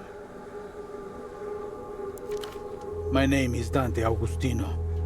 My title is Assistant to the Minister of Mass Culture. But really, I'm the Minister's body double.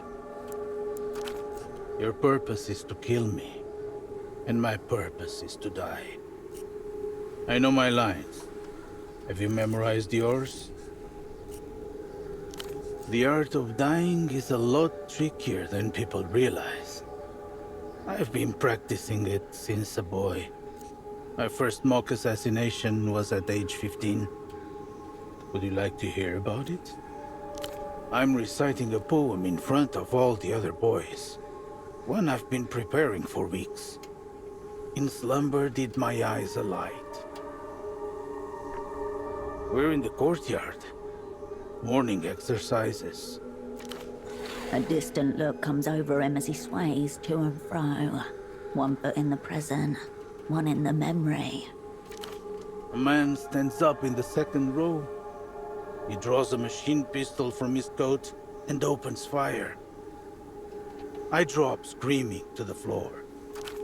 I quickly realize two things. First, I'm not dead. The shots are blanks. Second, my mouth is filled with the strangest taste. The death cocktail. What the brain fires to prepare itself for imminent extinction.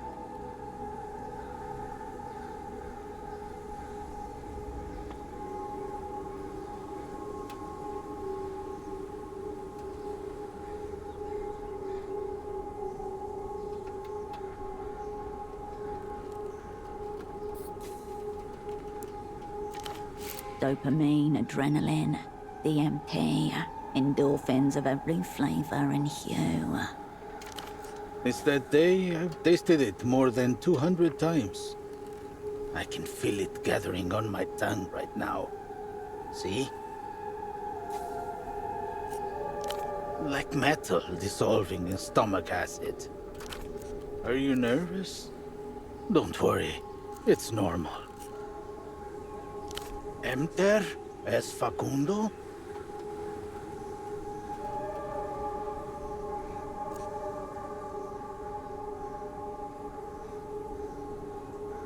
It seems no one's going to get what they hoped for today. Sometimes it works out like that.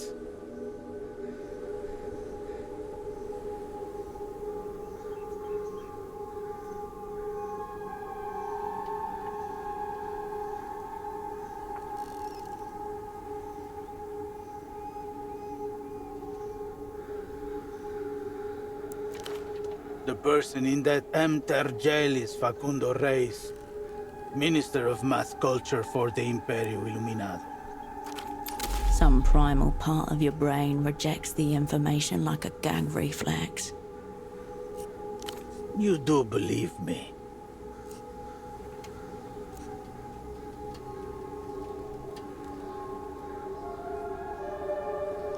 That's right. A series of twists, turns, and dead ends, all for the amusement of monsters. Pretty sick, wouldn't you say? Dumb hand, unquestioning of its purpose. Okay, we'll work with it. Before we get to the action, there's just one thing I've been wondering. Where does the Weeping Eye find killers both disposable and professional?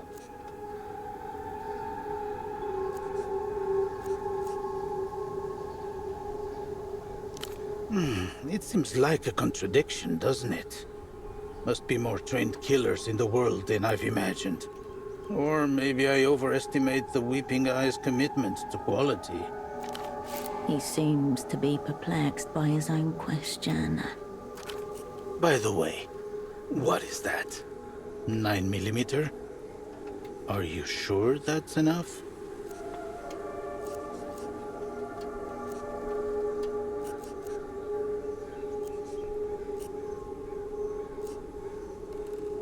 His mouth opens, but then closes again. But then, who is it you think you are with? No sense in lying at this point.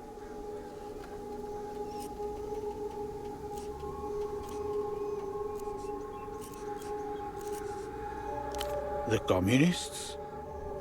Intriguing. Let's keep the questions coming if you haven't got anywhere else to be. How long have the Opera been in bed with the Weeping Eye? No. I think you've got our lines backward. It should be you explaining this to me. Of course, it makes a certain sense. Better optics, for one. The Operant Bureau is plunging in the rankings with each passing moment. Relegation zone coming up. Well, not me.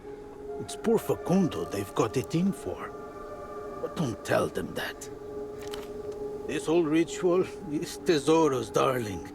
A techno-political sacrifice. A chance to knock off a hated rival. You're simply the hired knife.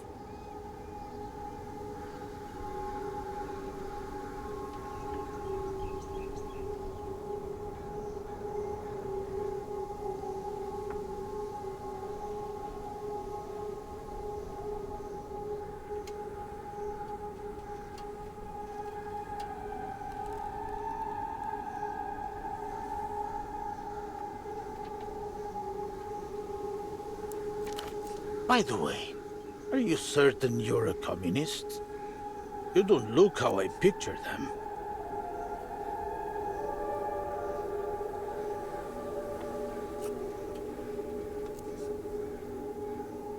No. They want you to eliminate me. Or rather, him. This is what I've been saying.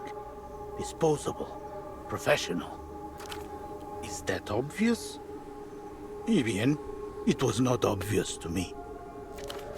Your would-be asset Ignatz wasn't far off. All's not right in the enemy camp. Imprint on imprint violence. You're in the middle of an old mind attacking itself.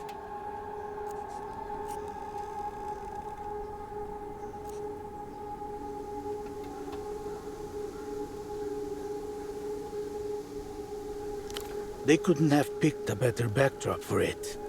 Beautiful day, the ginkgo leaves and all.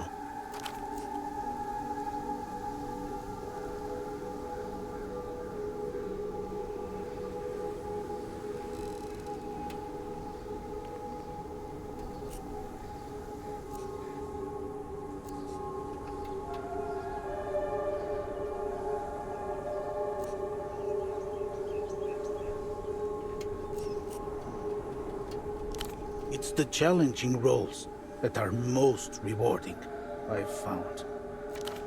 And so you're left with a dilemma. Or at the very least, a choice. Because Facundo told me. He guessed Tesoro would make his move here in Portofino, outside the Empire's lines. That's why he decided to play a trick on him. Correcto. He worked it all out with some local smuggler. Or was he a bootlegger? Either way, very clever with connections, Facundo. That's bad news, my friend. I would say Tesoro's way ahead of you. In retrospect, I wonder how many times have Anonymous descendants played these sorts of games with one another? Maybe we're both part of another secret lineage of which we're unaware. In any case, I was bred to oblige. What about you? Excuse me?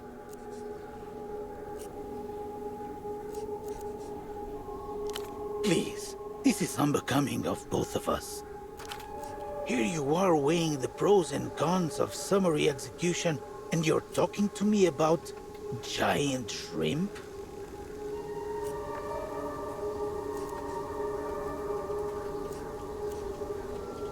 Perhaps ignorance is preferable for this particular kind of ritual. In any case, I can assure you that it doesn't involve shrimp. Oh, sure, absolutely. I've established that my role is to die. But what about you? Your gun suddenly feels heavy. Or is it your hand that feels weak? It's hardly news. The opera did not drag you back into the field to live a long and productive life.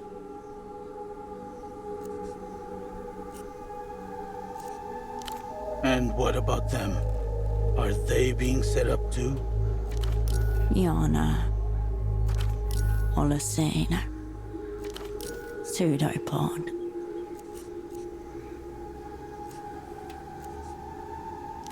A word of advice. If you get the chance, you should kill them yourself. The Weeping Eyes agents will be very, very unkind.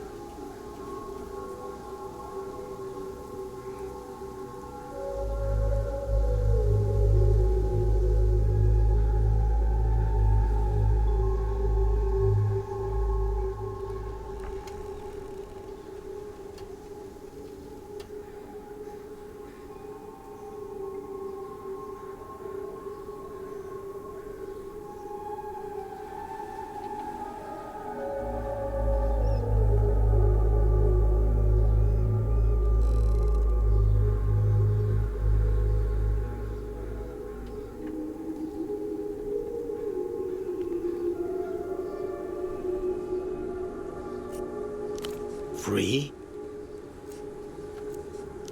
He blinks rapidly and nods as the concept sinks in.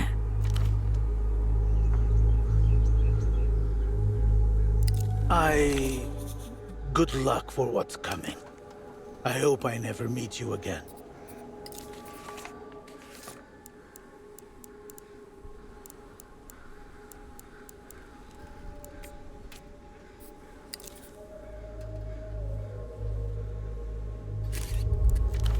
It's only when he starts running that you realize how inebriated he truly is. A solitude descends upon the shrine as the body double disappears from your sight. You are left alone with the city beyond you, and your enemies gathering like a storm behind.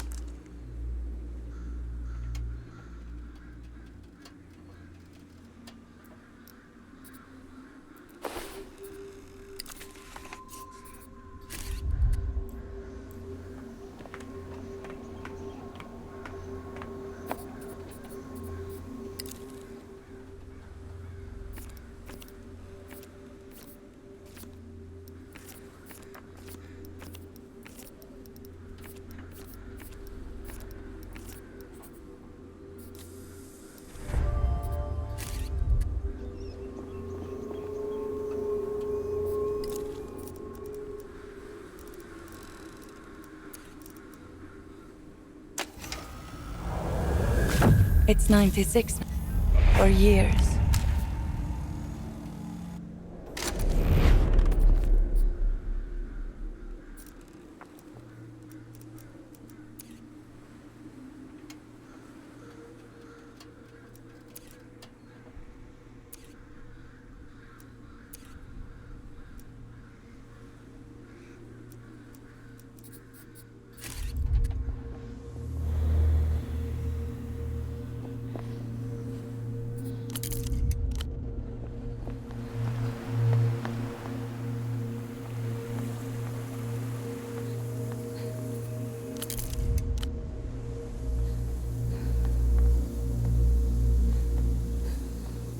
Dull the blade and unsteady the hand.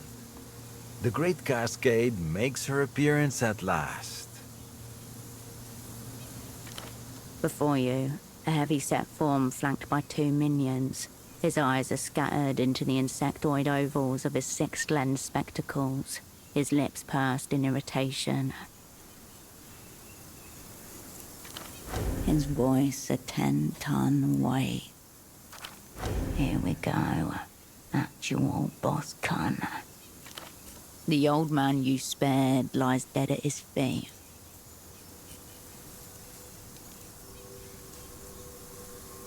And you're the operant called Cascade. Nice to be on the same page. Now, let's catch up with your friends. His voice, the tonality, like a shadow creeping up the wall of a memory. The past again, this time worse. Down the hill, your squad mates are being hustled onto the waiting tram amidst a small group of passengers. Glance into you, meet in your eye, mouthing something. Too quick, too distant. He disappears from your line of sight. Definitely wasn't. All will be forgiven. He's intensely distracted by a butterfly wheeling around him. An unnerved goon ushers him forwards. Nowhere to be seen. She must be on the tram already. There they go. Your people. Constitutes the single greatest operational catastrophe in the Operant Bureau's history. Fud, fud, fud. The secret police of your heart are kicking down doors again.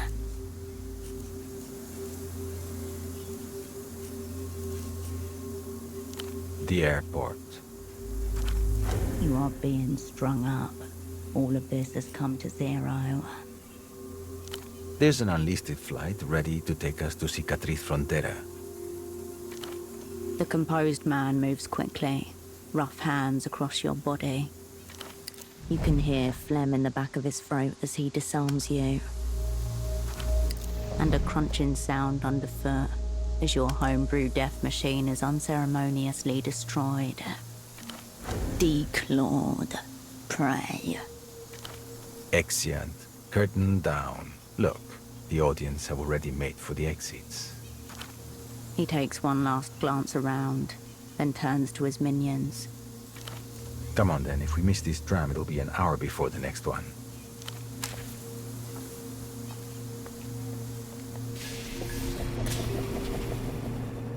Perhaps someone should go down and check on Boris and Irina.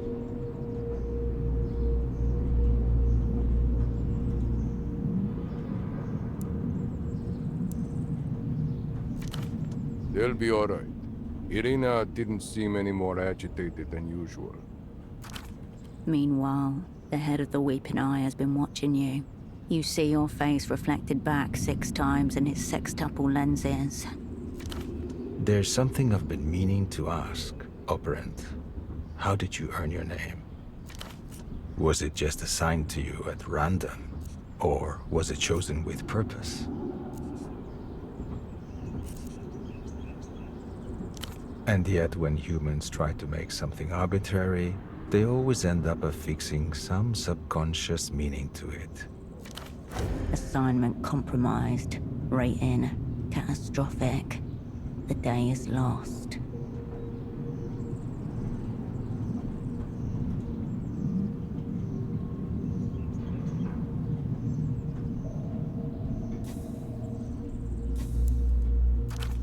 Time. You need time. Keep them engaged. Keep your eyes open. Every moment you breathe is a victory. I only ask because there is one thing that's been bothering me. A niggling matter I was hoping you might clear up. My name. More precisely, that name the Opera has seen fit to bestow on me. A barely perceptible edge to the way he says. No, Operant, I don't. A wince. You've got under his skin. Just slightly. A good name has to suit the role, don't you think? The Grand Lich, I understand. Facundo worked hard to cultivate a certain mystique with his body doubles and so forth.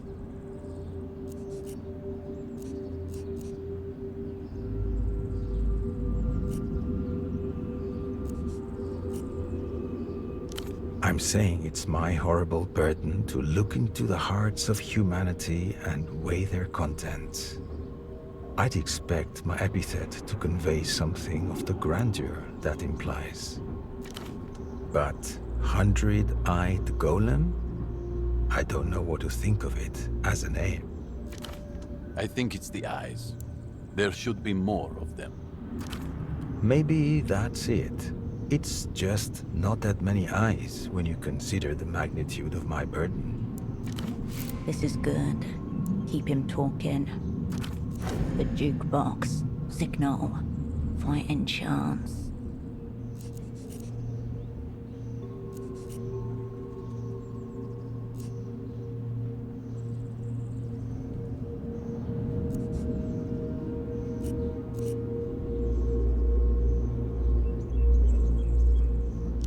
too obvious, though, now that you say it out loud. Not exactly expansive either.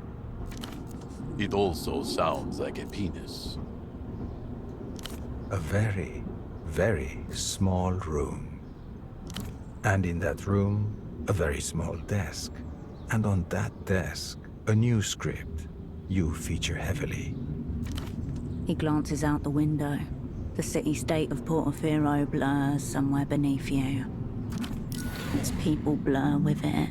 Some look up as the oldest aero tramline in the city shudders high above them.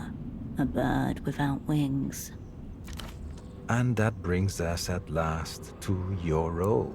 The doomed opera assassin. The only thing to hand is intimidation. They know you, but they don't know what you're capable of. Unsteady them. Zero yourself out as soon as possible. You are high up. Defenestration is viable. Lie. Draw it out. Time is not yet your enemy. The tram today is only lightly occupied. A handful of commuters, a couple of old pensioners, a few shopkeepers and small tradesmen. A short girl nods her head, aware of nothing, lost in the same rock and roll dream she slips into every morning on her way into the city. A young boy, traveling with his mother, shifts nervously from one foot to another.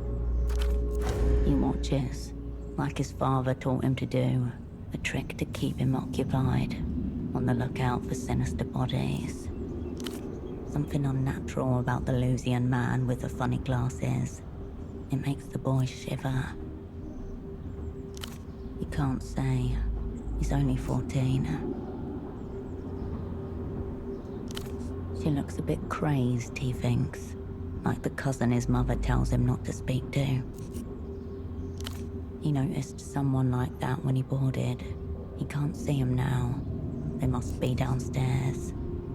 These aero trams all smell like shit. Am I the only one who notices?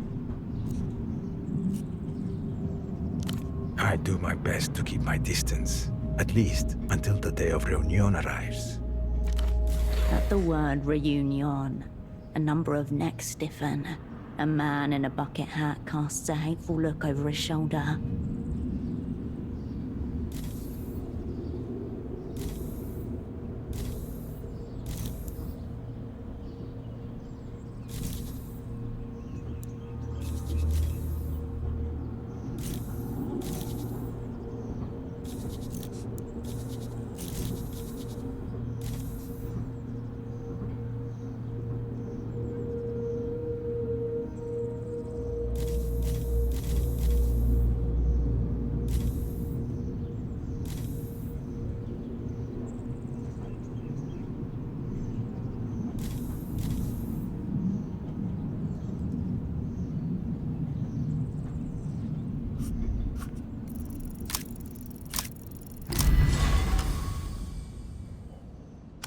A strong line, in theory, except that your voice slips and cracks on the final syllable. The man to your left stifles a laugh in his gloved hand. I'm sorry, the opera? What was it? It cracks again, just like the first time. It's like someone stepped on a child's squeaky toy. Shame how far the opera has fallen behind. Gasping for breath, about to be lapped by the field. Elbows out as they pass, gang. Which is why, in a desperate bid for international relevance, they've dispatched you, the cowardly opera assassin, murderer of our own Minister of Mass Culture. As he looks at you evenly, his eyelid begins to twitch. The Imperialists are shaping new realities while you sit and do nothing. What a tragedy. That poor Facundo relied on us for his protection, and in his moment of dire need, we were nowhere to be found. Massive fucko on our part.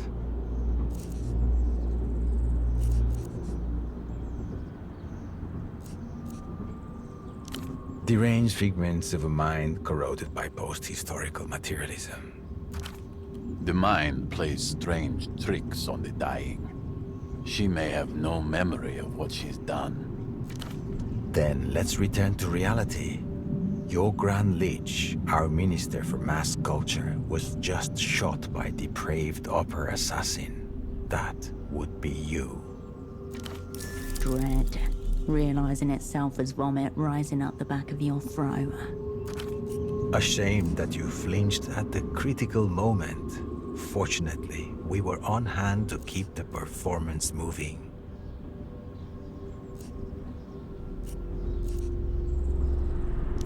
The rest of your fanatical kill squad? They'll of course have their turn on stage. You told us all about them in your signed confession. That's no problem. The relevant documents are all prepared and waiting for you. When the time comes, you'll only have to read the lines as written. Here it is, laid out. The logic of the ritual sacrifice. Behind the man's gaze, the world turns against you. In a few hours, we'll be in Cicatriz Frontera. There will be state media and propagandists from across the Imperio Iluminado waiting to record your arrival. They'll expect a more convincing performance than what you managed up at the shrine. Max will make sure you're camera ready. The composed man nods and gives you a sad smile. This prick still has our gun. When the moment comes, we jump in first. Your show trial will be compulsory viewing, I expect. The finale and the live executions will be a public holiday across the Illuminated Empire. What about your friends? The dialectical counterforce? The only ones you've ever truly known to be on your side. Beneath your feet, Holocene glances upwards, hoping to catch your eye despite the metal ceiling between you. A few meters away, Pseudopod stares silently out the window, seemingly oblivious to the danger he's in. Wait, there, at the far end of the carriage. A familiar face, watching you with that impassive stare that teenage girls are the natural masters of. Your controller was right. Yana has eluded the Weeping Eye's gaze. To them, she's simply a teenage delinquent, skipping class for the day. A knife in your boot. You can turn this around. Gang. Gang. Go ahead. It's good to make sure you've got your backstory down. You're right. I want nothing to do with the developed world and its degenerates. Anonymous imprints were meant to transcend the cesspool of the now, not go dipping our cocks in it. But Facundo has his own ideas. Cultural victory. Pop music, space concerts. Ugh. Something about the way he says the name, Facundo.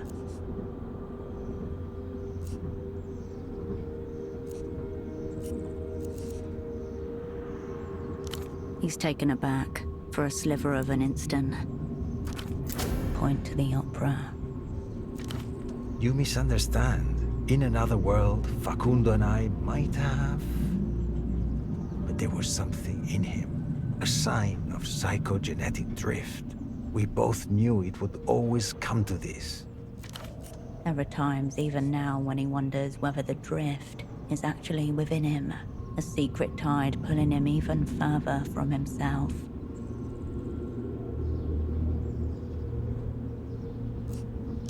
I suppose we would have made it up as we went along. I would have liked a little more direction, personally. Lucky for me, the opera seems to have reached the same conclusion via different means. Happy convergence.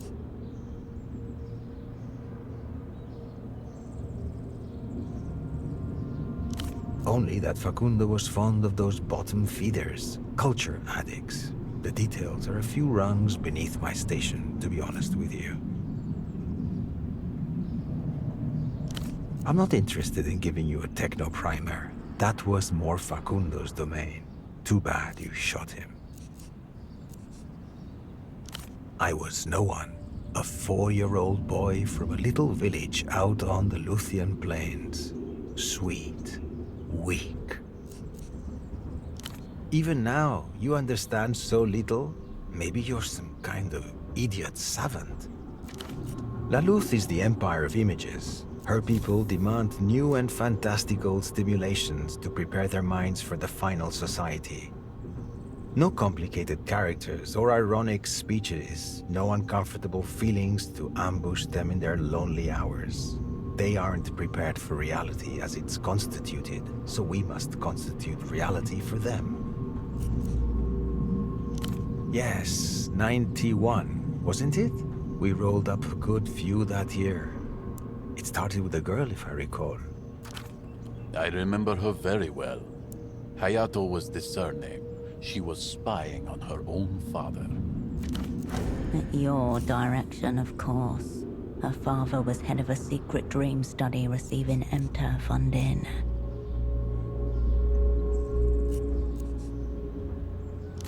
We did terrible things to that girl in 91.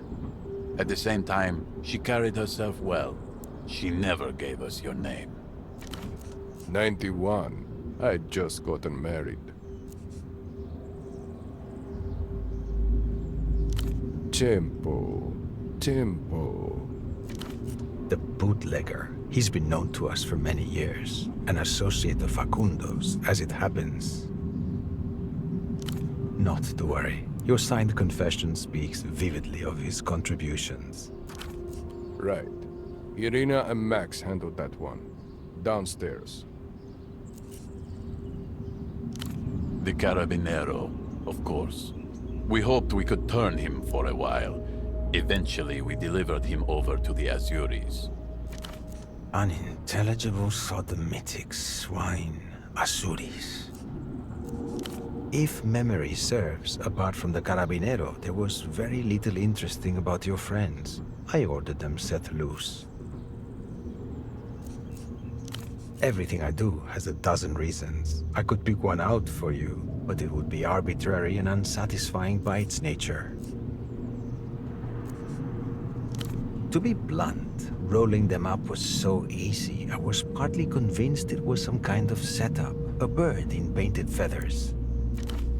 Not a very nice thing to say, but unfortunately accurate. I'd say my judgment's proven prescient. Without your friends, would you even be here?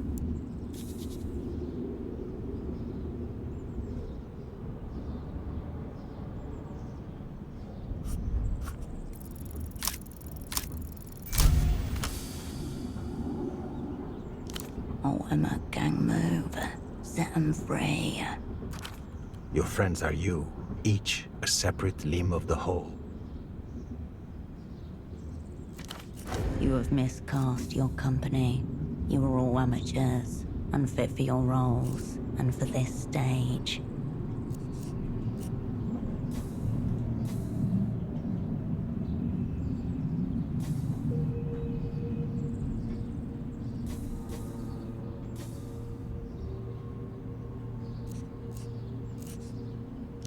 Assets, squad, whatever you call them, all distorted reflections of their gatherer.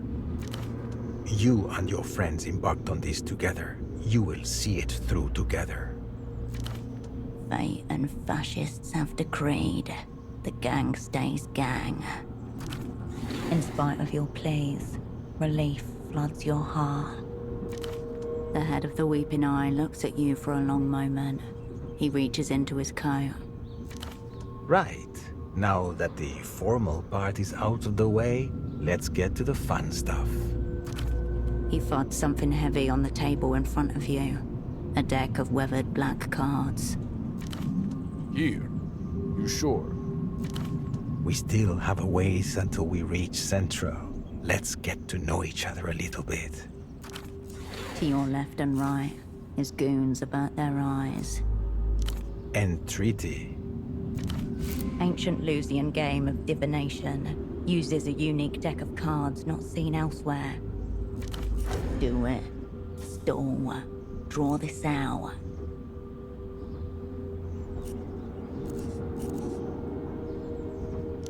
You are the focus. Nothing else is necessary. I will play the ogre, the star's chosen mouth. His upper lip inclines to the right as he speaks. His canine is chipped. You'll be the querent. This first card will help us see what you're made of. He flips the top card, laying it face up between you. It depicts an instrument made of concentric rings, silver and gold. Beyond it, stars framed in an open window. Physical literacy. The divines know how well you read the world. Calibration. The world is made of tools with which to change it.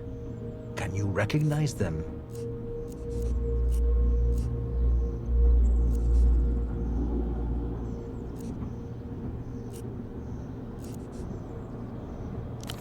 Fitting for an assassin such as yourself.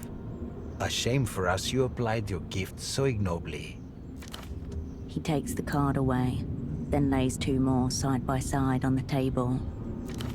Second, for what you have made of your life, choose one only. You turn the card to reveal a drawing, taken from the perspective of someone lying on the ground looking up. The sun is blocked by someone else's face, looking down. The eclipse. Interruption. Alienation from the primal source. What is it? What is the moon that separates you from the light?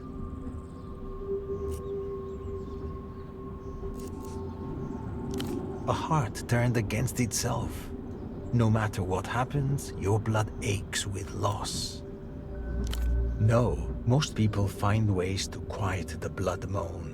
Very few can survive making it into a fetish the way you have. He shuffles his deck and places 3 more cards carefully on the table. Third, for your now.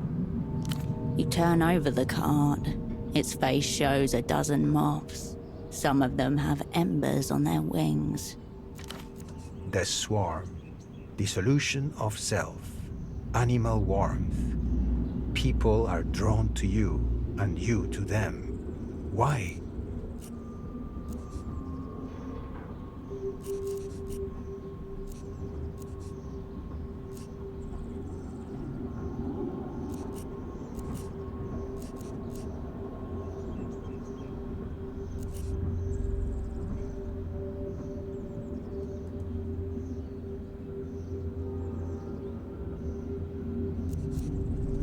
No, I think there's more to it than that. Your heat burns those whom your light attracts. He puts your cards delicately aside, then shuffles his deck again. Rhythmically, like blades of a machine churning together. Now, offense, turn the table. Final. When all else burns away, this remains.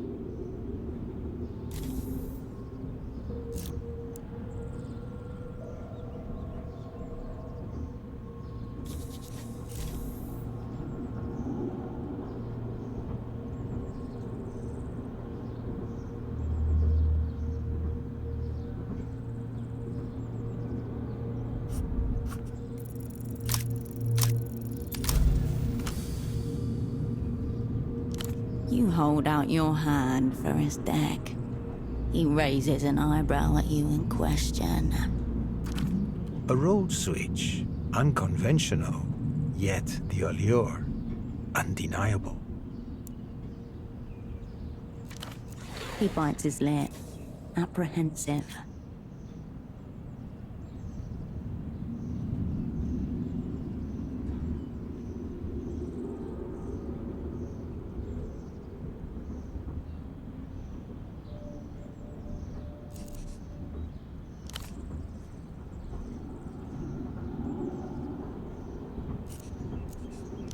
That deck was 300 years old. He has transcended range. You are witnessing the birth of a whole new emotion. We'll return to this topic soon.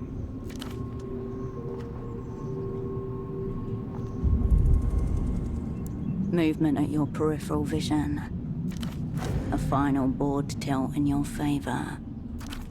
One last roll. Fucking quiet in here. Any requests? A few passengers turn their heads, then look away again. The man by the window spares her a disinterested glance. Song would be nice. Something to go with the view. We are well equipped with silence. You feel Yana's eyes on your back, her hand over the jukebox. The air in the tram is stifling, charged, near flammable.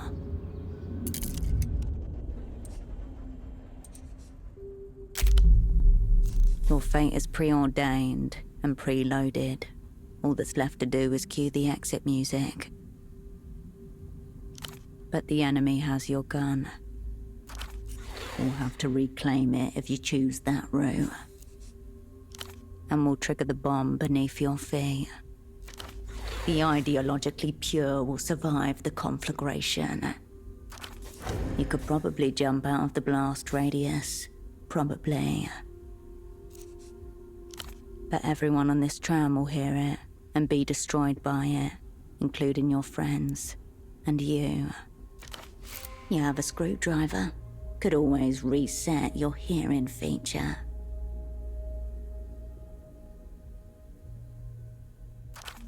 The woman behind you was wearing headphones. Maybe she'd let you borrow them.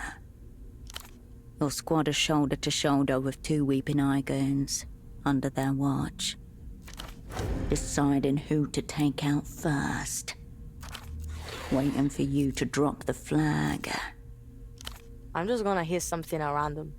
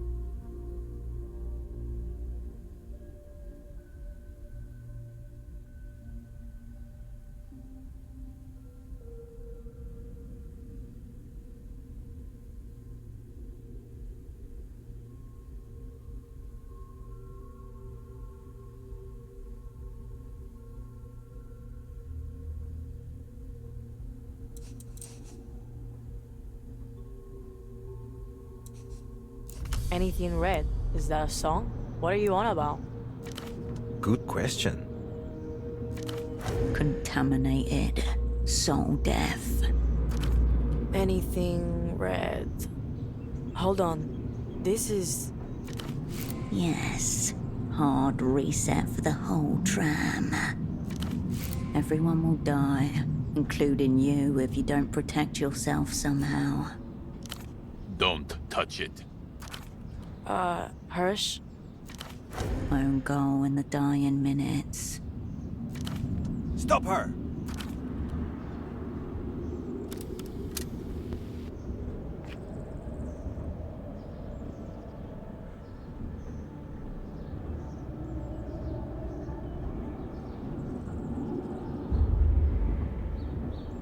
She mashes the play button with her fist before your enemies have time to react. The opening notes carry your heart into the air and siphon all warmth from the tram. What is that? I like it. Your muscles slacken, weighed down by a mounting force. It's V? I can feel her.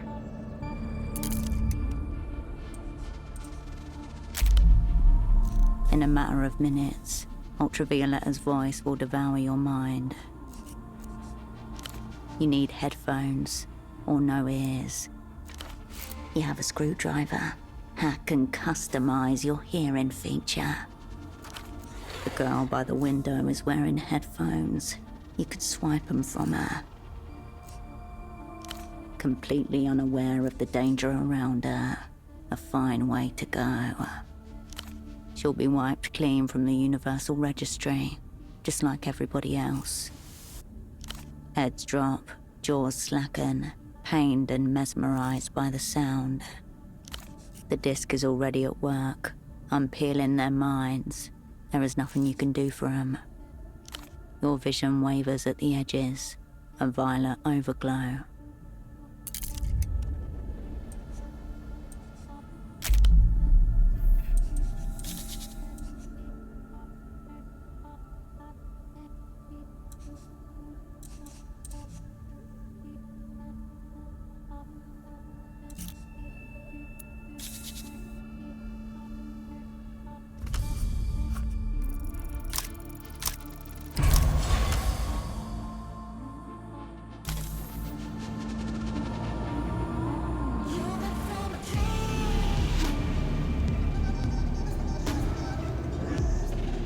Your enemies weren't prepared for the disc. They're losing themselves already.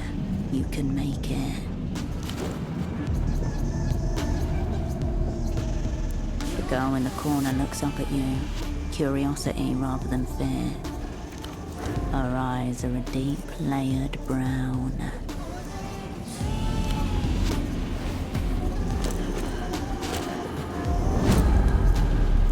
The shock of Ultravioletta's voice hits her. She falls back small into her sea. The music grows quieter, but not, you notice with some alarm, completely silent. Consumer earpiece quality, suboptimal, though it'll still work. Probably. Might goo you up a bit. This is enough. We can tank the rest. Just might hurt a little. Ultravioletta's voice is low and muffled. It seeks pieces of you.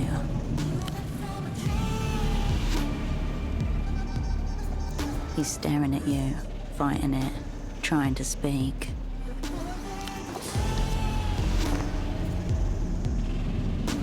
He lifts his hand to you, then falls, empty flesh.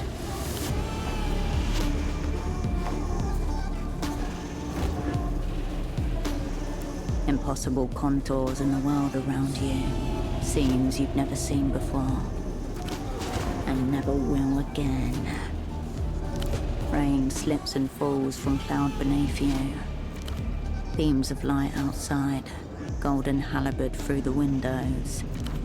It makes you homesick.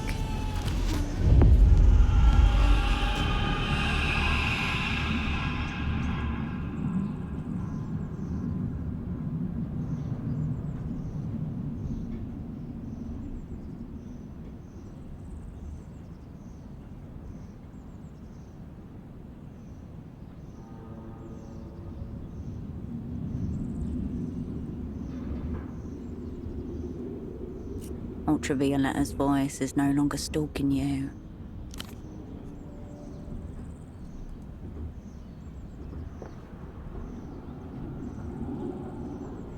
A few hundred feet away, an aero tram on a different line lumbers across the sky, balancing upon its wire.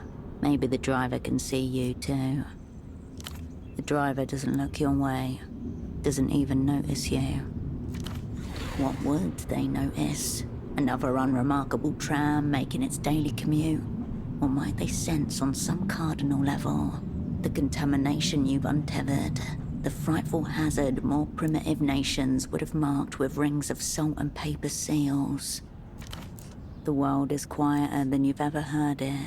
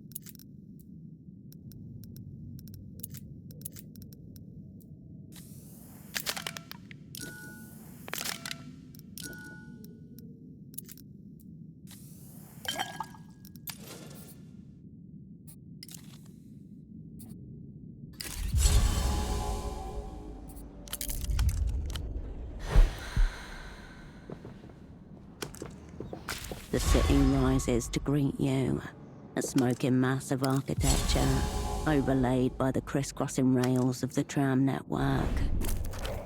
From this altitude, it looks like Portofino has been caught in a web of dark yarn. Goosebumps on the back of your neck, as if all those of absent, lifeless eyes have turned to watch you. You turn towards the silent carriage.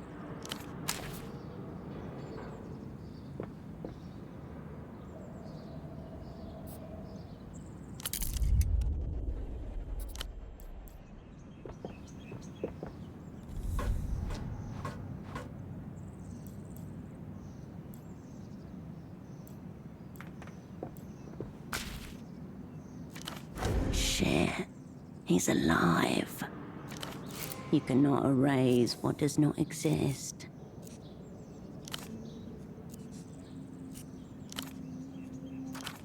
There's nobody in there. Please stop.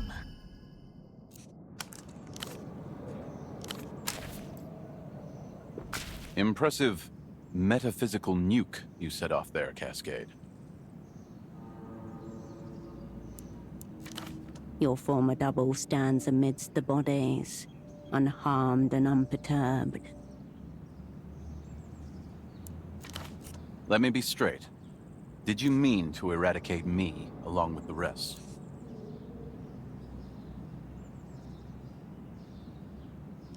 The trust you show in your director is appreciated.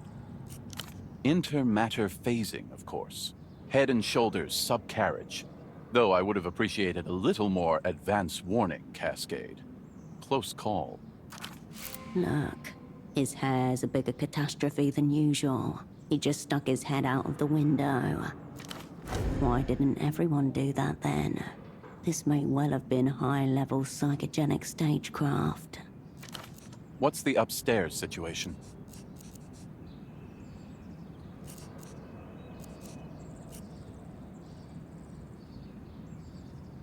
Collateral psychic damage.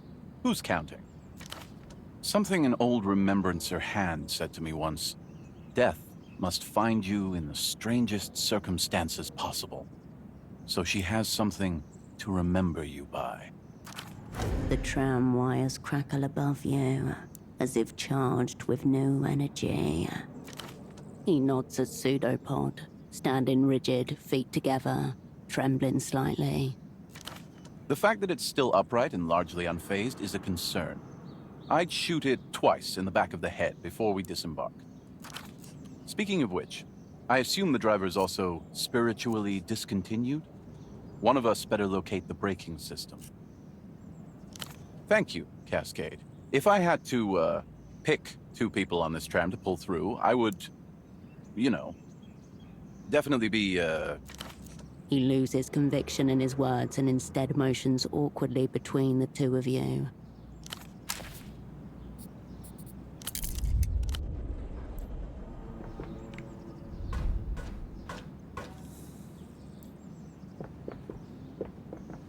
You return to look out over Portofino. You hear the first horns and yells of city traffic. A faint smell of petrol arrives on the breeze.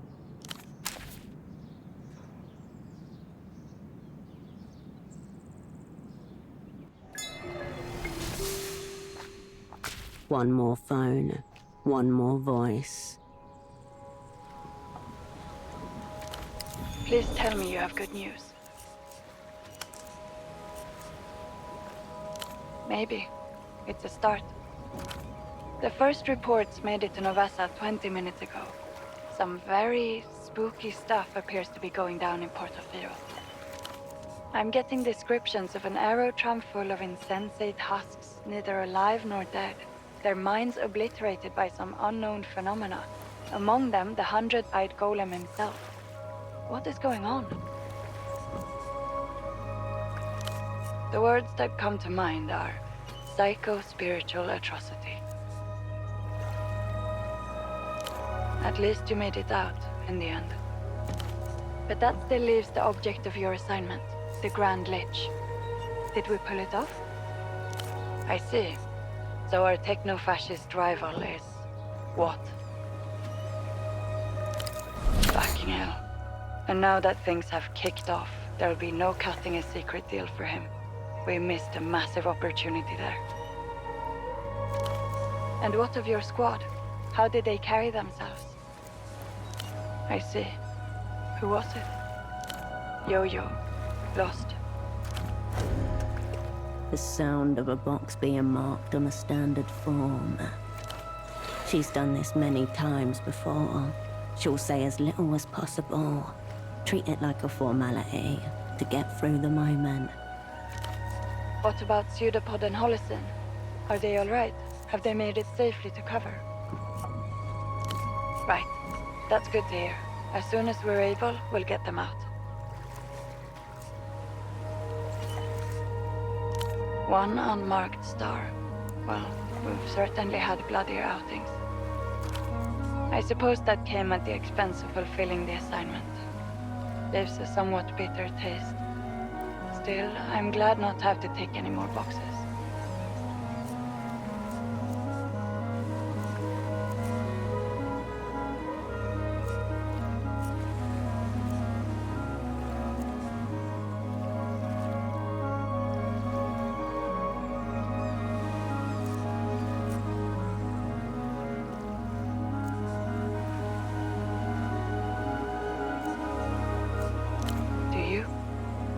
Interesting. I'm not sure our superiors will feel the same way. I suppose that just leaves the final ranking. Yes, there's a new system we're supposed to use. The Z-scale. It's a new initiative, supposedly a more objective way to rate operants' performance in theater. Ice crystals fractal in your veins. Naturally. Do you want to find out what letter you get, or no?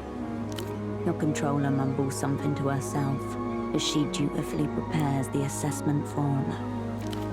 Who knows what will happen when Emter realize they've been holding the Lucian Minister of Mass Culture this whole time? I imagine it will give them the upper hand in this secret treaty negotiations. Not exactly the win we were looking for.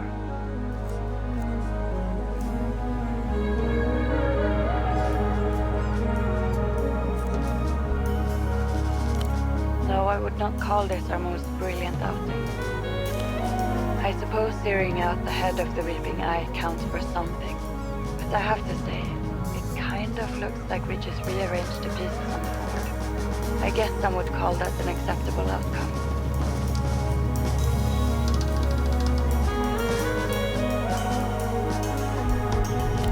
No, you and I are not world historical individuals. The youth have a point when they complain that nothing ever happened. Overall, a very mixed picture. X. X. That's your rank, since you asked. Yes, that's true. You're right. It's one rank higher than W. This isn't a negotiation, Operant. There's nothing to accept. It's the rank you've been given. It will be entered into the assignment file. But for now, you should get going. If you depart now, you'll make the Eastern Republics by nightfall. Right. It seems someone tipped off the Guardia Municipal that your special asset has been aiding and abetting communism. Also, racial profiling. Neither of which are crimes, even in Portofino. Still, best for her to recede into the background.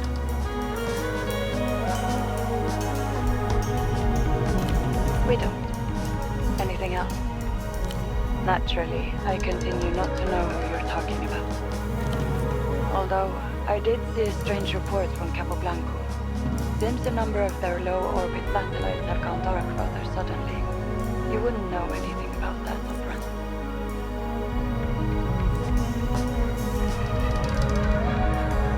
Never understood the appeal of solvents. Nasty stuff. I've never heard of this individual before. Who is it?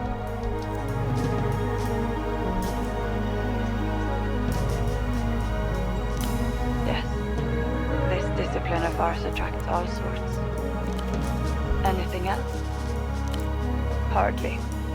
Once you get back to Novessa, we'll have the standard quarantine, battery of debriefings, physical examinations, ideological decontamination, and so on. Oh, and the special request from the semioticians. They want to talk about your wolf cub. Seems they may be in the grips of a debt-collecting compulsion themselves. For now, best to lay low. Back to Novesta as soon as possible. Strange with the connection. The opera forgives. Come on, honey. We'll take off running in our party shoes. The digital bird song of a signal jammer. When you want your target to know they're being disrupted. The illuminated empire awakens.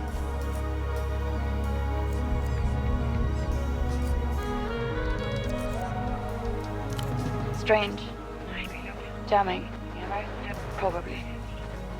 Expect reprisals. Beginning shortly. Best to, while you can.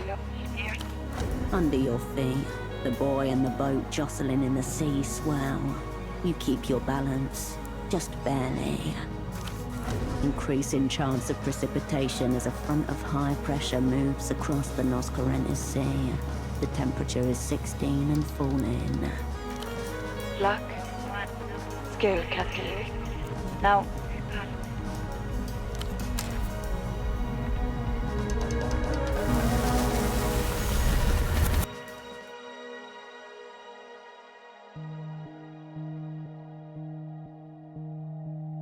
You land on me with lightness.